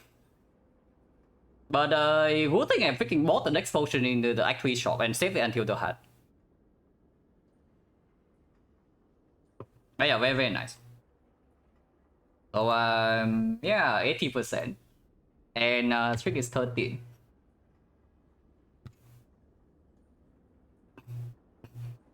So yeah, bloody reverse nicely, of course. Yeah, next bot actually saved this fight. Like you also see that we don't even have that much health to spare. Potentially, you can argue though, because if we don't have a next bot, we probably have a liquid memories in the spear and shield, and liquid memories and spear and shield potentially would have saved the ghost. So could have turned out differently. And for sure. Now what record currently tied for the longest streak. If we win one more run, then sure, it's a new record. Robot, yeah, robot after this. Yeah, for sure.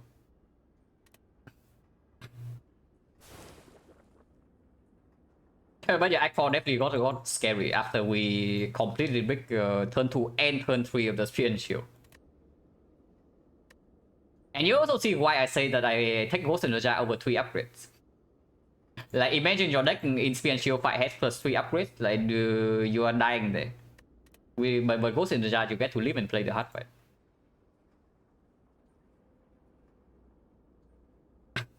Necronomicon is not the real Necronomicon run. It's mostly... Honestly, the staff this run is the Infinite Blades. I know we did not even play in the hard fight, but this is the staff that run. That we pick it floor 1 and then upgraded it before the Hexagons. And then it basically carried the entire Act 2. And in Act 3 it was still most of our damage here. Even after we get Blade Dances. Yeah, Necronomicon of course will perform well as well. Like of course. If it doesn't perform, of course we would not like pick it up, even after paying 21 HP. But yeah, very nice. I'm just really happy that we got back to 80% after like the Abyss boss start. Oh, that's pretty sick. Infinite Base is just good in that one. You can see, like without this upgrade in the Hexagons, we would be pretty scared. Without this card in the Hexagons, we are straight up dead, by the way, yeah? Without the Infinite Base draw one. Without this upgrade, we can still win the fight, but it would be much closer than this. But without the card in this fight, we are dead. Yeah, hello, Timur. Infinite Base Act 1 always correct? No, it's definitely not always correct, but it's better than skip. If the Act boss is not Guardian, Infinite Base will perform in Act 1. If it's Guardian, you can think twice about the Infinite Blades. But Slime boss it performs, Hexagons it performs. And it immediately opens up an accuracy pick, which you can also see right here. We pick up accuracy third card reboot. Because we have Infinite Base in our deck, that we can do this. Otherwise, this is a death draw. Like accuracy unpickable, Bane with a poison unpickable, Catalyst the same. And then you lose like one floor, you still don't have a plan for the Hexagon. So are you like blind picking a Catalyst before poison or what? This performs in Lagavulin, the Infinite Blades. It performs in the Sentries fight. It's bad in the North fight, but that is why I'm saying it's better than skip. Because you don't pick this over wood damage card. But yeah, it performs in Lagavulin, it performs in Sentries, and it performs in Slime Boss and the Hexagons. Instantly opens up a card pick in accuracy to solve the boss. So that is just a good card because it opens up like possibilities. This upgrade, I would say this upgrade probably cost us some HP in deck 2. But it was like kind of necessary here. Infinite Base is another card that falls in the category of like bad cards. You pick in like one a silent, otherwise you are dead. But this one can scale. With kunai, with shuriken, with nunchaku pendant, like immortal is still also performed. With the wrist blade, with ornamental fan sometimes, with mummified hand, with bird face urn, it has a lot of synergy with relics. So comparing this to something like quick slash, for example, or maybe the choke, well, which is actually what we pick it over in this run. The Infinite Blaze has a lot more avenues to actually scale meaningfully into the late game compared to the other quote-unquote bad damage options. Yeah, it's not bad at all, like epic in Act 1. Bây giờ taking a 5 minutes break and then defect time nha. We'll be right back. Thì robot giờ after the break. We'll be right back.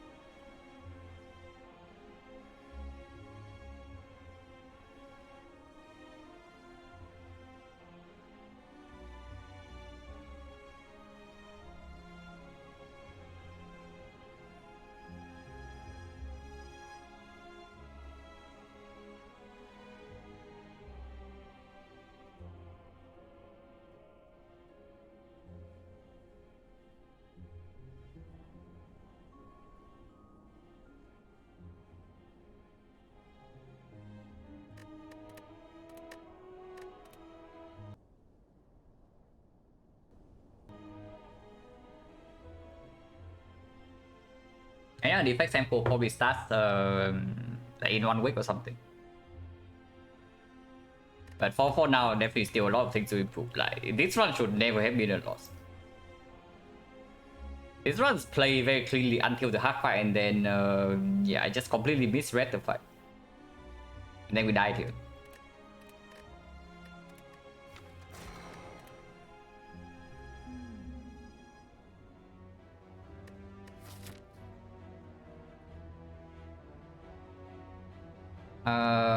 No snipe possible. I don't know, because it kind of feels like the effect gets this unpickable option like fairly often, that you are kind of forced into a squad. I don't know if it's actually true or it's just like the recent runs on the effect or what. But it kind of feels like I look at these options and I just think, oh my god, it's another swap run.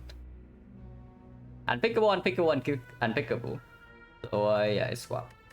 And yeah, with the snipe without any chance of sniping at all. So not interested. So yeah, swap is good, but it doesn't give me a lot more of new information.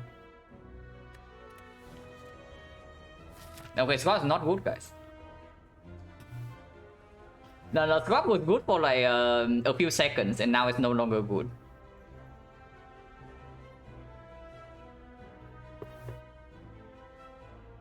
Okay, where are we going then? With Sozu, we definitely need backup plans, yeah? Like committing into elites with the Sozu potentially can be dead. This guy is slightly weird as well. So where are we going? Back with this, with Sozu going to early shop is like complete nonsense. So this is out of the question. He has potential 3 elites. Cross elite floor 8 is probably late enough to do with Sozu. And it is Hexagos. It's Hexagos, so even if we have to face tank the knock one hit, doesn't matter too much. We can play this fight with fairly low HP. I think I want to keep the option flexible, so probably this node is always the choice. And from this point, you can evaluate whether we want to go for this fire or this fire. This fire is committing into 2 elites. Going for this fire is open up a possibility to take for 6 elite here into 3 elites. So we go here first and then re-evaluate. -5.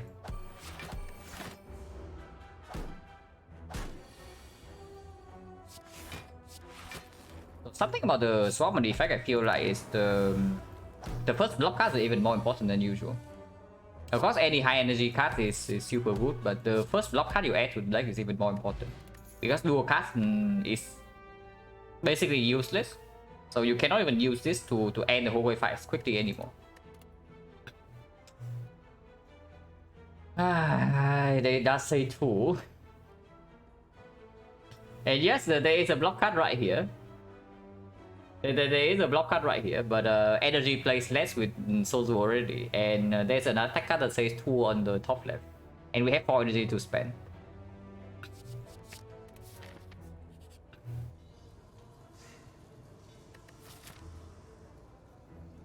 I said that this shop is complete nonsense. Is that still true?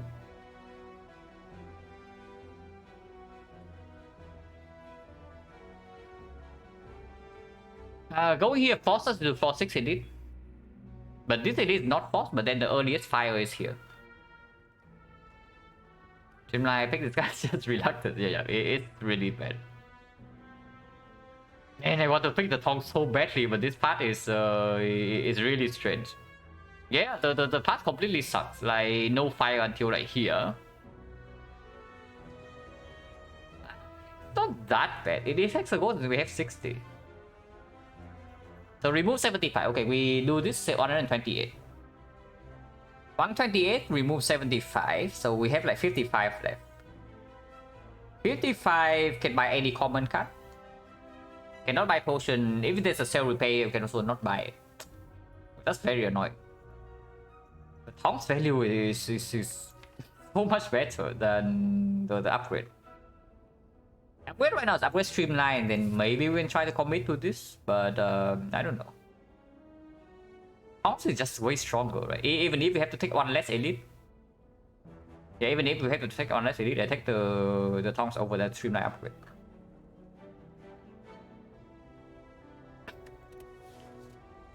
It's so much stronger, like especially with the Sozu as well. With the Sozu, any longer fight, like you already have like -1 venue to scale with the potions. Like no focus potion, no capacitor potion, no artifact potion, and nothing. So Tongs already performed that. Tongs performed in this fight, but we know that this fight is going to be long. Tongs performed in 2 out of 3 elites. Against the Nob is slightly worse than usual, but it's still good. Yeah, it's just super nice.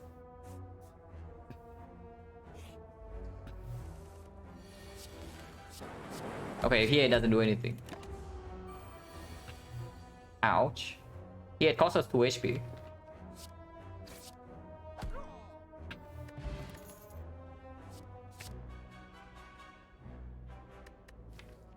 Interesting.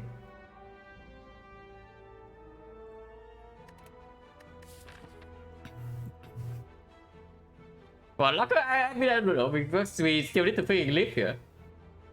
So now that if I know that I get Echo Form here, yeah, I would actually not take the Tongs. Because taking the Tongs actually give us a chance to die immediately this floor. With the Echo Form though, I just want to chill, you know, like upgrade Streamline here into Echo Form into like just go in here and have a good time. With Echo Form Streamline Plus, we just deal with this thing, whatever that is.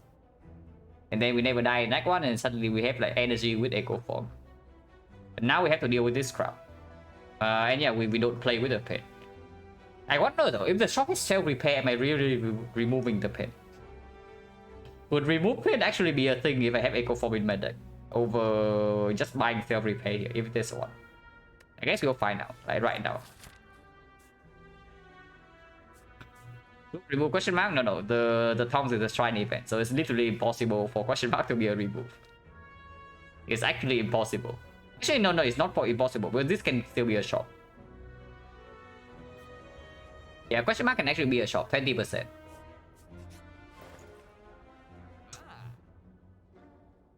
Oh yeah, what do you know, guys? There's a self-repair in the shop.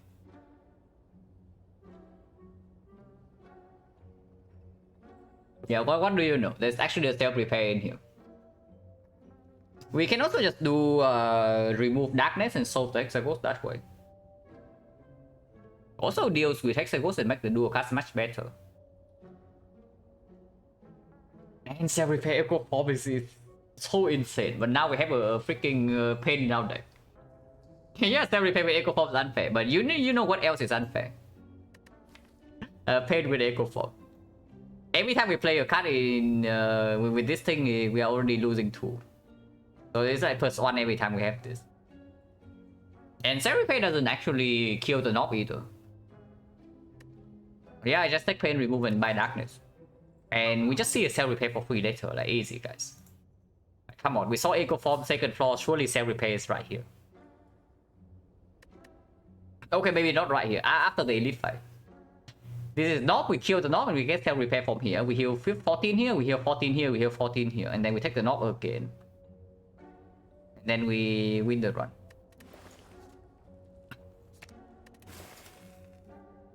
Unfortunately, self-repair is not the one on sale.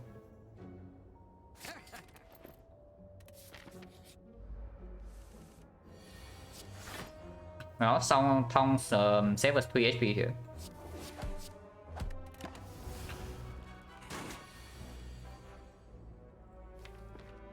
Dual cast next turn just kills.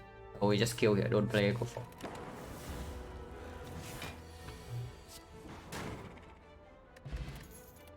We don't get potion either way, so this is just free energy. Claw is definitely not it. Recursion unupgraded is quite bad, but gets a lot more appealing with the darkness in the deck. It's a dead draw turn 1 though, which is slightly annoying. But with darkness it's quite strong. necessary though, right? Because after let's say we upgrade this thing, we don't even need to keep the Dark Ops. Like we just keep stacking up like the every time we play the Darkness Plus with the Echo Form in play is already plus 12 for the first Dark Op. Or the third Dark Op if we have like full slots. We don't actually need to keep one big Dark Op. We just keep cycling the Darks and they die anyway. And we already have like too many dead draw turn 1. Like this is a dead draw turn 1, this is a dead draw turn 1, this is a dead draw turn 1. I don't want to add another dead draw turn 1 in our deck, into our deck. Probably too early, yeah.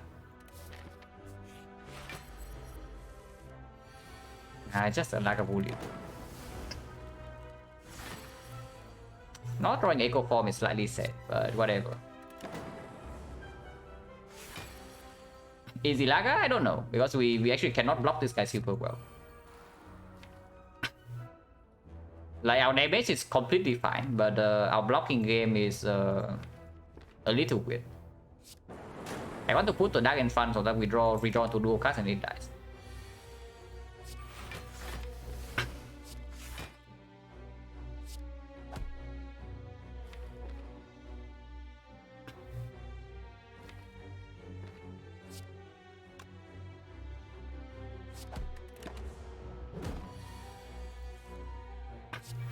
Never mind guys, our blocking game is solid.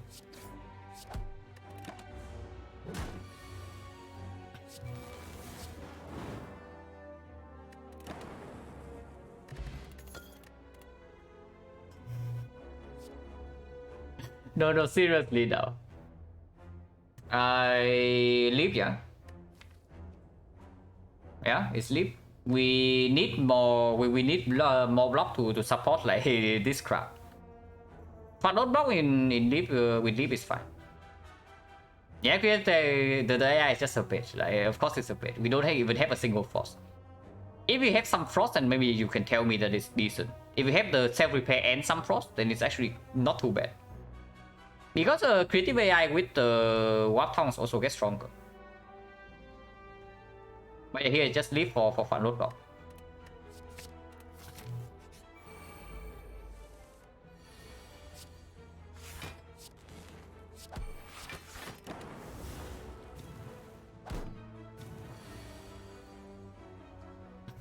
The BH3, thank you very much for the 5 sub. Appreciate it a lot.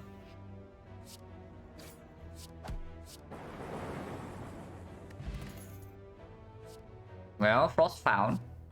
And yeah, with the 5 energy, sometimes with the towns can upgrade this, we pick this. Slightly weird, potentially into the knob here with no potions. But I don't really want to pick up a second streamline, you know. And if we draw Echo Form turn 1, knob is dead anyway, right? I'm not taking this indeed. I mean, we cannot face 2 knobs. At most, we face 1 knob. But we still need to go to 1 advanced hallway before getting to the fire. 49 HP means that if we take 2 hits from the knob, we are dead. 1 hit, we are fine. So if we moto deck the darkness, we are screwed, right? Yeah, if we bottom deck the darkness, we are super mega screwed against the knob. Honestly, that alone is probably telling me to not fight this guy. If we don't have such potential already with the Echo Form and some ops, then yeah, I would just take the elite. But I don't want to die here. This elite also increases the chance that we encounter 1 knob in the eye. This elite we are absolutely taking, yeah. But this one, if it's not, maybe we can brute force after 1 fire and 1 more card reward and on ready.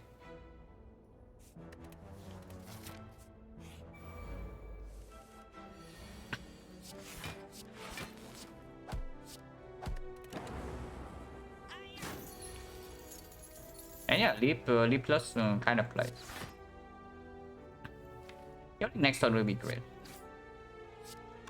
Only if we draw into dual cards. So maybe I should have two-headed.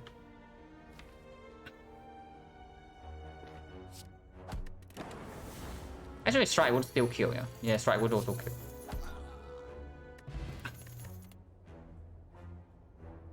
Sweeping beam against potential sentries here. Compound driver is drawing. It can draw 3 right now, but once again, it's another card that's dead turn 1. And sweeping beam has a better upgrade.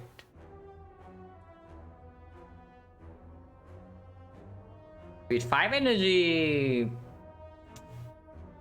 after the first 2 turns, the compound is way stronger. But turn 1, turn 2, this thing outperforms, unless we see the battery or something. And it's a better Tongs hit. It's better in the advanced hallway as well. Better with the Echo Form. Yeah, just sweeping beam.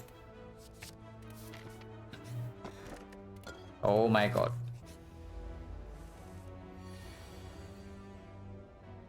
Imagine if we did not swap this run. Not swapping sounds like pretty good right now, you're saying.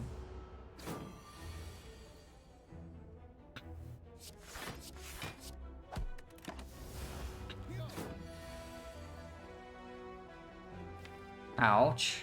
Minus 11. But I guess you can rest here.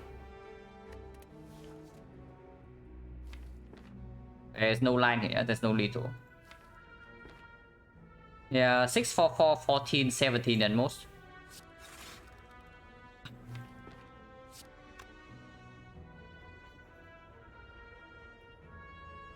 Need 9 in this exhaust, it's fine.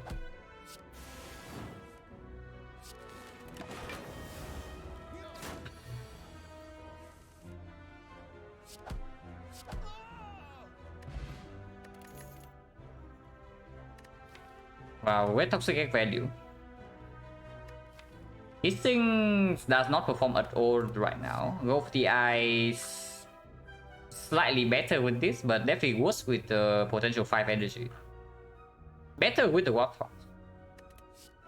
Okay, against the Knob, we had to brute force the Knob here. And against Sentries, we already have the Sweeping Beam, and the Warp Tops, and the Echo Form. This also is okay against Hexables. Put in the deck later, opens up potential 0 for 1.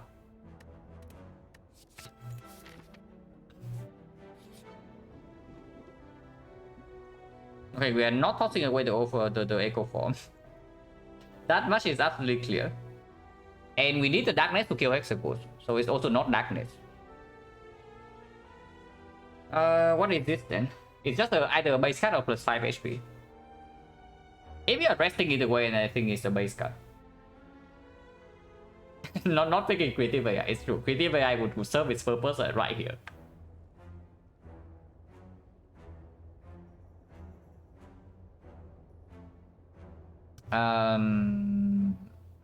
Probably Strike, right? Because with the Echo Form and Toxic Egg, we can actually pivot to reprogram super quickly. With Hologram upgraded, reprogram upgraded. And then suddenly the defense are good. We'd go for the Ice Weakness already as well. And removing Strike also makes the earlier turns better when we get to set these things up. Into the Knob slightly weird, but if we are resting here, then it's fine. We can brute force the Knob. And yes, we are resting here. Even before Hexagons. The Knob. Knob doesn't exist. Knob actually doesn't exist. Knob is just a product of imagination.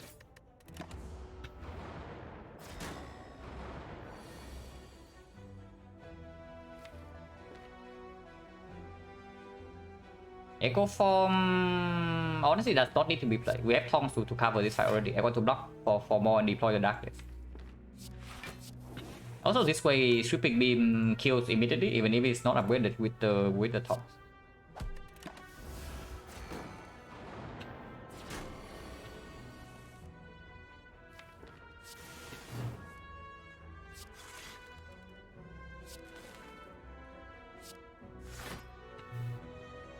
It's fine.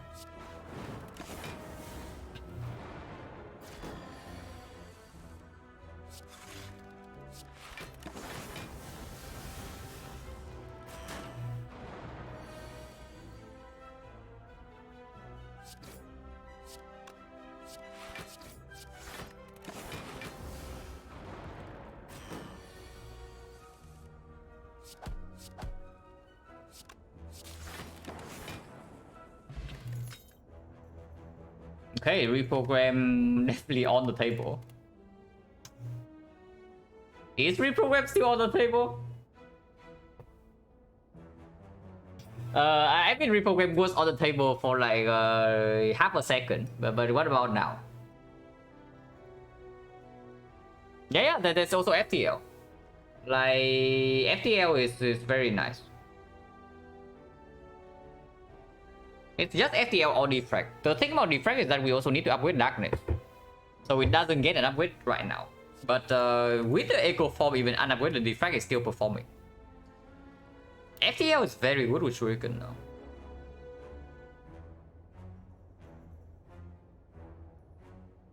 It's still defrag, right? It's still defrag. Also, something to note. After picking Toxic Egg, we have not seen a single skill in the card rewards. FTL is great, defrag creates more focus, more on 5-year candy. I don't know, because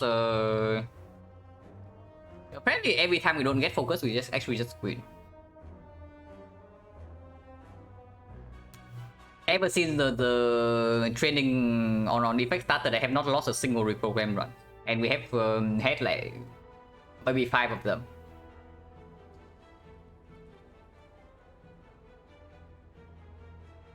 So it's not even rare.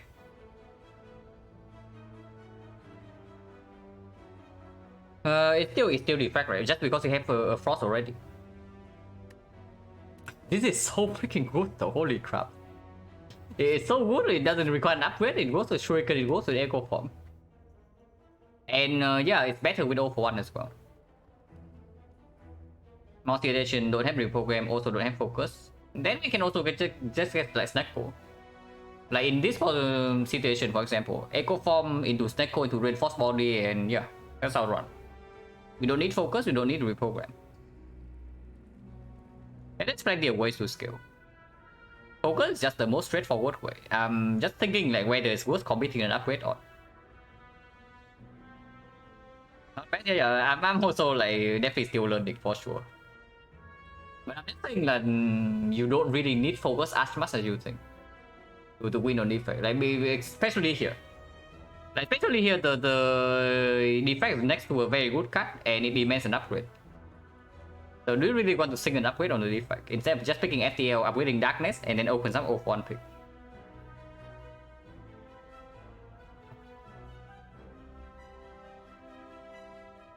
My gut feeling is that the defect is stronger right here, but I want to see how the FTL turns out.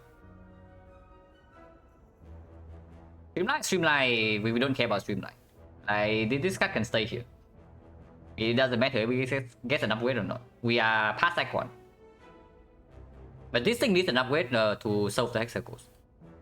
But yeah, my gut feeling right now is the effect is slightly stronger. But before we get the second Frost, it's not definitely stronger. Because the focus on darkness doesn't matter as much. And focus on Zap, one Zap is like whatever. And yeah, I think FTL opens up more outs. So, okay. Power level wise, the defect is probably stronger right here.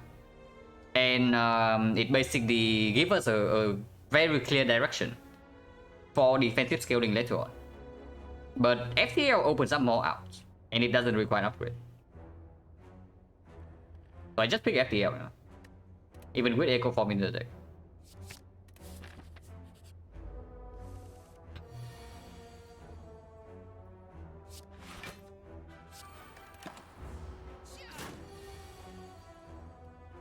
Hitting word plus focus nonsense, yeah. Is this much block in the deck? Probably not.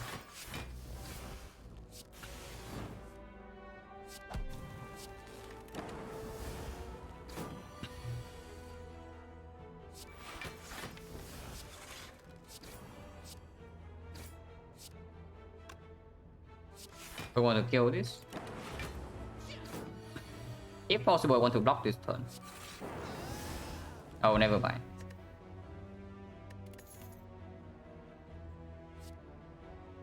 Yeah, 0-for-1 waiting room. With Shuriken, even unupgraded, is still performing. So right now, honestly, I don't know. After the beam cell, do we actually just upgrade the beam cell and ignore the darkness?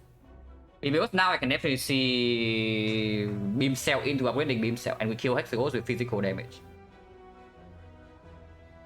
So mid stack plus isn't bad. Yeah, stack isn't bad, but what about this? Because I see that this is quite good. And we are like so insanely open for O1 right now. It's good, right? It's pretty funny. We have Toxic Egg floor 9, we have not picked a single skill. Okay, to be fair, this is the first skill that we see ever since we picked this up. But we are also just not picking the skill. Beam cell minus 4 energy is beat me. Most damage comes from what? No. Our damage right now mainly comes from physical damage. Unless you say that we upgrade darkness. We can actually just pick beam cell into upgrading beam cell, and you see right here that our damage is mainly physical. Yeah, it's good. I think I actually want this kind of mind deck. Like O1 or not. And yeah, we no longer even need to upgrade this crap. What about cool-headed upgrade though? I think cool-headed upgrade might actually be stronger here. After Echo Form is down, we can maybe duplicate beam cell, then we have vulnerable either way. And the tongs can also just upgrade this. This upgrade always plays in early act 2 with this much energy. Yeah, actually I like this. I like this upgrade a lot. If we see 0 for 1, the upgrade on these things also matters less. Because you can just pull them back and then 1 stack, 2 stack, whatever, it's still for the whole fight.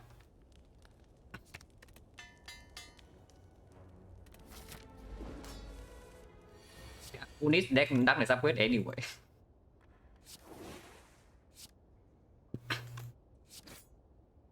That has more damage than strike. And no shuriken stack here.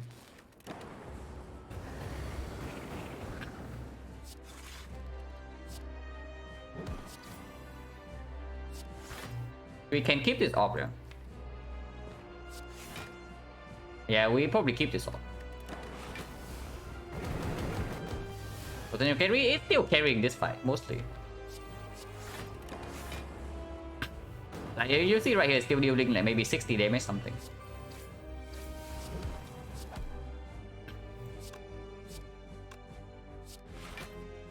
Can get 60 right now. 60 is fine. We play Quid the moment we draw into it. So 60, yeah, we evoke right now. Otherwise, just getting evoked next turn.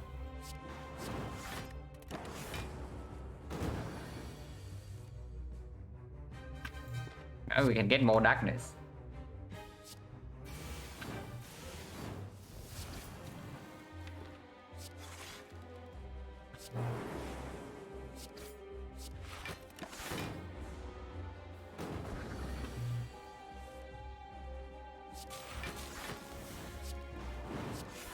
Yeah, Darkness Plus is still doing a lot in this fight.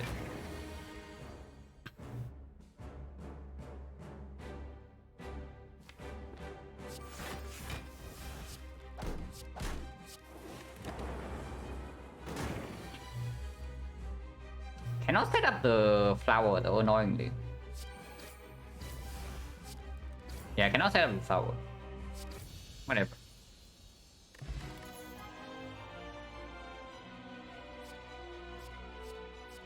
I want it. I want it. I want to click it so badly. I want to click it so badly. Even after the 0 cost, like Snecko is actually open. Yeah, if we pick it, if we pick that thing, and anytime we have Happy Flower, we can already play it. Yeah, Energy Relic is fine too. Like Electro, that absolutely not. It's definitely not Electro. It's just Reboot Plus or the Meteor Strike. And we can already play the Meteor Strike sometimes. And I do have this theory that whenever you boss out to Energy Meteor Strike blind pick is completely acceptable. Like, and yeah, it's even more true when we have the Toxic Egg, right? Because Turbo upgraded, Aggregate upgraded, Hologram upgraded. Instantly opens up Snecko quick.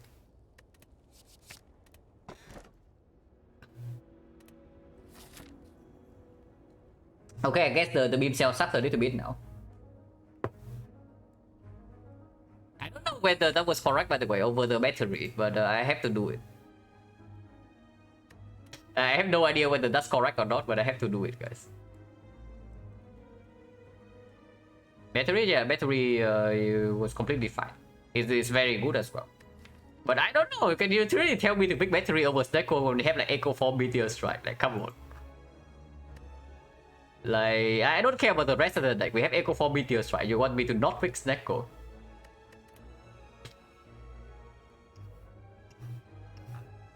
Are we strong enough for Burning Elite? With solo... it's okay. But I don't want to double shot, right? What about left pass? There are definitely still some upgrades you can make. Honestly, Beam Saber upgrade is not even bad. Like even with Snecko, this card is still going to perform quite a lot. After we get this thing in play, we have energy to play every single thing anyway. Get book, yeah. I don't want to throw away the run. If we can take Burning Elite, it's the most valuable part though, it's true. Like 3 elites, and we get Burning out of the way, so we don't need to worry about freaking Retromancer Act 3. But it's not like we are doing super fine against Slavers either. Against the book, I think we are fine. Against the leader, depending on when we draw Echo Form, we might still be fine. But Slavers is really weird, with no potion. I just go left, right? We still get 3 elites, but I get 2 fires along the way. They don't fight Slavers, yeah. That's what a good player would do. Just don't fight the Slavers. I'm not that good at the defect yet.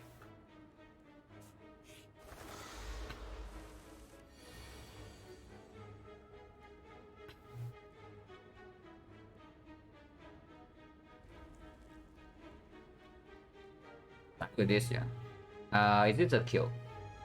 36-18? No. Attack with this. Okay, perfect then.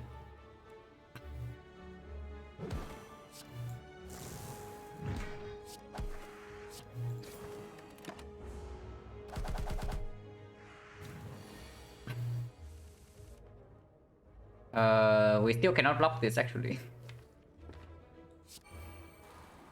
And what can you do?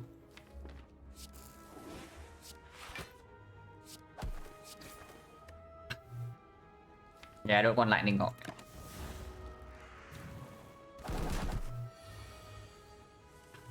Self repair would be so incredibly sick here. So if we lose this one because we never see a self repair, then the Warthog is to blame.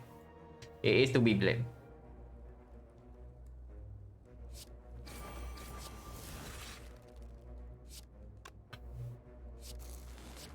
Darkness into dual cast is lethal, but I want the flower to be up a little bit.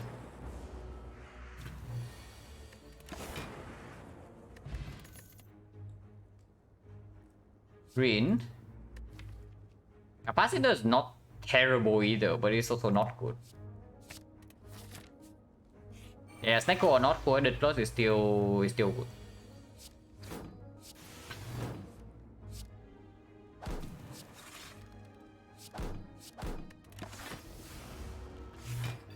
And yeah, it's true. We have 2 coordinate plus with the Meteor Strike. We shrink down the deck enough, and it's actually infinite with Snecko. It's true.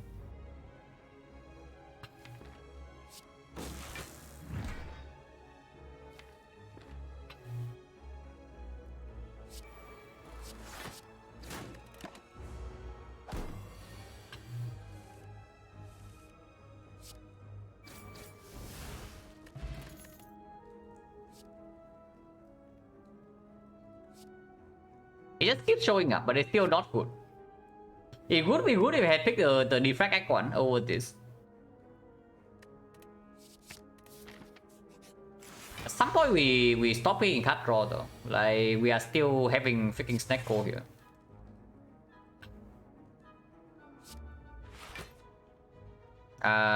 This fight seems to be quite rude. So it runs so easy. I don't know about easy. You see how much damage we're taking this turn. So I don't know whether this runs easy or not. When we are facing 20 damage to our face.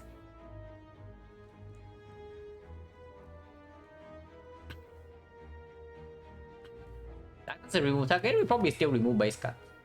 Like, Darkness Flow is still a lot of damage. It is fine. And if we see Compound Driver, it can perform. One defend over Beam Cell play, yeah.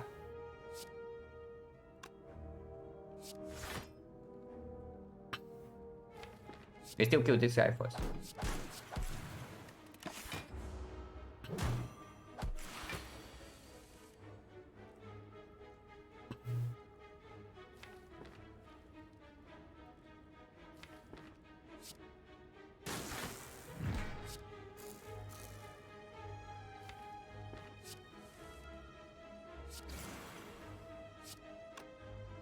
Probably Darkness first, so that I have energy to play Echo Form here. That's quite bad. Actually, I can still do it.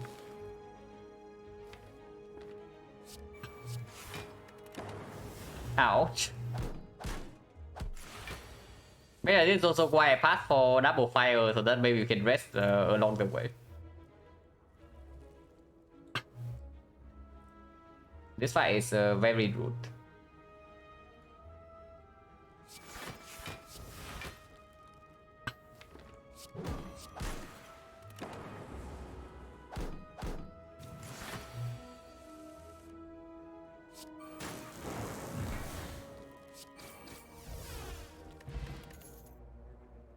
Garbage.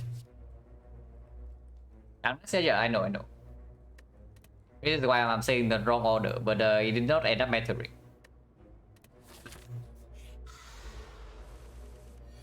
Doing something, but I cannot tell like what he's trying to do. What is this guy trying to do, guys? I don't know. Currency is 13.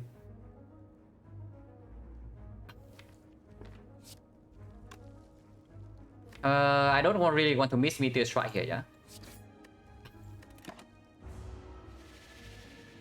No potion, yeah. We get no potions. It's true. Actually, it's not debuffed, so next turn we're still fine. This means I can miss the Meteor Strike, so not really, yeah.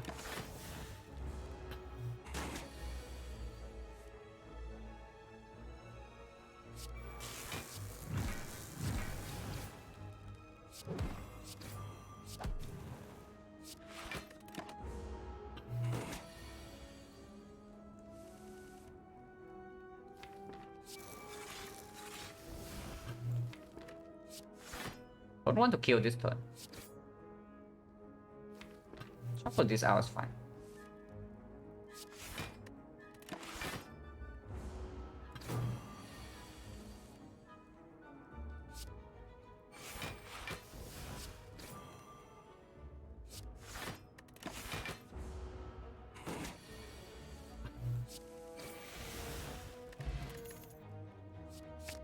Where's their repair required? So what does this mean?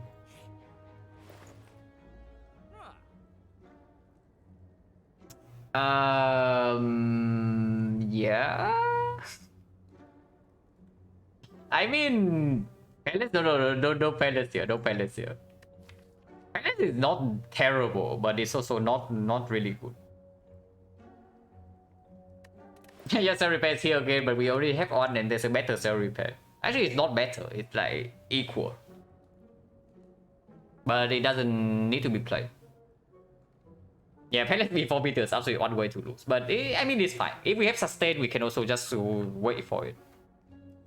The thing is that the Echo Form, we don't really wait, right? So if we have Palace and we don't draw Meteor Strike, then we have to play Echo Form, but then we cannot play attack and skill on the same turn.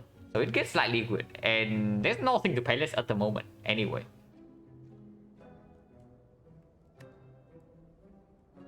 Yeah, we would Echo this super good. Honestly, I don't know. We have one already. So what about just doing Doom and Gloom remove? Because remove also gets a lot stronger in a deck like this. Violence or Meteor? You want Meteor to cost 5 energy.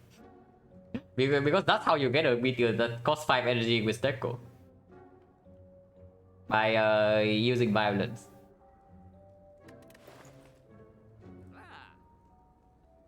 Honestly, yeah, I don't see this with the Echo Cell Repair already. There's no need to buy the meat. Yeah, Violent second cycle is like, okay. It costs 207 gold though, so I don't know about that. Warp Tongue and the War Pain doesn't perform, yeah? War Pain hitting these completely worthless. You know, yeah, because you see right here, it says that put random attacks in your draw pile into your hand. It doesn't draw the card. And the snake will only randomize the cost when you are drawing the card. So any effect that actually puts the card in your hand without drawing it, like for example the Ninja Scroll, the Magnetism, the Discovery, any potion, then they are not affected by the snake one.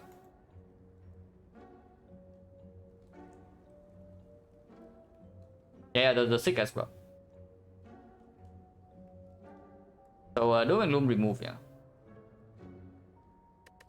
The thing about that is that we are probably still resting here, but that's fine. We rest once and then we stop resting. And I think we need this for Retromancer for Slavers.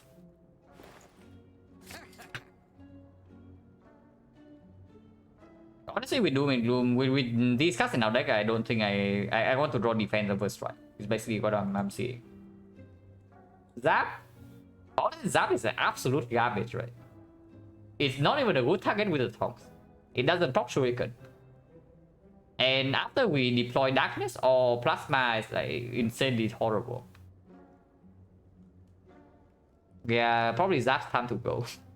Dual cards can give us energy with the Plasma. It can give us it can evoke the big Dark Orb. But this card is like complete garbage. And we don't have a single compound driver. Not that we even need compound drivers. We have plenty of card draw already. Yeah. I mean, if you want to give the game a chance, you remove Echo Form. Zap, yeah, it can manipulate off sometimes, but it's a miss whenever. I mean, it's not really a miss. It's just a miss in the second draw cycle. First cycle is still okay. But what about P-Box? Like with the Toxic Eggs, we can pick, and then Energy already, you can actually pick P-Box. What about that? And honestly, yeah, okay. The Zap can manipulate the ops argument doesn't really make sense when we don't even want to pick up something like Bow Lightning for free. And you see a Bow Lightning for free, we don't even pick it. So why do we want Zap to stay in the deck? Because when strikes are upgraded to strike plus, they actually deal a decent amount of damage with Shuriken Beam Cell. And defense plus, looping defense plus is yeah, with the Echo Form as well. This is like 30 plus damage. Eventually. This is just wasting our Plasma and Dark Orbs. And these are blocking for 16, you can also see in the Lack of Lean fight and basically every fight before this. Yeah, Zap is complete garbage, yeah. And nothing else to buy in this shop, right? I don't take this, I don't buy the second cell repair. I think I would take it, but I don't buy it.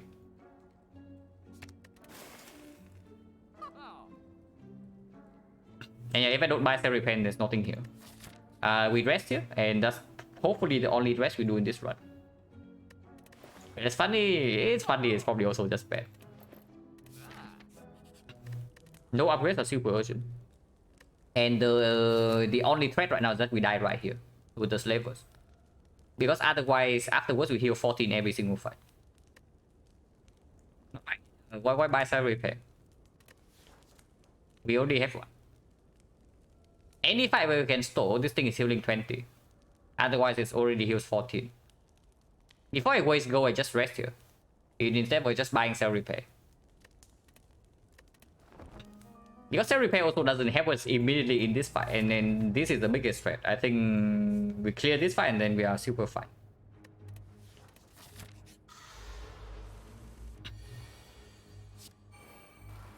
Yeah, exactly.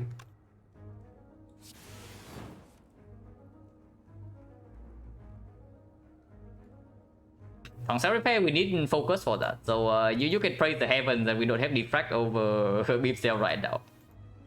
If we have a defract right here, then we are doing top cell repair because we can set up Frostbolt. But right now our passive block is not that strong yet. Not yet at least. But yeah, good thing I bought the Doom and Gloom. Playing cool-headed here is slightly risky. Instead, I can just go for the eyes instead. It blocks for more than this anyway and cannot draw into the meteor strike. And drops a shuriken. And it's better than defense, yeah, and we can wait with this.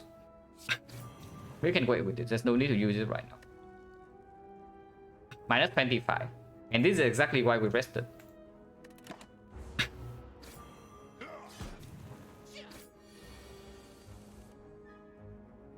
Drawing into meteor strike would be nice. Would be nice. Double the leap into beam cell strike here into dual cast is killing this. Yeah, this is 3 and this would be this is 7 base, right? 7 base, so it's, yeah, it's still 7. So that kills and we take a little bit. Next turn we are taking more though. Actually, looping meteor strike means that we can probably kill this, and then we only take maybe 3 more damage.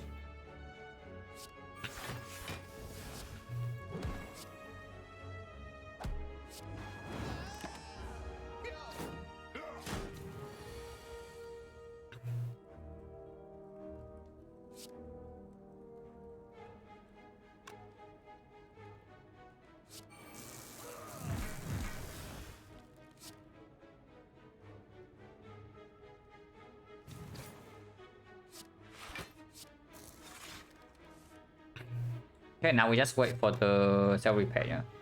And get out of here.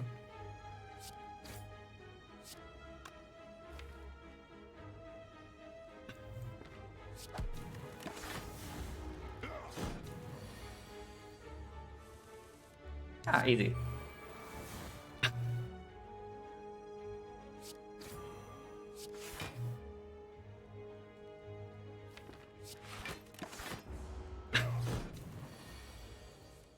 Yeah, the fight was fine. And that's because of Doom and Gloom. Like, buying Meteor Bone over Doom and Gloom and by also not resting would flat out just kill us here.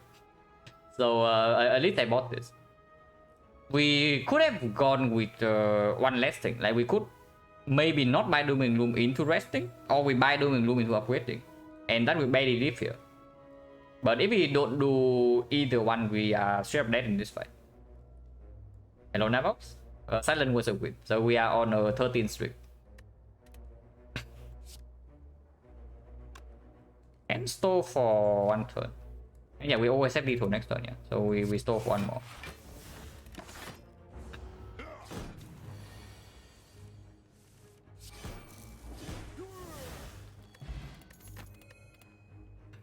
Reinforced body plus with the echo form with meteor strike. Interesting.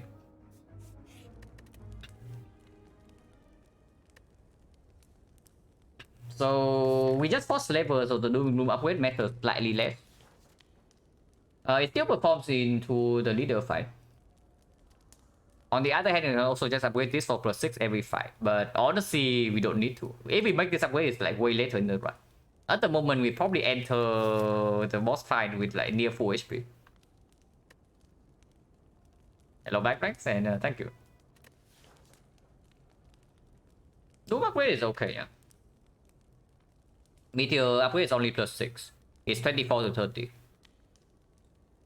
I upgrade is okay too. Honestly, beam cell upgrade is good. This upgrade is good. This upgrade is good. I think it's between none of these 3. With the skipping beam in the deck also, maybe this upgrade is less necessary. Maybe it's actually just one of these 2 against the book. And yeah, I think go for the ice upgrade is more important. Like, we after Echo Form is down, after Meteor Strike is played, we are totally fine in the fight. So we only need to mitigate the damage taken before then.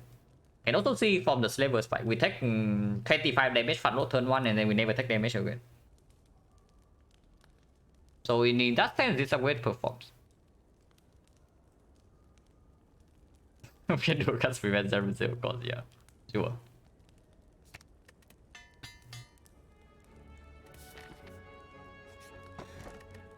Ornamental Fan. Pretty good, right? With the Echo Form and the Shuriken anyway.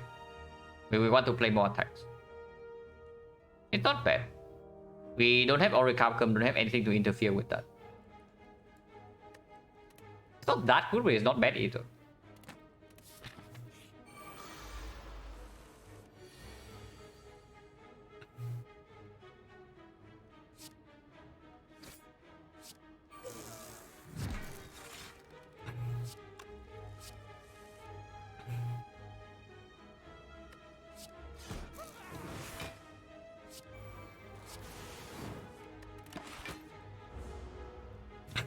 Should be fine from here.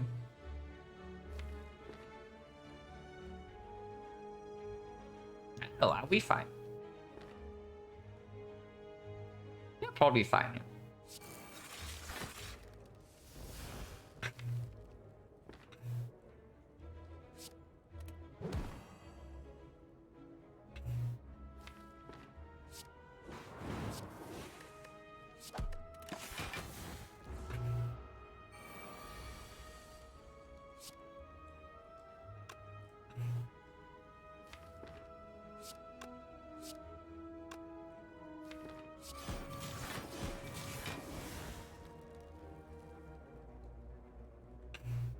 This doesn't kill her, and we wait for the cell repair.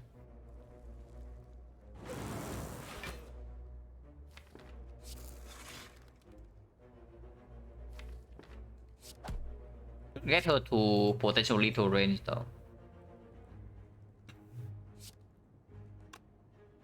But not so low that we cannot play go for the eyes. It is fine.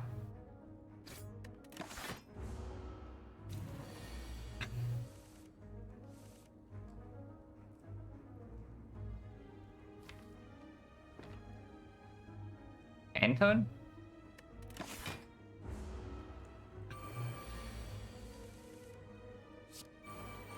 Family leader is such a pacifist.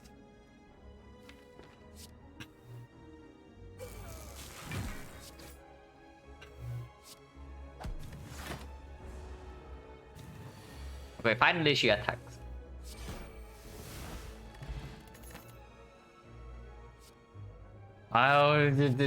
Screw the infinite. Yeah, we have freaking echo forms. Yeah, we have like potential infinite with double quaded meteor strike, even with Neko. But here's an algorithm plus with echo form in the deck. So you cannot tell me that do not pick the algorithm here. Even if this is quite funny. And pretty strong as well actually. With the Snecko recycle is not bad, and we already have infinite potential.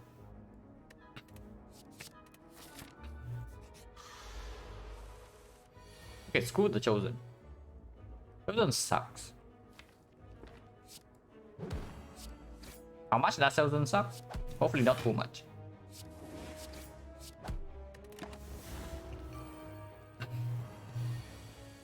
Chosen sucks.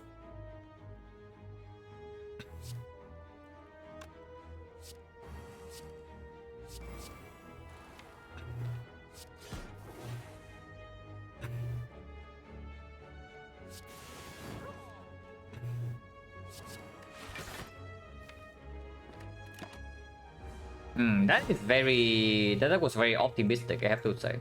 But it looks like we don't get punished.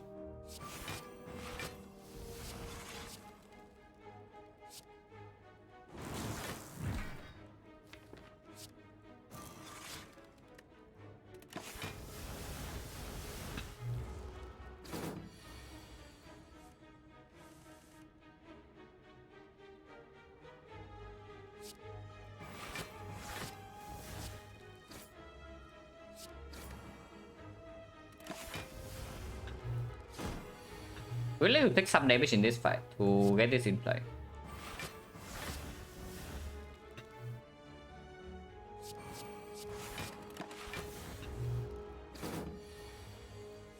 We don't even take damage. Green compound, green cool-headed. But it's not that strong. Like honestly, 2 is enough without focus, and we have plenty of front row block already. With reinforced body as our quote-unquote main block right now after algorithm, then having plasma is even more important. And we have no focus for the frost. Compound driver... not even good, right? It's like okay, but it only draws after we get our off setup. So turn 1, turn 2, we can block the Echo Form, we can block the Meteor Strike. After Meteor's down, we don't need more draw, like we already have Scheme Plus and double go-headed. I don't like it. Like, very rarely do I not pick Compound Plus, but here it's probably not good. Yeah, with the Fan Shuriken it's like okay, but maybe we just want to pick like other attacks. Because the card draw portion of this card is only relevant after we get set up. And yeah, before we get set up, it's like deal 10. So even Streamline might actually be better than this card. I don't like it because the drawing blindly before Meteor setup can also make us miss the Echo Form or Meteor Strike first cycle. Without another energy source, like maybe aggregate, maybe double energy, and maybe another base energy. I don't like the compound too much in this spot. It's not even good, yeah. Just skip.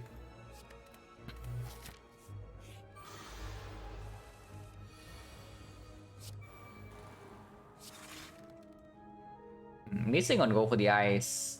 What's that?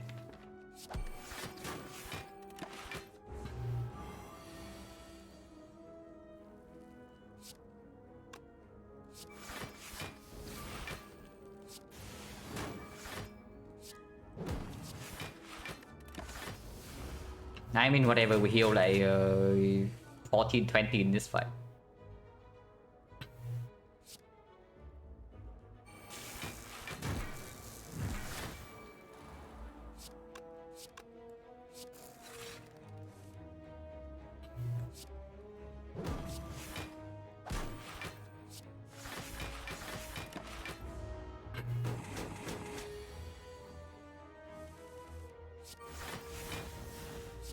This kills.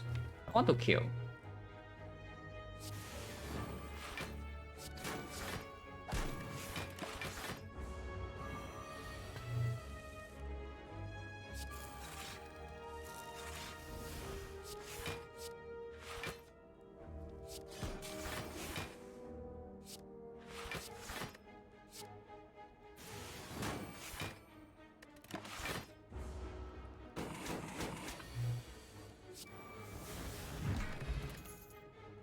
Yeah, he's a self-pay for free. But as you can see, we are full HP right now, and where do we actually lose HP? Every time we lose HP, it's going to be in very large chunks, right? So do you really want to add another early bricks in that case? My stack is fine. Do we need it though? Because you can also see, we easily full blocks next plan. We easily full blocks next plan after this thing is down. If I pick any other block card, it's probably another reinforced body, another genetic. And yeah, like if we pick recycle and stack also gets goes, it's true. Stack only performs when we get to the end of the first draw pile. Hologram will still pick. And when we get to the end of the first draw pile, the fight is already solved. When we get Echo Form Meteor in play, I don't like it. It is okay, but probably not good enough. It doesn't help us do anything we are currently better. And yeah, I don't even fix the cell repair for free, right? So we skip.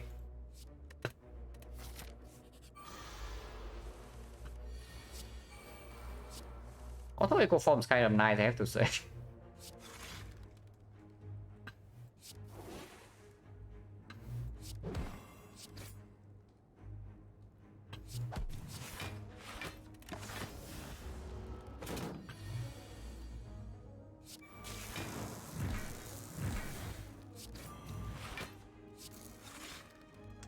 Algorithm, we can wait.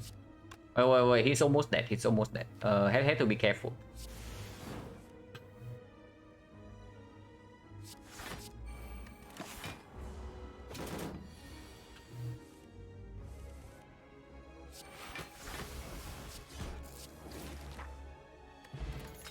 Yeah, very necessary.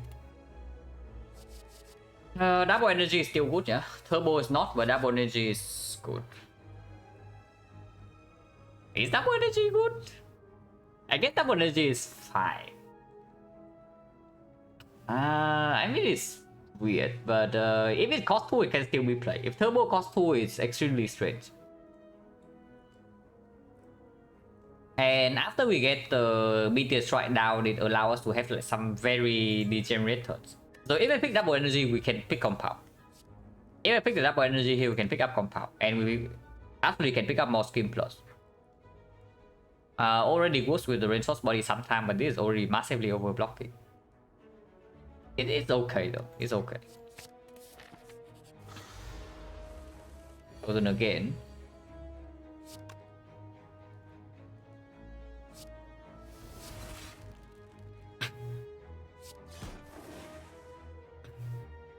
Hologram would be sick.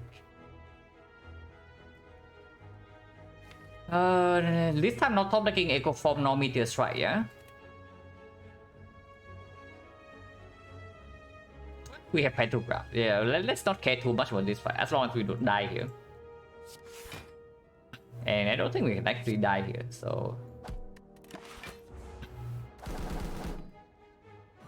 I hope it's actually true that we cannot die here.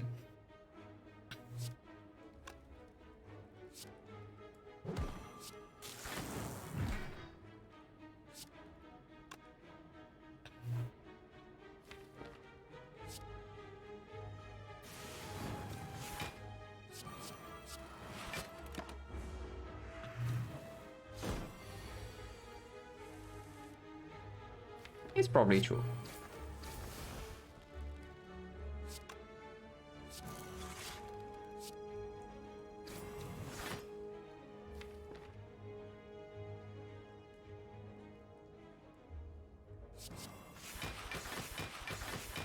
I'll shuffle right now so I don't draw into the garbage.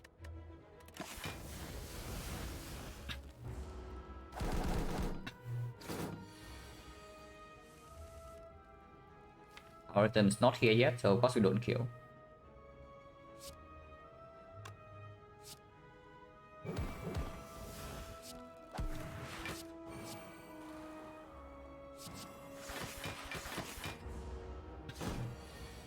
We just block for a little bit. And we kill next turn now. This already kills. This doesn't.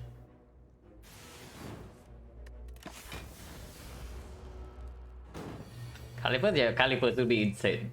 Absolutely. Anytime we can go off with this kind of Calipers, probably single-handedly win the run. And that's even ignoring the echo algorithm eventually. Reinforced body alone is enough to make Calipers winning. Trash, right? Yeah, very nice bet, but we're not falling for it. A rush, not necessary. Like, after we get set up, we just play Meteor Strike, Beam Cell, that's more than enough damage. Bad is already not with just bad, it also evokes a freaking plasma. It's just terrible.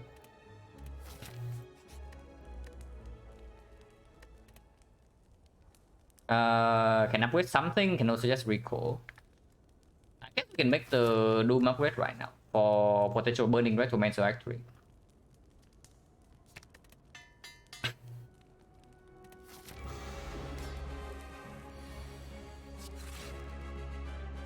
Okay, we don't play the scheme, yeah.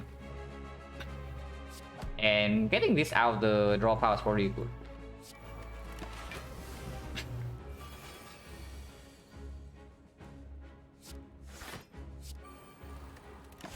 This guy's stealing a Meteor Strike, so he needs to die.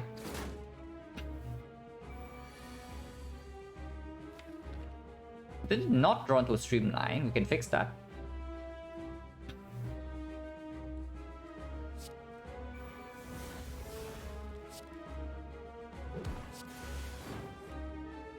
Unfortunately, when Meteor Strike is returned to our hand, it's going to cost 5. So that is slightly problematic. Ideally, we kill this before the shuffle. So like right now would be good. But we fail to do so.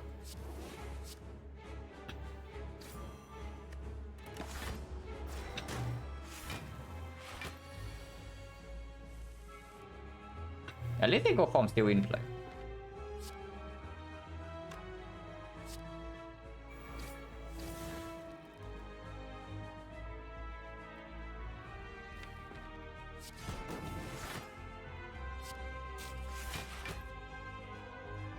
$14.32, so this is perfect lock.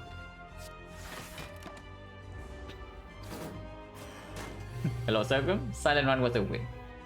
So we are on 13th streak. This algorithm is going to cost 1 when it's in hand though. Next turn is Hyper Beam.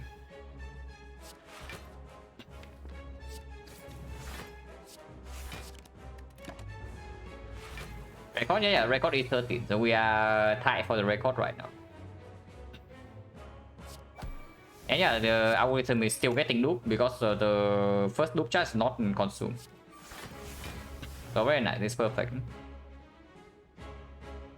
So be nervous or no, don't worry. Like, streak doesn't make me nervous. The streak is just kept track of, but it doesn't put any pressure on me.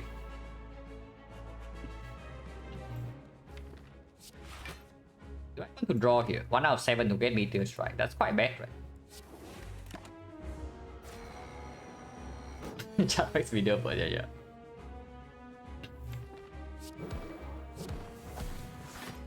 Do I draw here? 1 out of 7 again. Next time we never fail to draw Meteor Strike, right? So let's do that. 14? No, 1 silent run per day.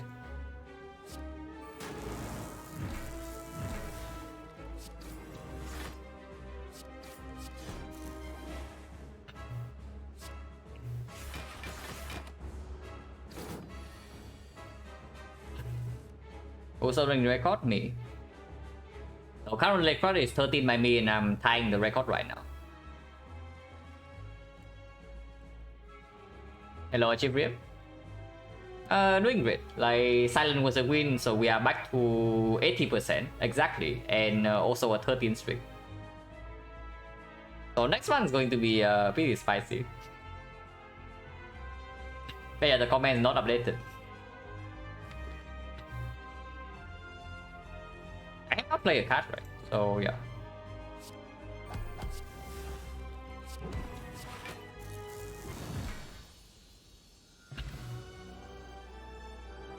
I think playing defect makes me better Silent player, the other way around actually, because I have not played enough defect yet. I would say that all the Silent grind made me learn defect at a much faster pace than I would have otherwise. Thunder Strike. We have literally no lightning, so Thunder Strike is 0 damage. Bias Cock. It doesn't even do anything, right? It actually doesn't even do anything. So the only question is whether Fission Plus is positive or not. And it probably is. The Fission Plus. As Palace, yeah, whatever. Like who cares about Palace Myers in this run? Fusion Hammer with a Toxic Egg. Back with a Sozu. It's just hammer, right? We don't need any focus to scale our defense right now. So no need for to wait for defect plus and whatnot. We just block with this. And your energy plays. Also no free passing, so Black Star gets good. Okay, 3 at least either way, so it doesn't hurt.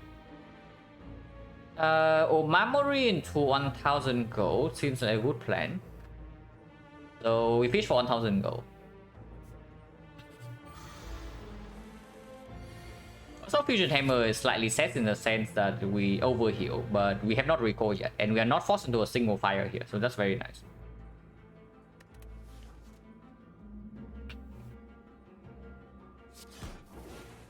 In this fight we probably don't wait for the Echo Form thing.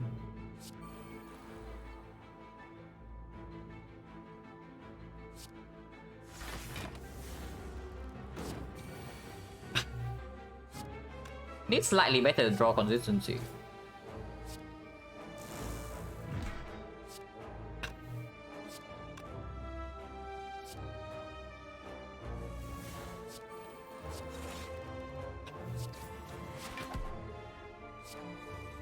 Algorithm. Can we wait this fight for double algorithm, or is that too greedy? Probably too greedy.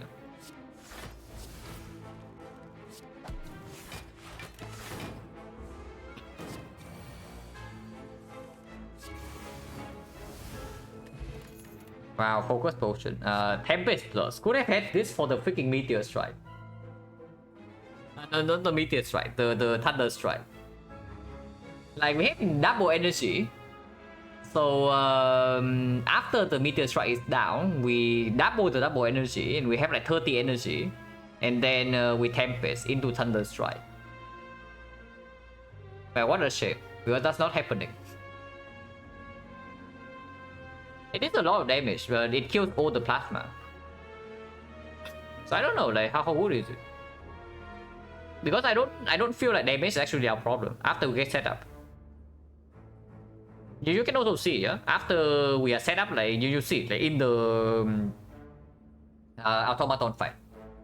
Before we get meteor strike echo form down, we are actually quite bad. But the Tempest doesn't fix that. But the moment we get these things in play, we deal like 300 damage in maybe 2 turns. And yeah, we need to draw into these things faster. So if the card doesn't improve our deck's consistency, I don't want it. Because I think we already have enough output to win the run. Like raw output wise, so we improve our consistency.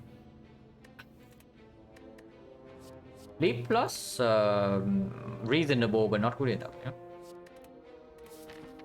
1000 gold. Okay, 15 gold is like kind of like 1000. That's different anyway.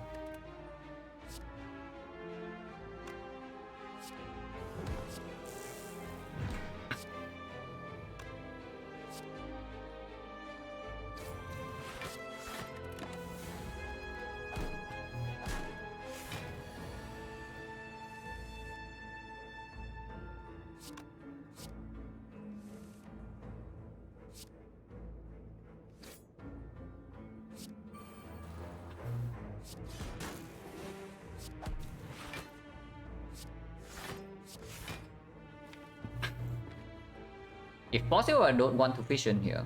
So can we do that? Not really, right?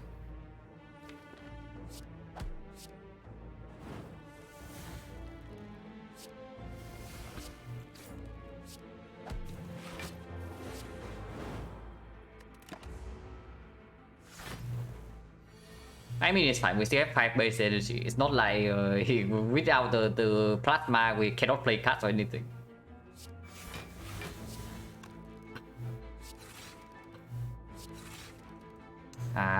Cost 3. I mean, whatever. From here, we can control the fight.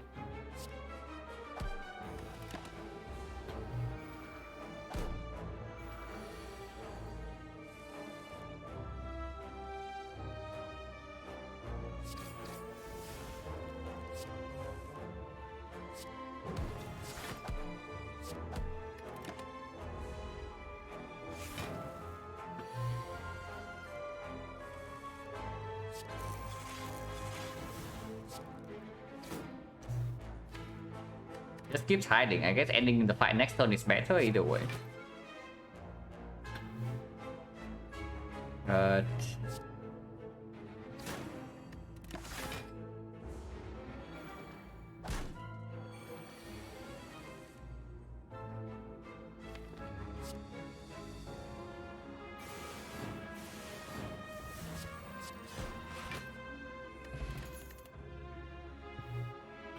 it just keeps coming. This thing plus not needed. KS plus whatever. Tempest plus we talk about it. Transient. That should not be a problem. Yeah.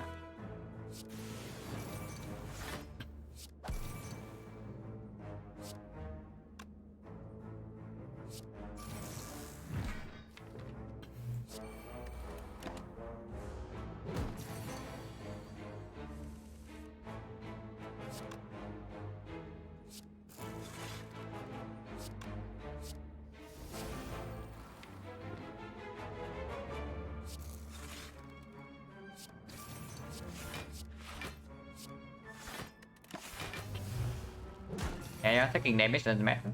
We heal by 7.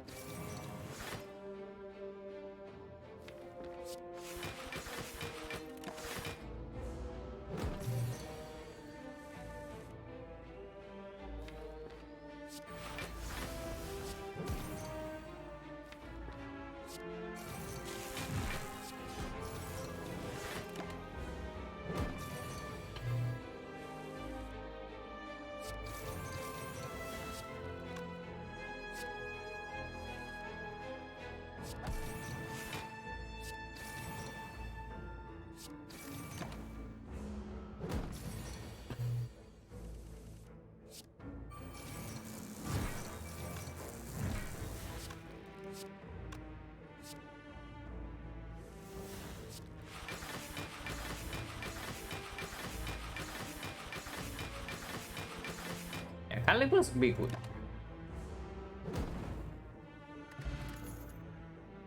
Second Doom and Gloom unnecessary.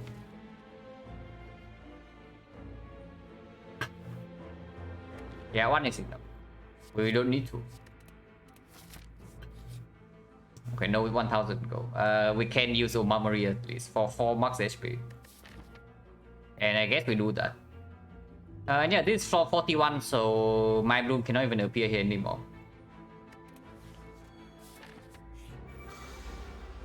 Oh my god, Omamori value.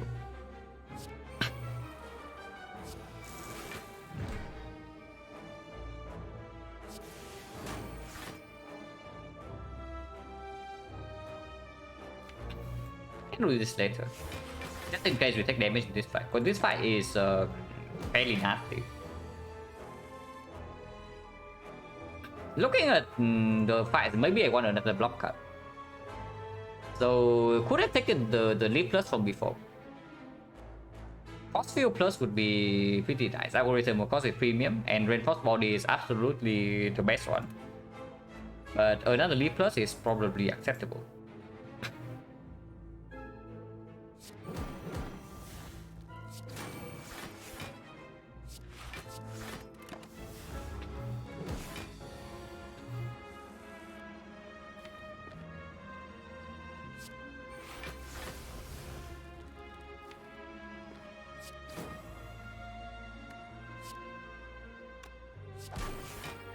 Yeah, whatever. Omamori use. The only way this Omamori is bad is if we also run into another one of these like later on. Regret Shrine potentially here, but whatever. You can also just try to use the thing.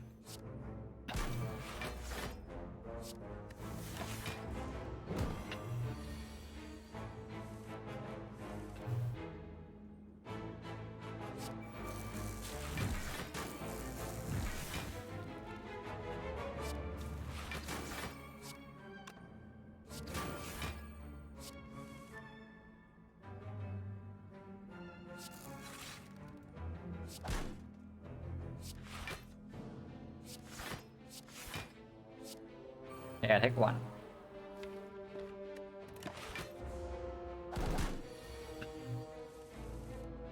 This guy is really determined to curse us.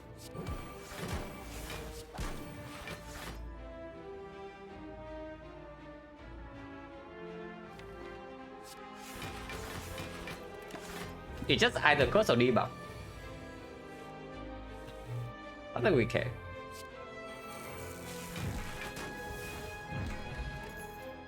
Thunder, leap plus.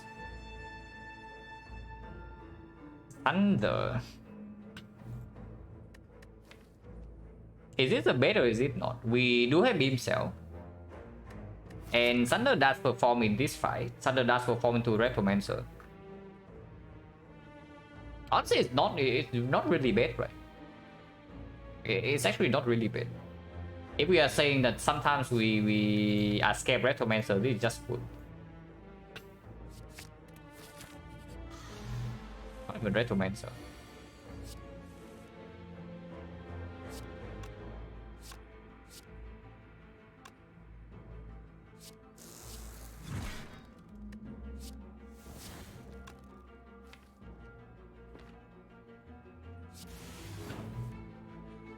Don't think I want 2 Frost though. This can be left later in case next turn we break because our rhythm is in our hand. So maybe next turn we cannot block without Echo Fall.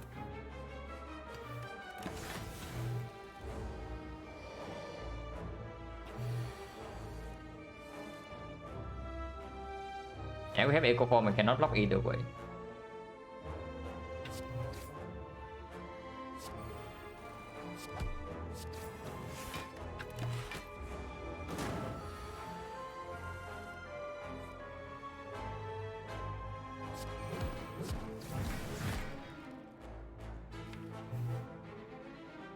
It's actually pretty problematic.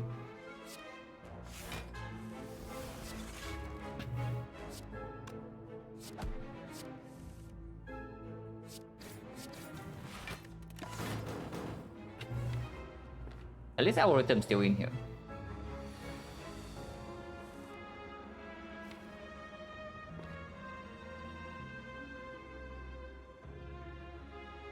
Is a violent plan? Yeah, need one more block card.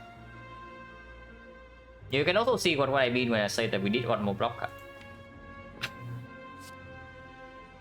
Not looping our rhythm in this fight is fine.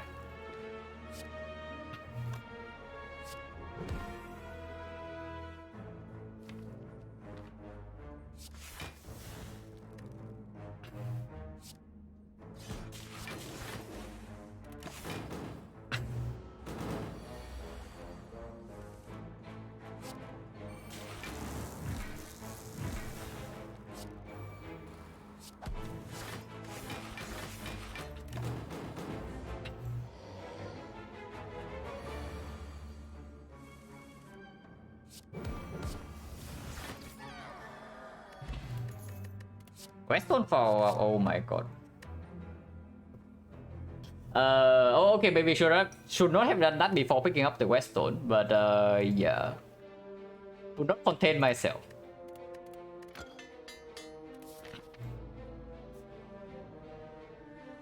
But yeah, we still need one more block card. GG, no, we need maybe we have like 2 more range source body, then sure. But at the moment, our block consistency is not exactly here yet. I want to shop, right? We take double elite into shop. Wow. Man, you are late.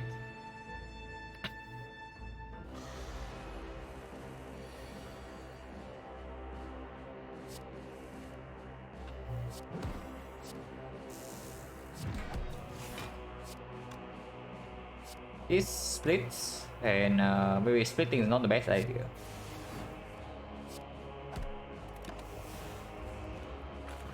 Caliper is here. Yeah, I can also feel it. There's no way Caliper is not here.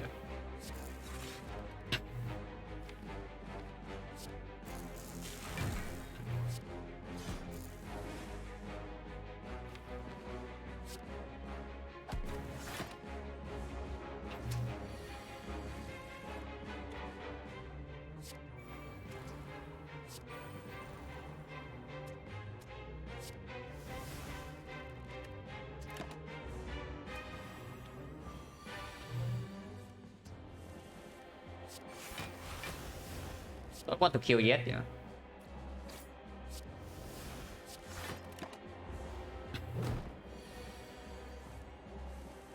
That's again. Come on.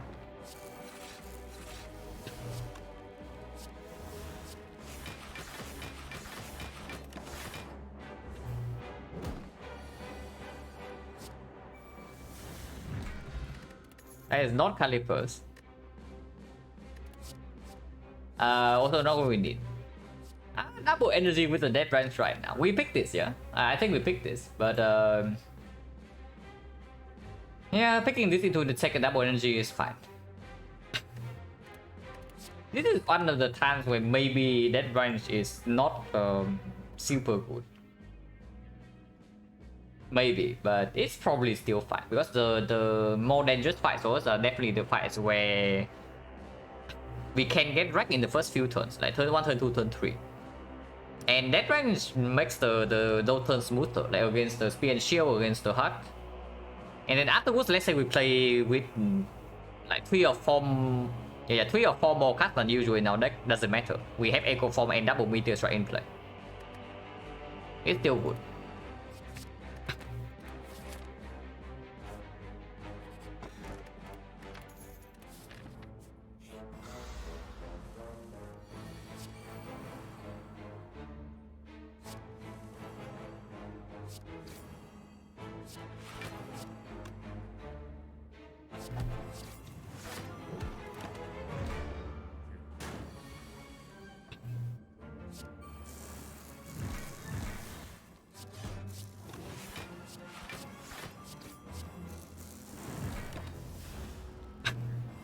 Yeah, we just get new algorithm to dupe in the fight. Double energy next turn. Well, that is spicy. Probably not even good. Also, it's whatever. He thinks whatever as well. Actually, he thinks can be good with Cell Repair. I don't think I want the Dark Hole.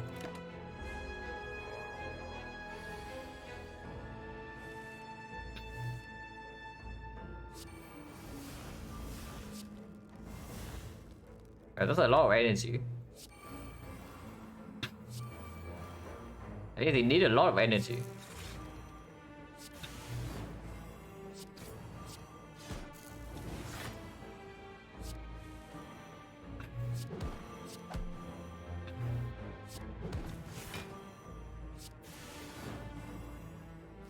Whatever. I don't really care too much about looping algorithm, right?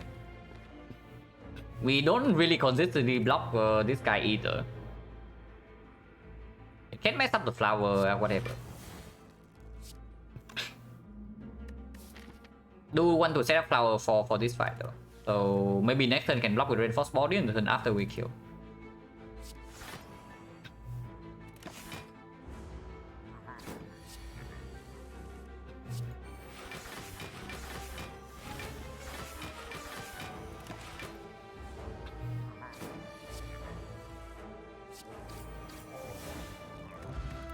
Wow.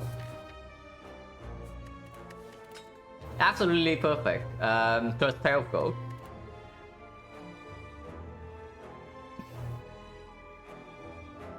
Loop is just more energy. And it's nothing more than that.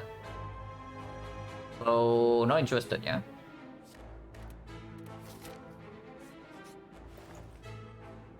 Oh, still good. Swords fine, compound drivers fine. Creative AI is like whatever. No, not compound driver, the captain's wheel. Remove is good too.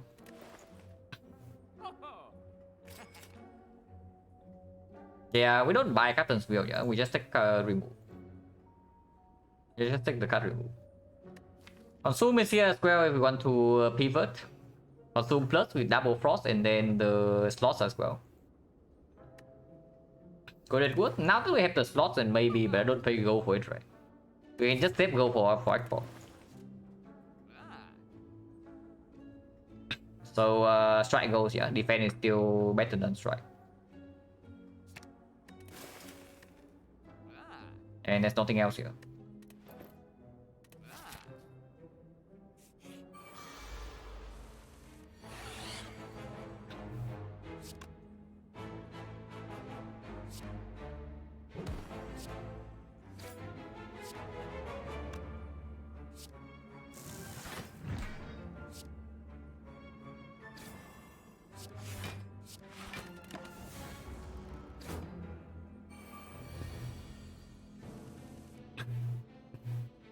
What do you think about the idea draw roughly equal to energy on half snack go? Honestly, I just look at the... usually I don't evaluate like that. I just look at what my deck is currently lacking and I try to fix that hole. If the deck is lacking draw, then sure, add more draw. If the deck is lacking energy, then add more energy. Like, thinking with simple rules like that can actually make your judgment like way worse. So I try to not to do that if possible.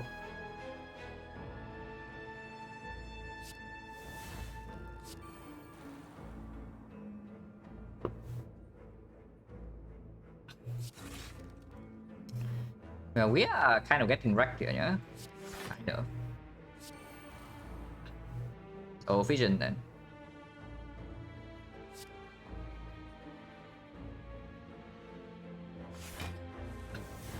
Okay, getting less wrecked.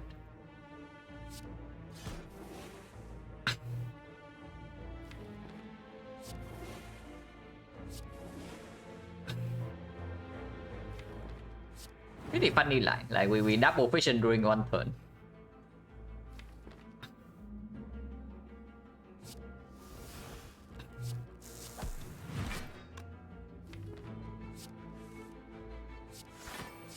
Okay, surely this will have calipers.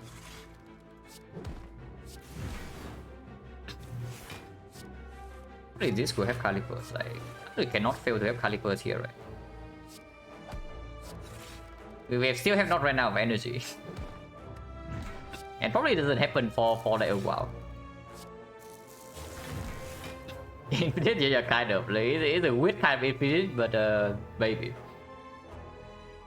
But yeah, looking at this, I want maybe more draw and maybe more block card.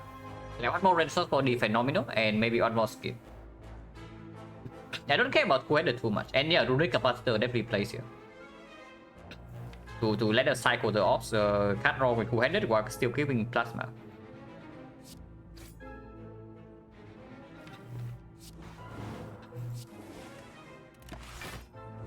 Wait, I forgot the algorithm and she's dead already.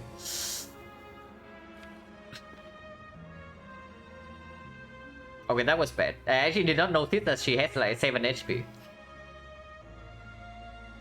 I actually did not notice at all that she's one hit away from death and now we cannot cycle back into the algorithm. So -3 or what?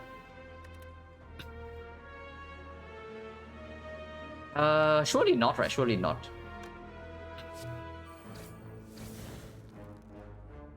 Ah, 8 did actually kill, so otherwise we're taking damage. We have pentagraph, right? So damage doesn't matter. Plenty big, yeah, it's plenty big already, but we can make it bigger. We can make it bigger, so let's not settle for...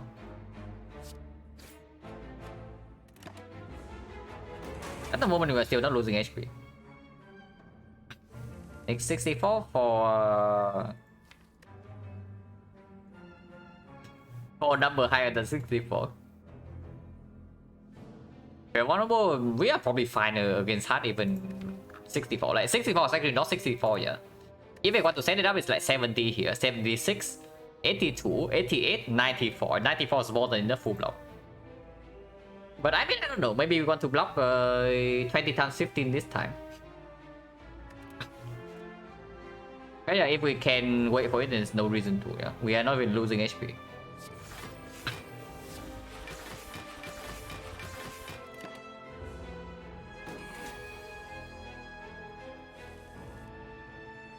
Okay, we are losing HP here if I don't kill.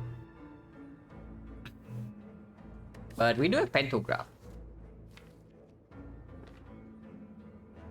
Ah, whatever. Okay, back is good.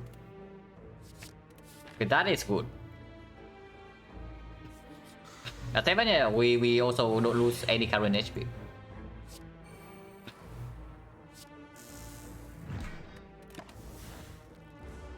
We can buy calipers in Act 4 if we see it.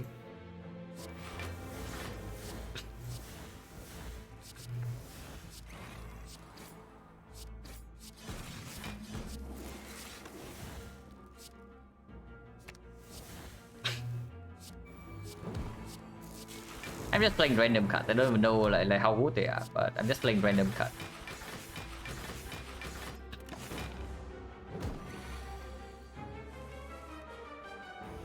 I don't want to kill this turn, yeah.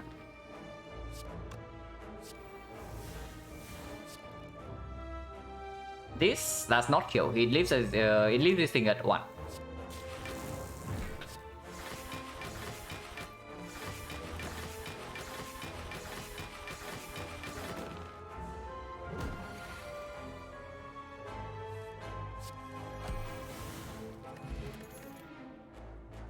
More slots?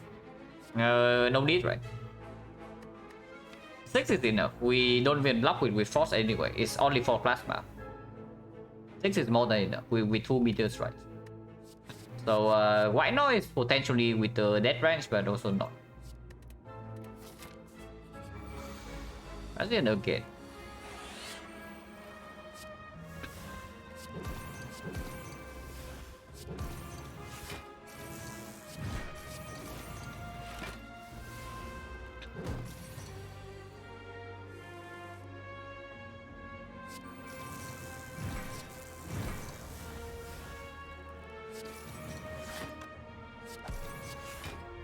Now next.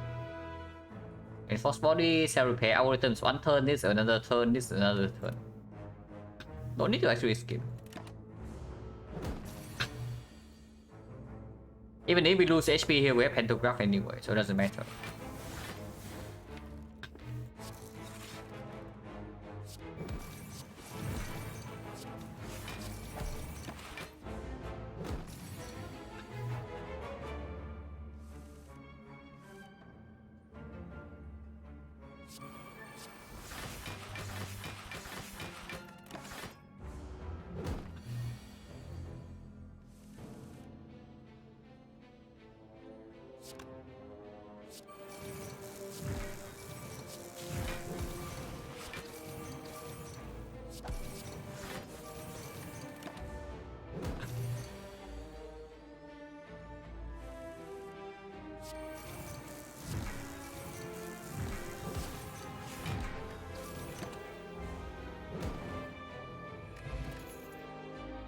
Not interested.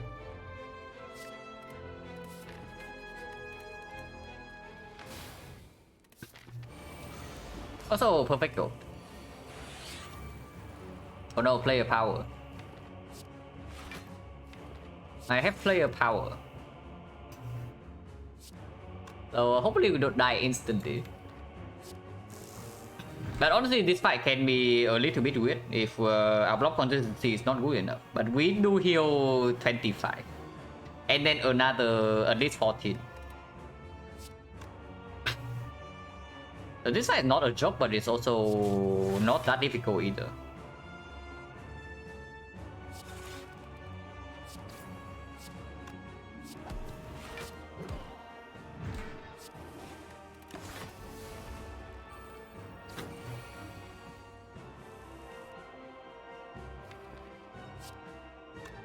Leaving this in the deck is better for later, yeah.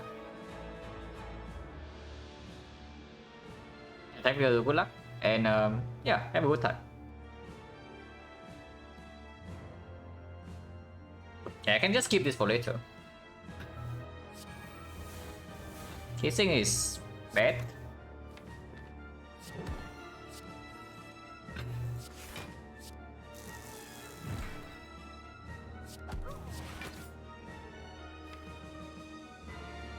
Next time we can take a lot of damage. Actually, not that much. Vision right now actually takes damage next turn. Because otherwise you can also draw +1 here, +2 here into double energy, and then the fan blocks, and then some defense blocks as well. Yeah, no need to panic.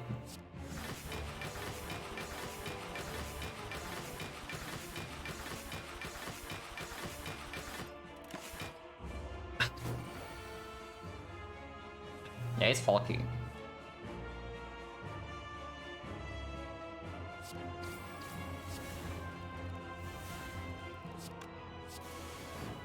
Maybe that was bad. Yeah, that was bad over looping sweeping beam. But doesn't matter, we heal like 45 now. And we don't even take that much here, it's like 10.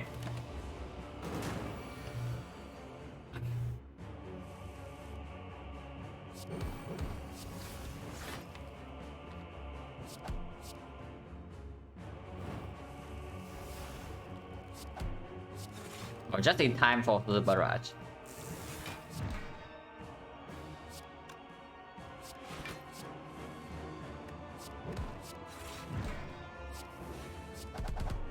Wait, he's dead already.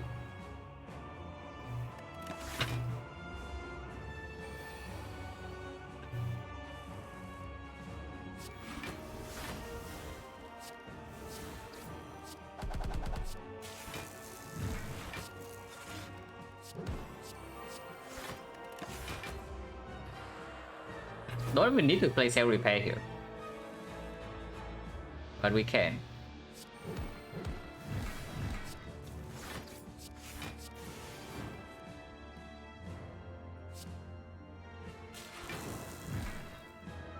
Actually, we cannot. I will play. Actually, we can.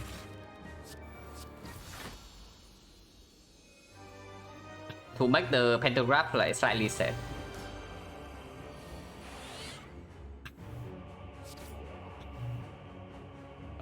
This turn sucks.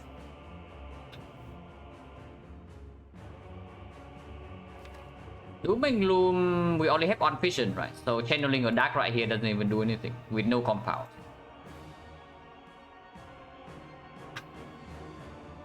So strike reinforce.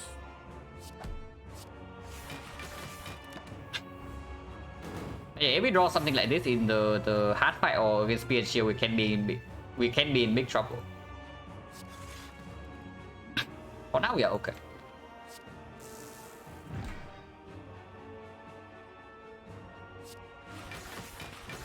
Taco has been roughly average. Yeah, this is also why I wanted to pick up that range. As you can see, like sometimes the first opening turns are very rough, and any random card we can get just makes the turns like smoother.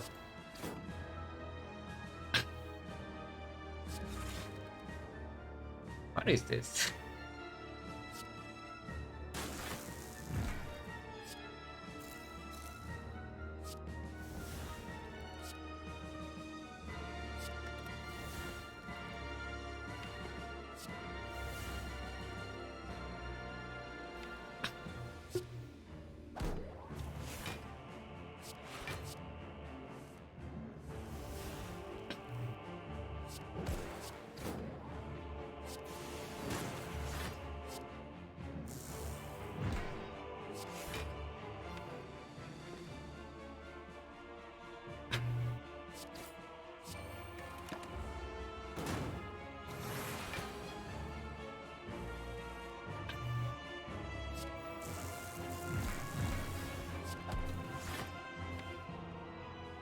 No more meteor strike, right? So I don't vision here.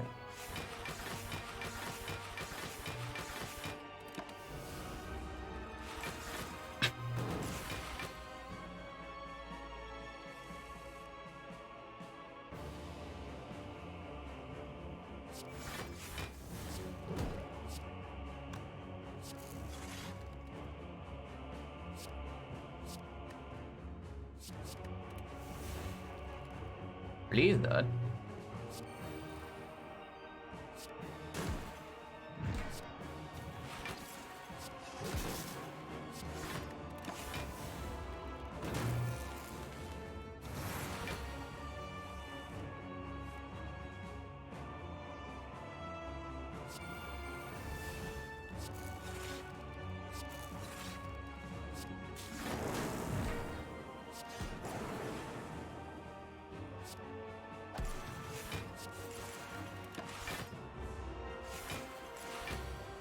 Algorithm still in the deck, right? Yeah, it is.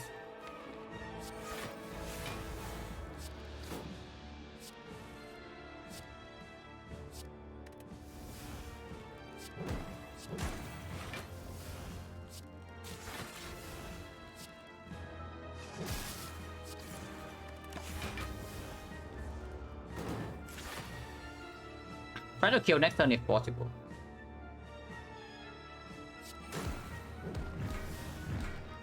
And looks pretty easy.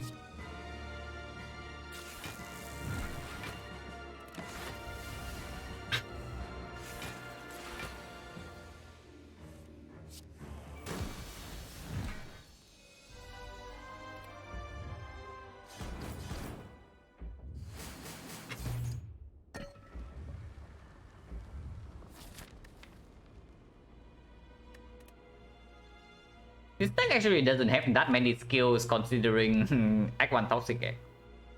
We added this we added, yeah. So 1, 2, 3, 4, 5, 6, 7, 8 skills. Yeah, it's not that much.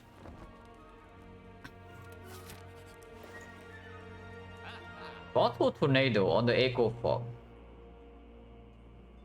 Interesting. I mean, there's also card remove, but we just take the bottle, yeah? We absolutely just take the bottle Echo Form.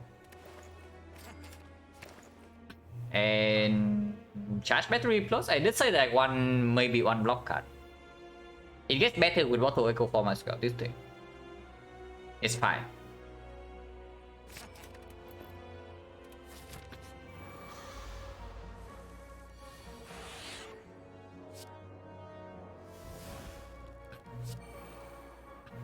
Well, damage taken, but we are healing 39 from after this fight. Meteor Strike is fine. I just played this, yeah.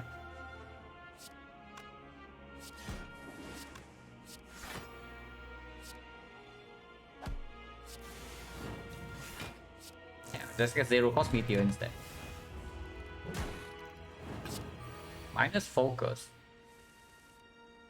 Interesting.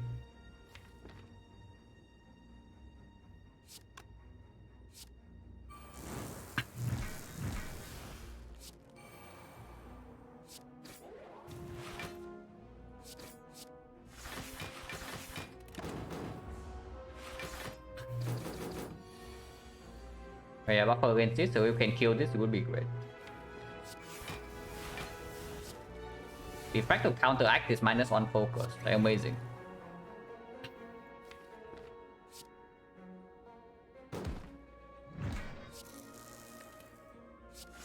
Yeah, can play this, but no point.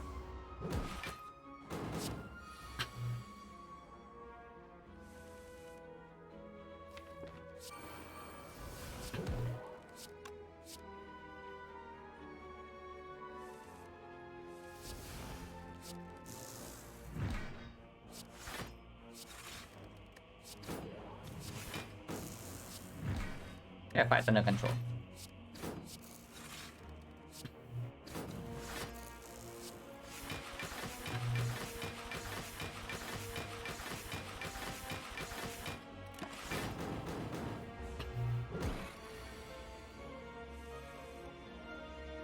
Heal next turn, if possible.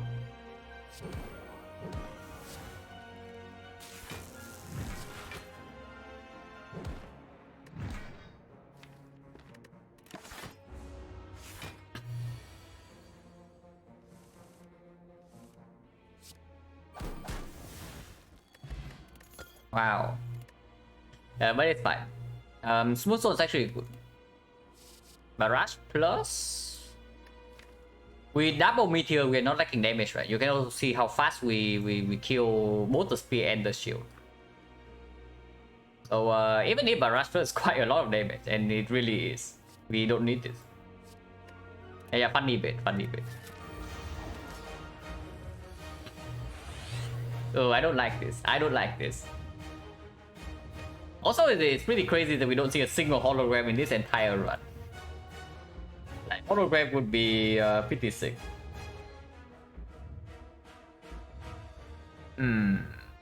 So Echo Form into Meteor Strike is good, but first cycle quite fishy. We lose the 2 full block cards in we have like the 2 full block cards in our hand already. So what is the order in this turn? Like defend into double energy. 5 goes to 6 again, and then I guess we can keep going. Double energy first, plays 2 HP. I play 2 HP, but I can play 200 afterward. Maybe that's better. Wow. Okay, so they can give us a curse.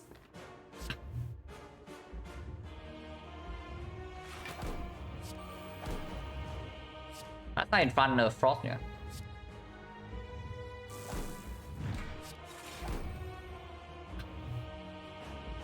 So defense under, or just get self repair out of the dropout. This also costs 1 HP. Probably defense under.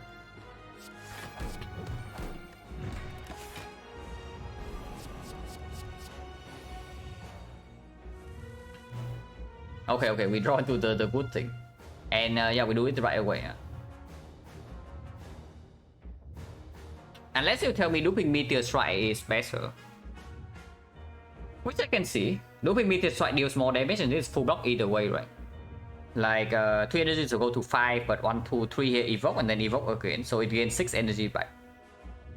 So this is 11 energy and then we will full block. So yeah, looping meteor strike is better. It costs 4 HP but deals a lot of damage and sets up the full thing for next turn.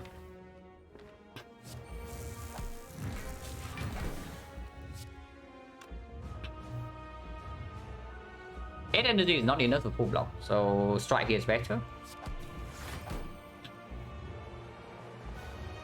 77 darkness plus is free to deploy, so I guess we do that.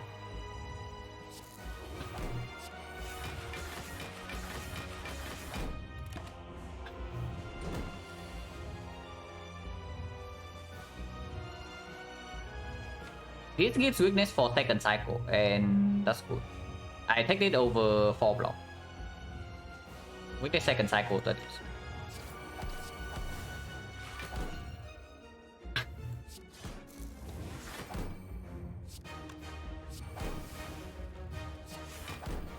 Ouch.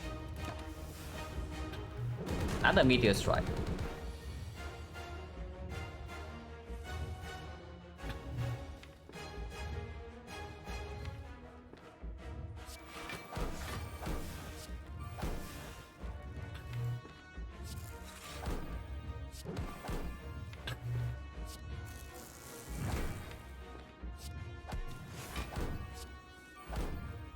Shuffle this garbage out.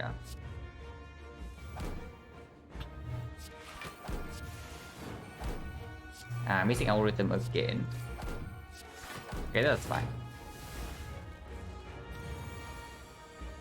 It has given us 2 Thunder Strike. Now, cannot say that I like it too much.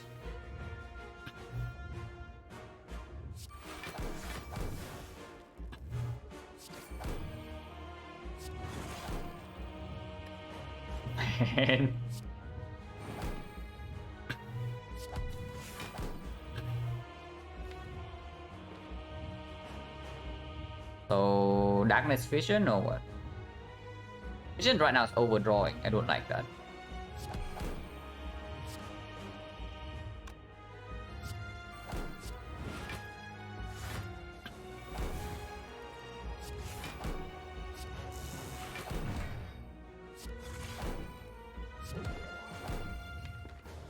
And yeah, you can also see damage is never a concern.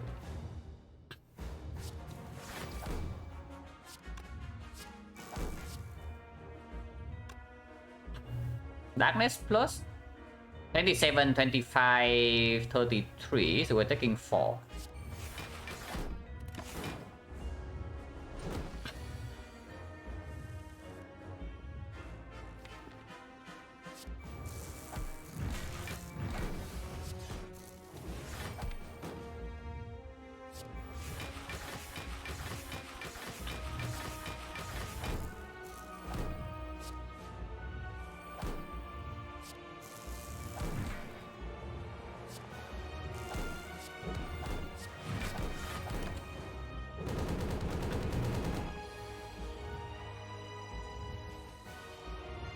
Missing algorithm again. Next time we might need to actually block, by the way, yeah? So this is slightly concerning because weakness runs out.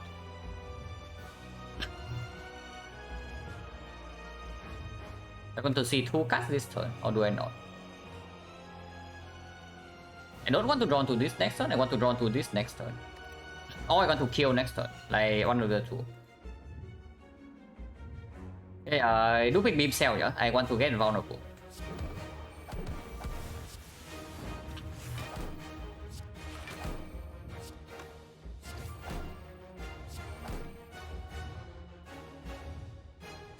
Algorithm, maybe there's no exhaust here, so I cannot even get hologram from the death branch.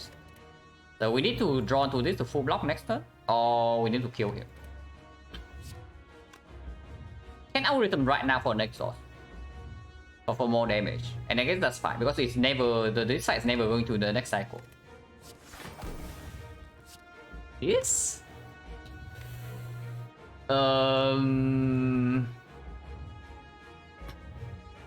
This will always discard Reinforce Body. So if we draw into the Reinforce Body right now, this will always discard it.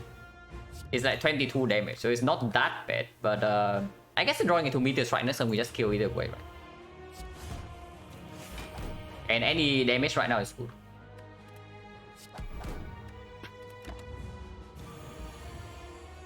And it's not even multi-hit, so we should be fine.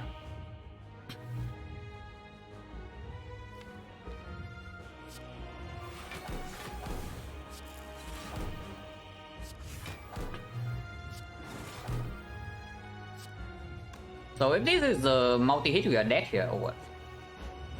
That seems to be the case. But it's not, so we are not dead. And Death Branch almost managed to screw us over. And then we missed like every single algorithm drop.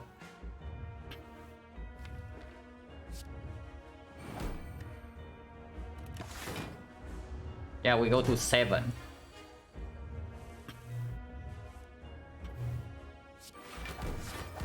Well, that's crazy that we even had a chance to lose this fight, but I guess that's what happened when you don't have a single potion and no holograms. So no hologram, no equi, and no potion is always a potential recipe for disaster. Surprisingly close. Like I did not think this fight would be close at all, you know, but we ended up like almost dying. No, but yeah, it's fine. Like otherwise, pretty free run. I've seen from over the timer like sub 2 hours.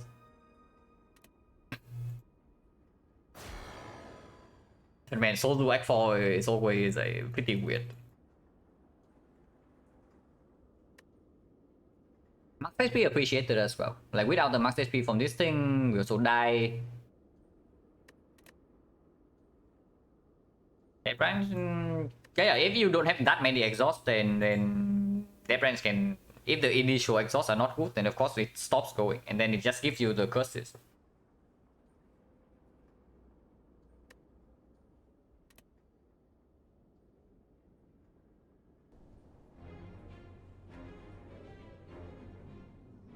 Yeah, this is just basically a fun quick run. Because I'm not sure whether I can learn anything from this run after Act 1. After we just got the Meteor Strike Echo from Toxic X Decoy after Act 1, I don't even know like what there is to learn after this. Every single fight we just storm after Act 1 until like this fight where we almost died. And that, yeah, I also learned that the blind picking Meteor Strike is working out. Honestly, it's true, right? Swapping into energy, there needs to be like really bad things to happen for the blind Meteor Strike to not work. On 4 base energy already. On 3 base energy is weird, but on 4 it's completely fine. Non-official defect win rate is something like I think it's like 18 or maybe 19.6. So pretty good.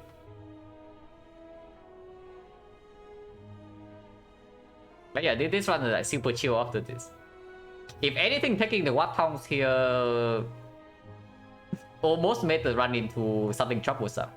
I guess this shot was good. This shot into the rest here was a very good decision. But other than that, like not a lot of the things to think about in this run. Yeah, Silent on a spicy streak. So hopefully tomorrow we get above 80% and get a new record.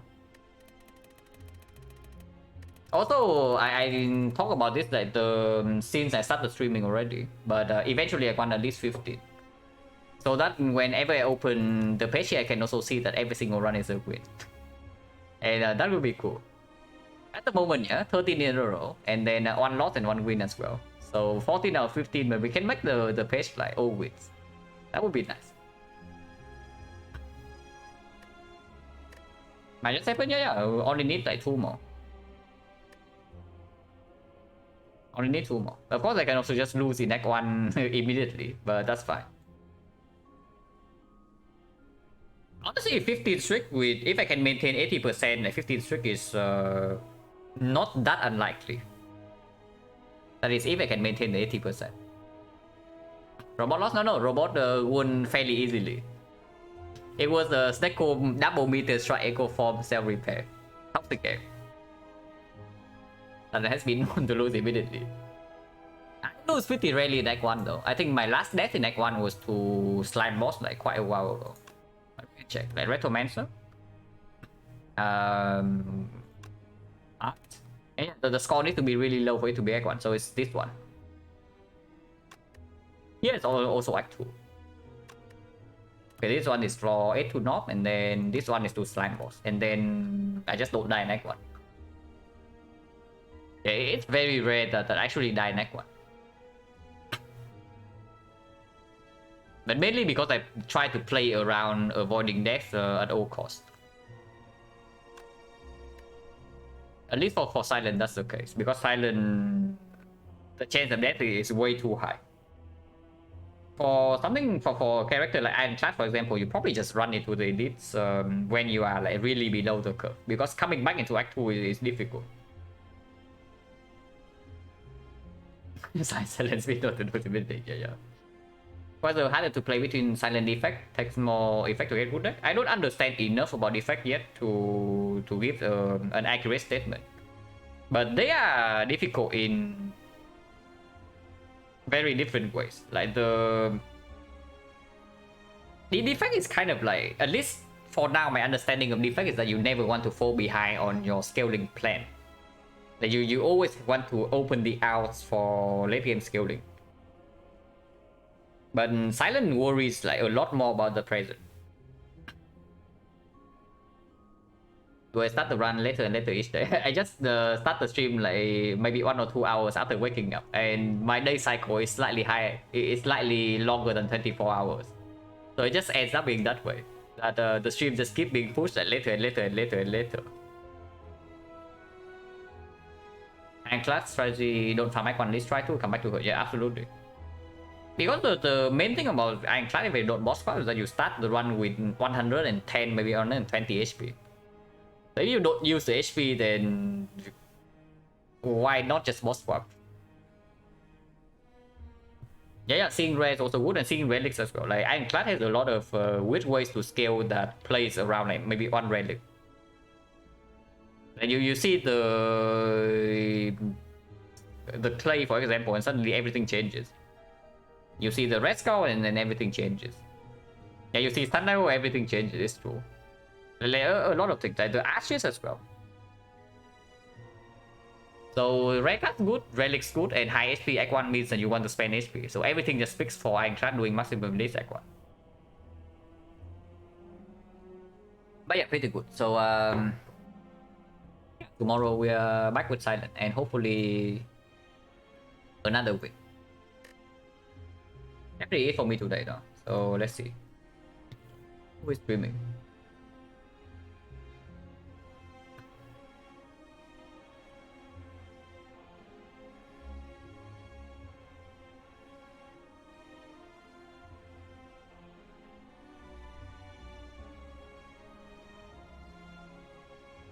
So Jobs is on.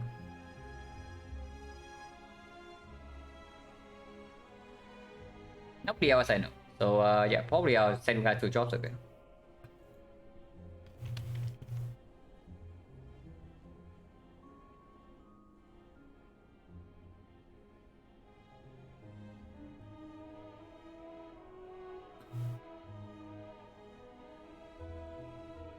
Yeah, thanks for watching guys, and see you later.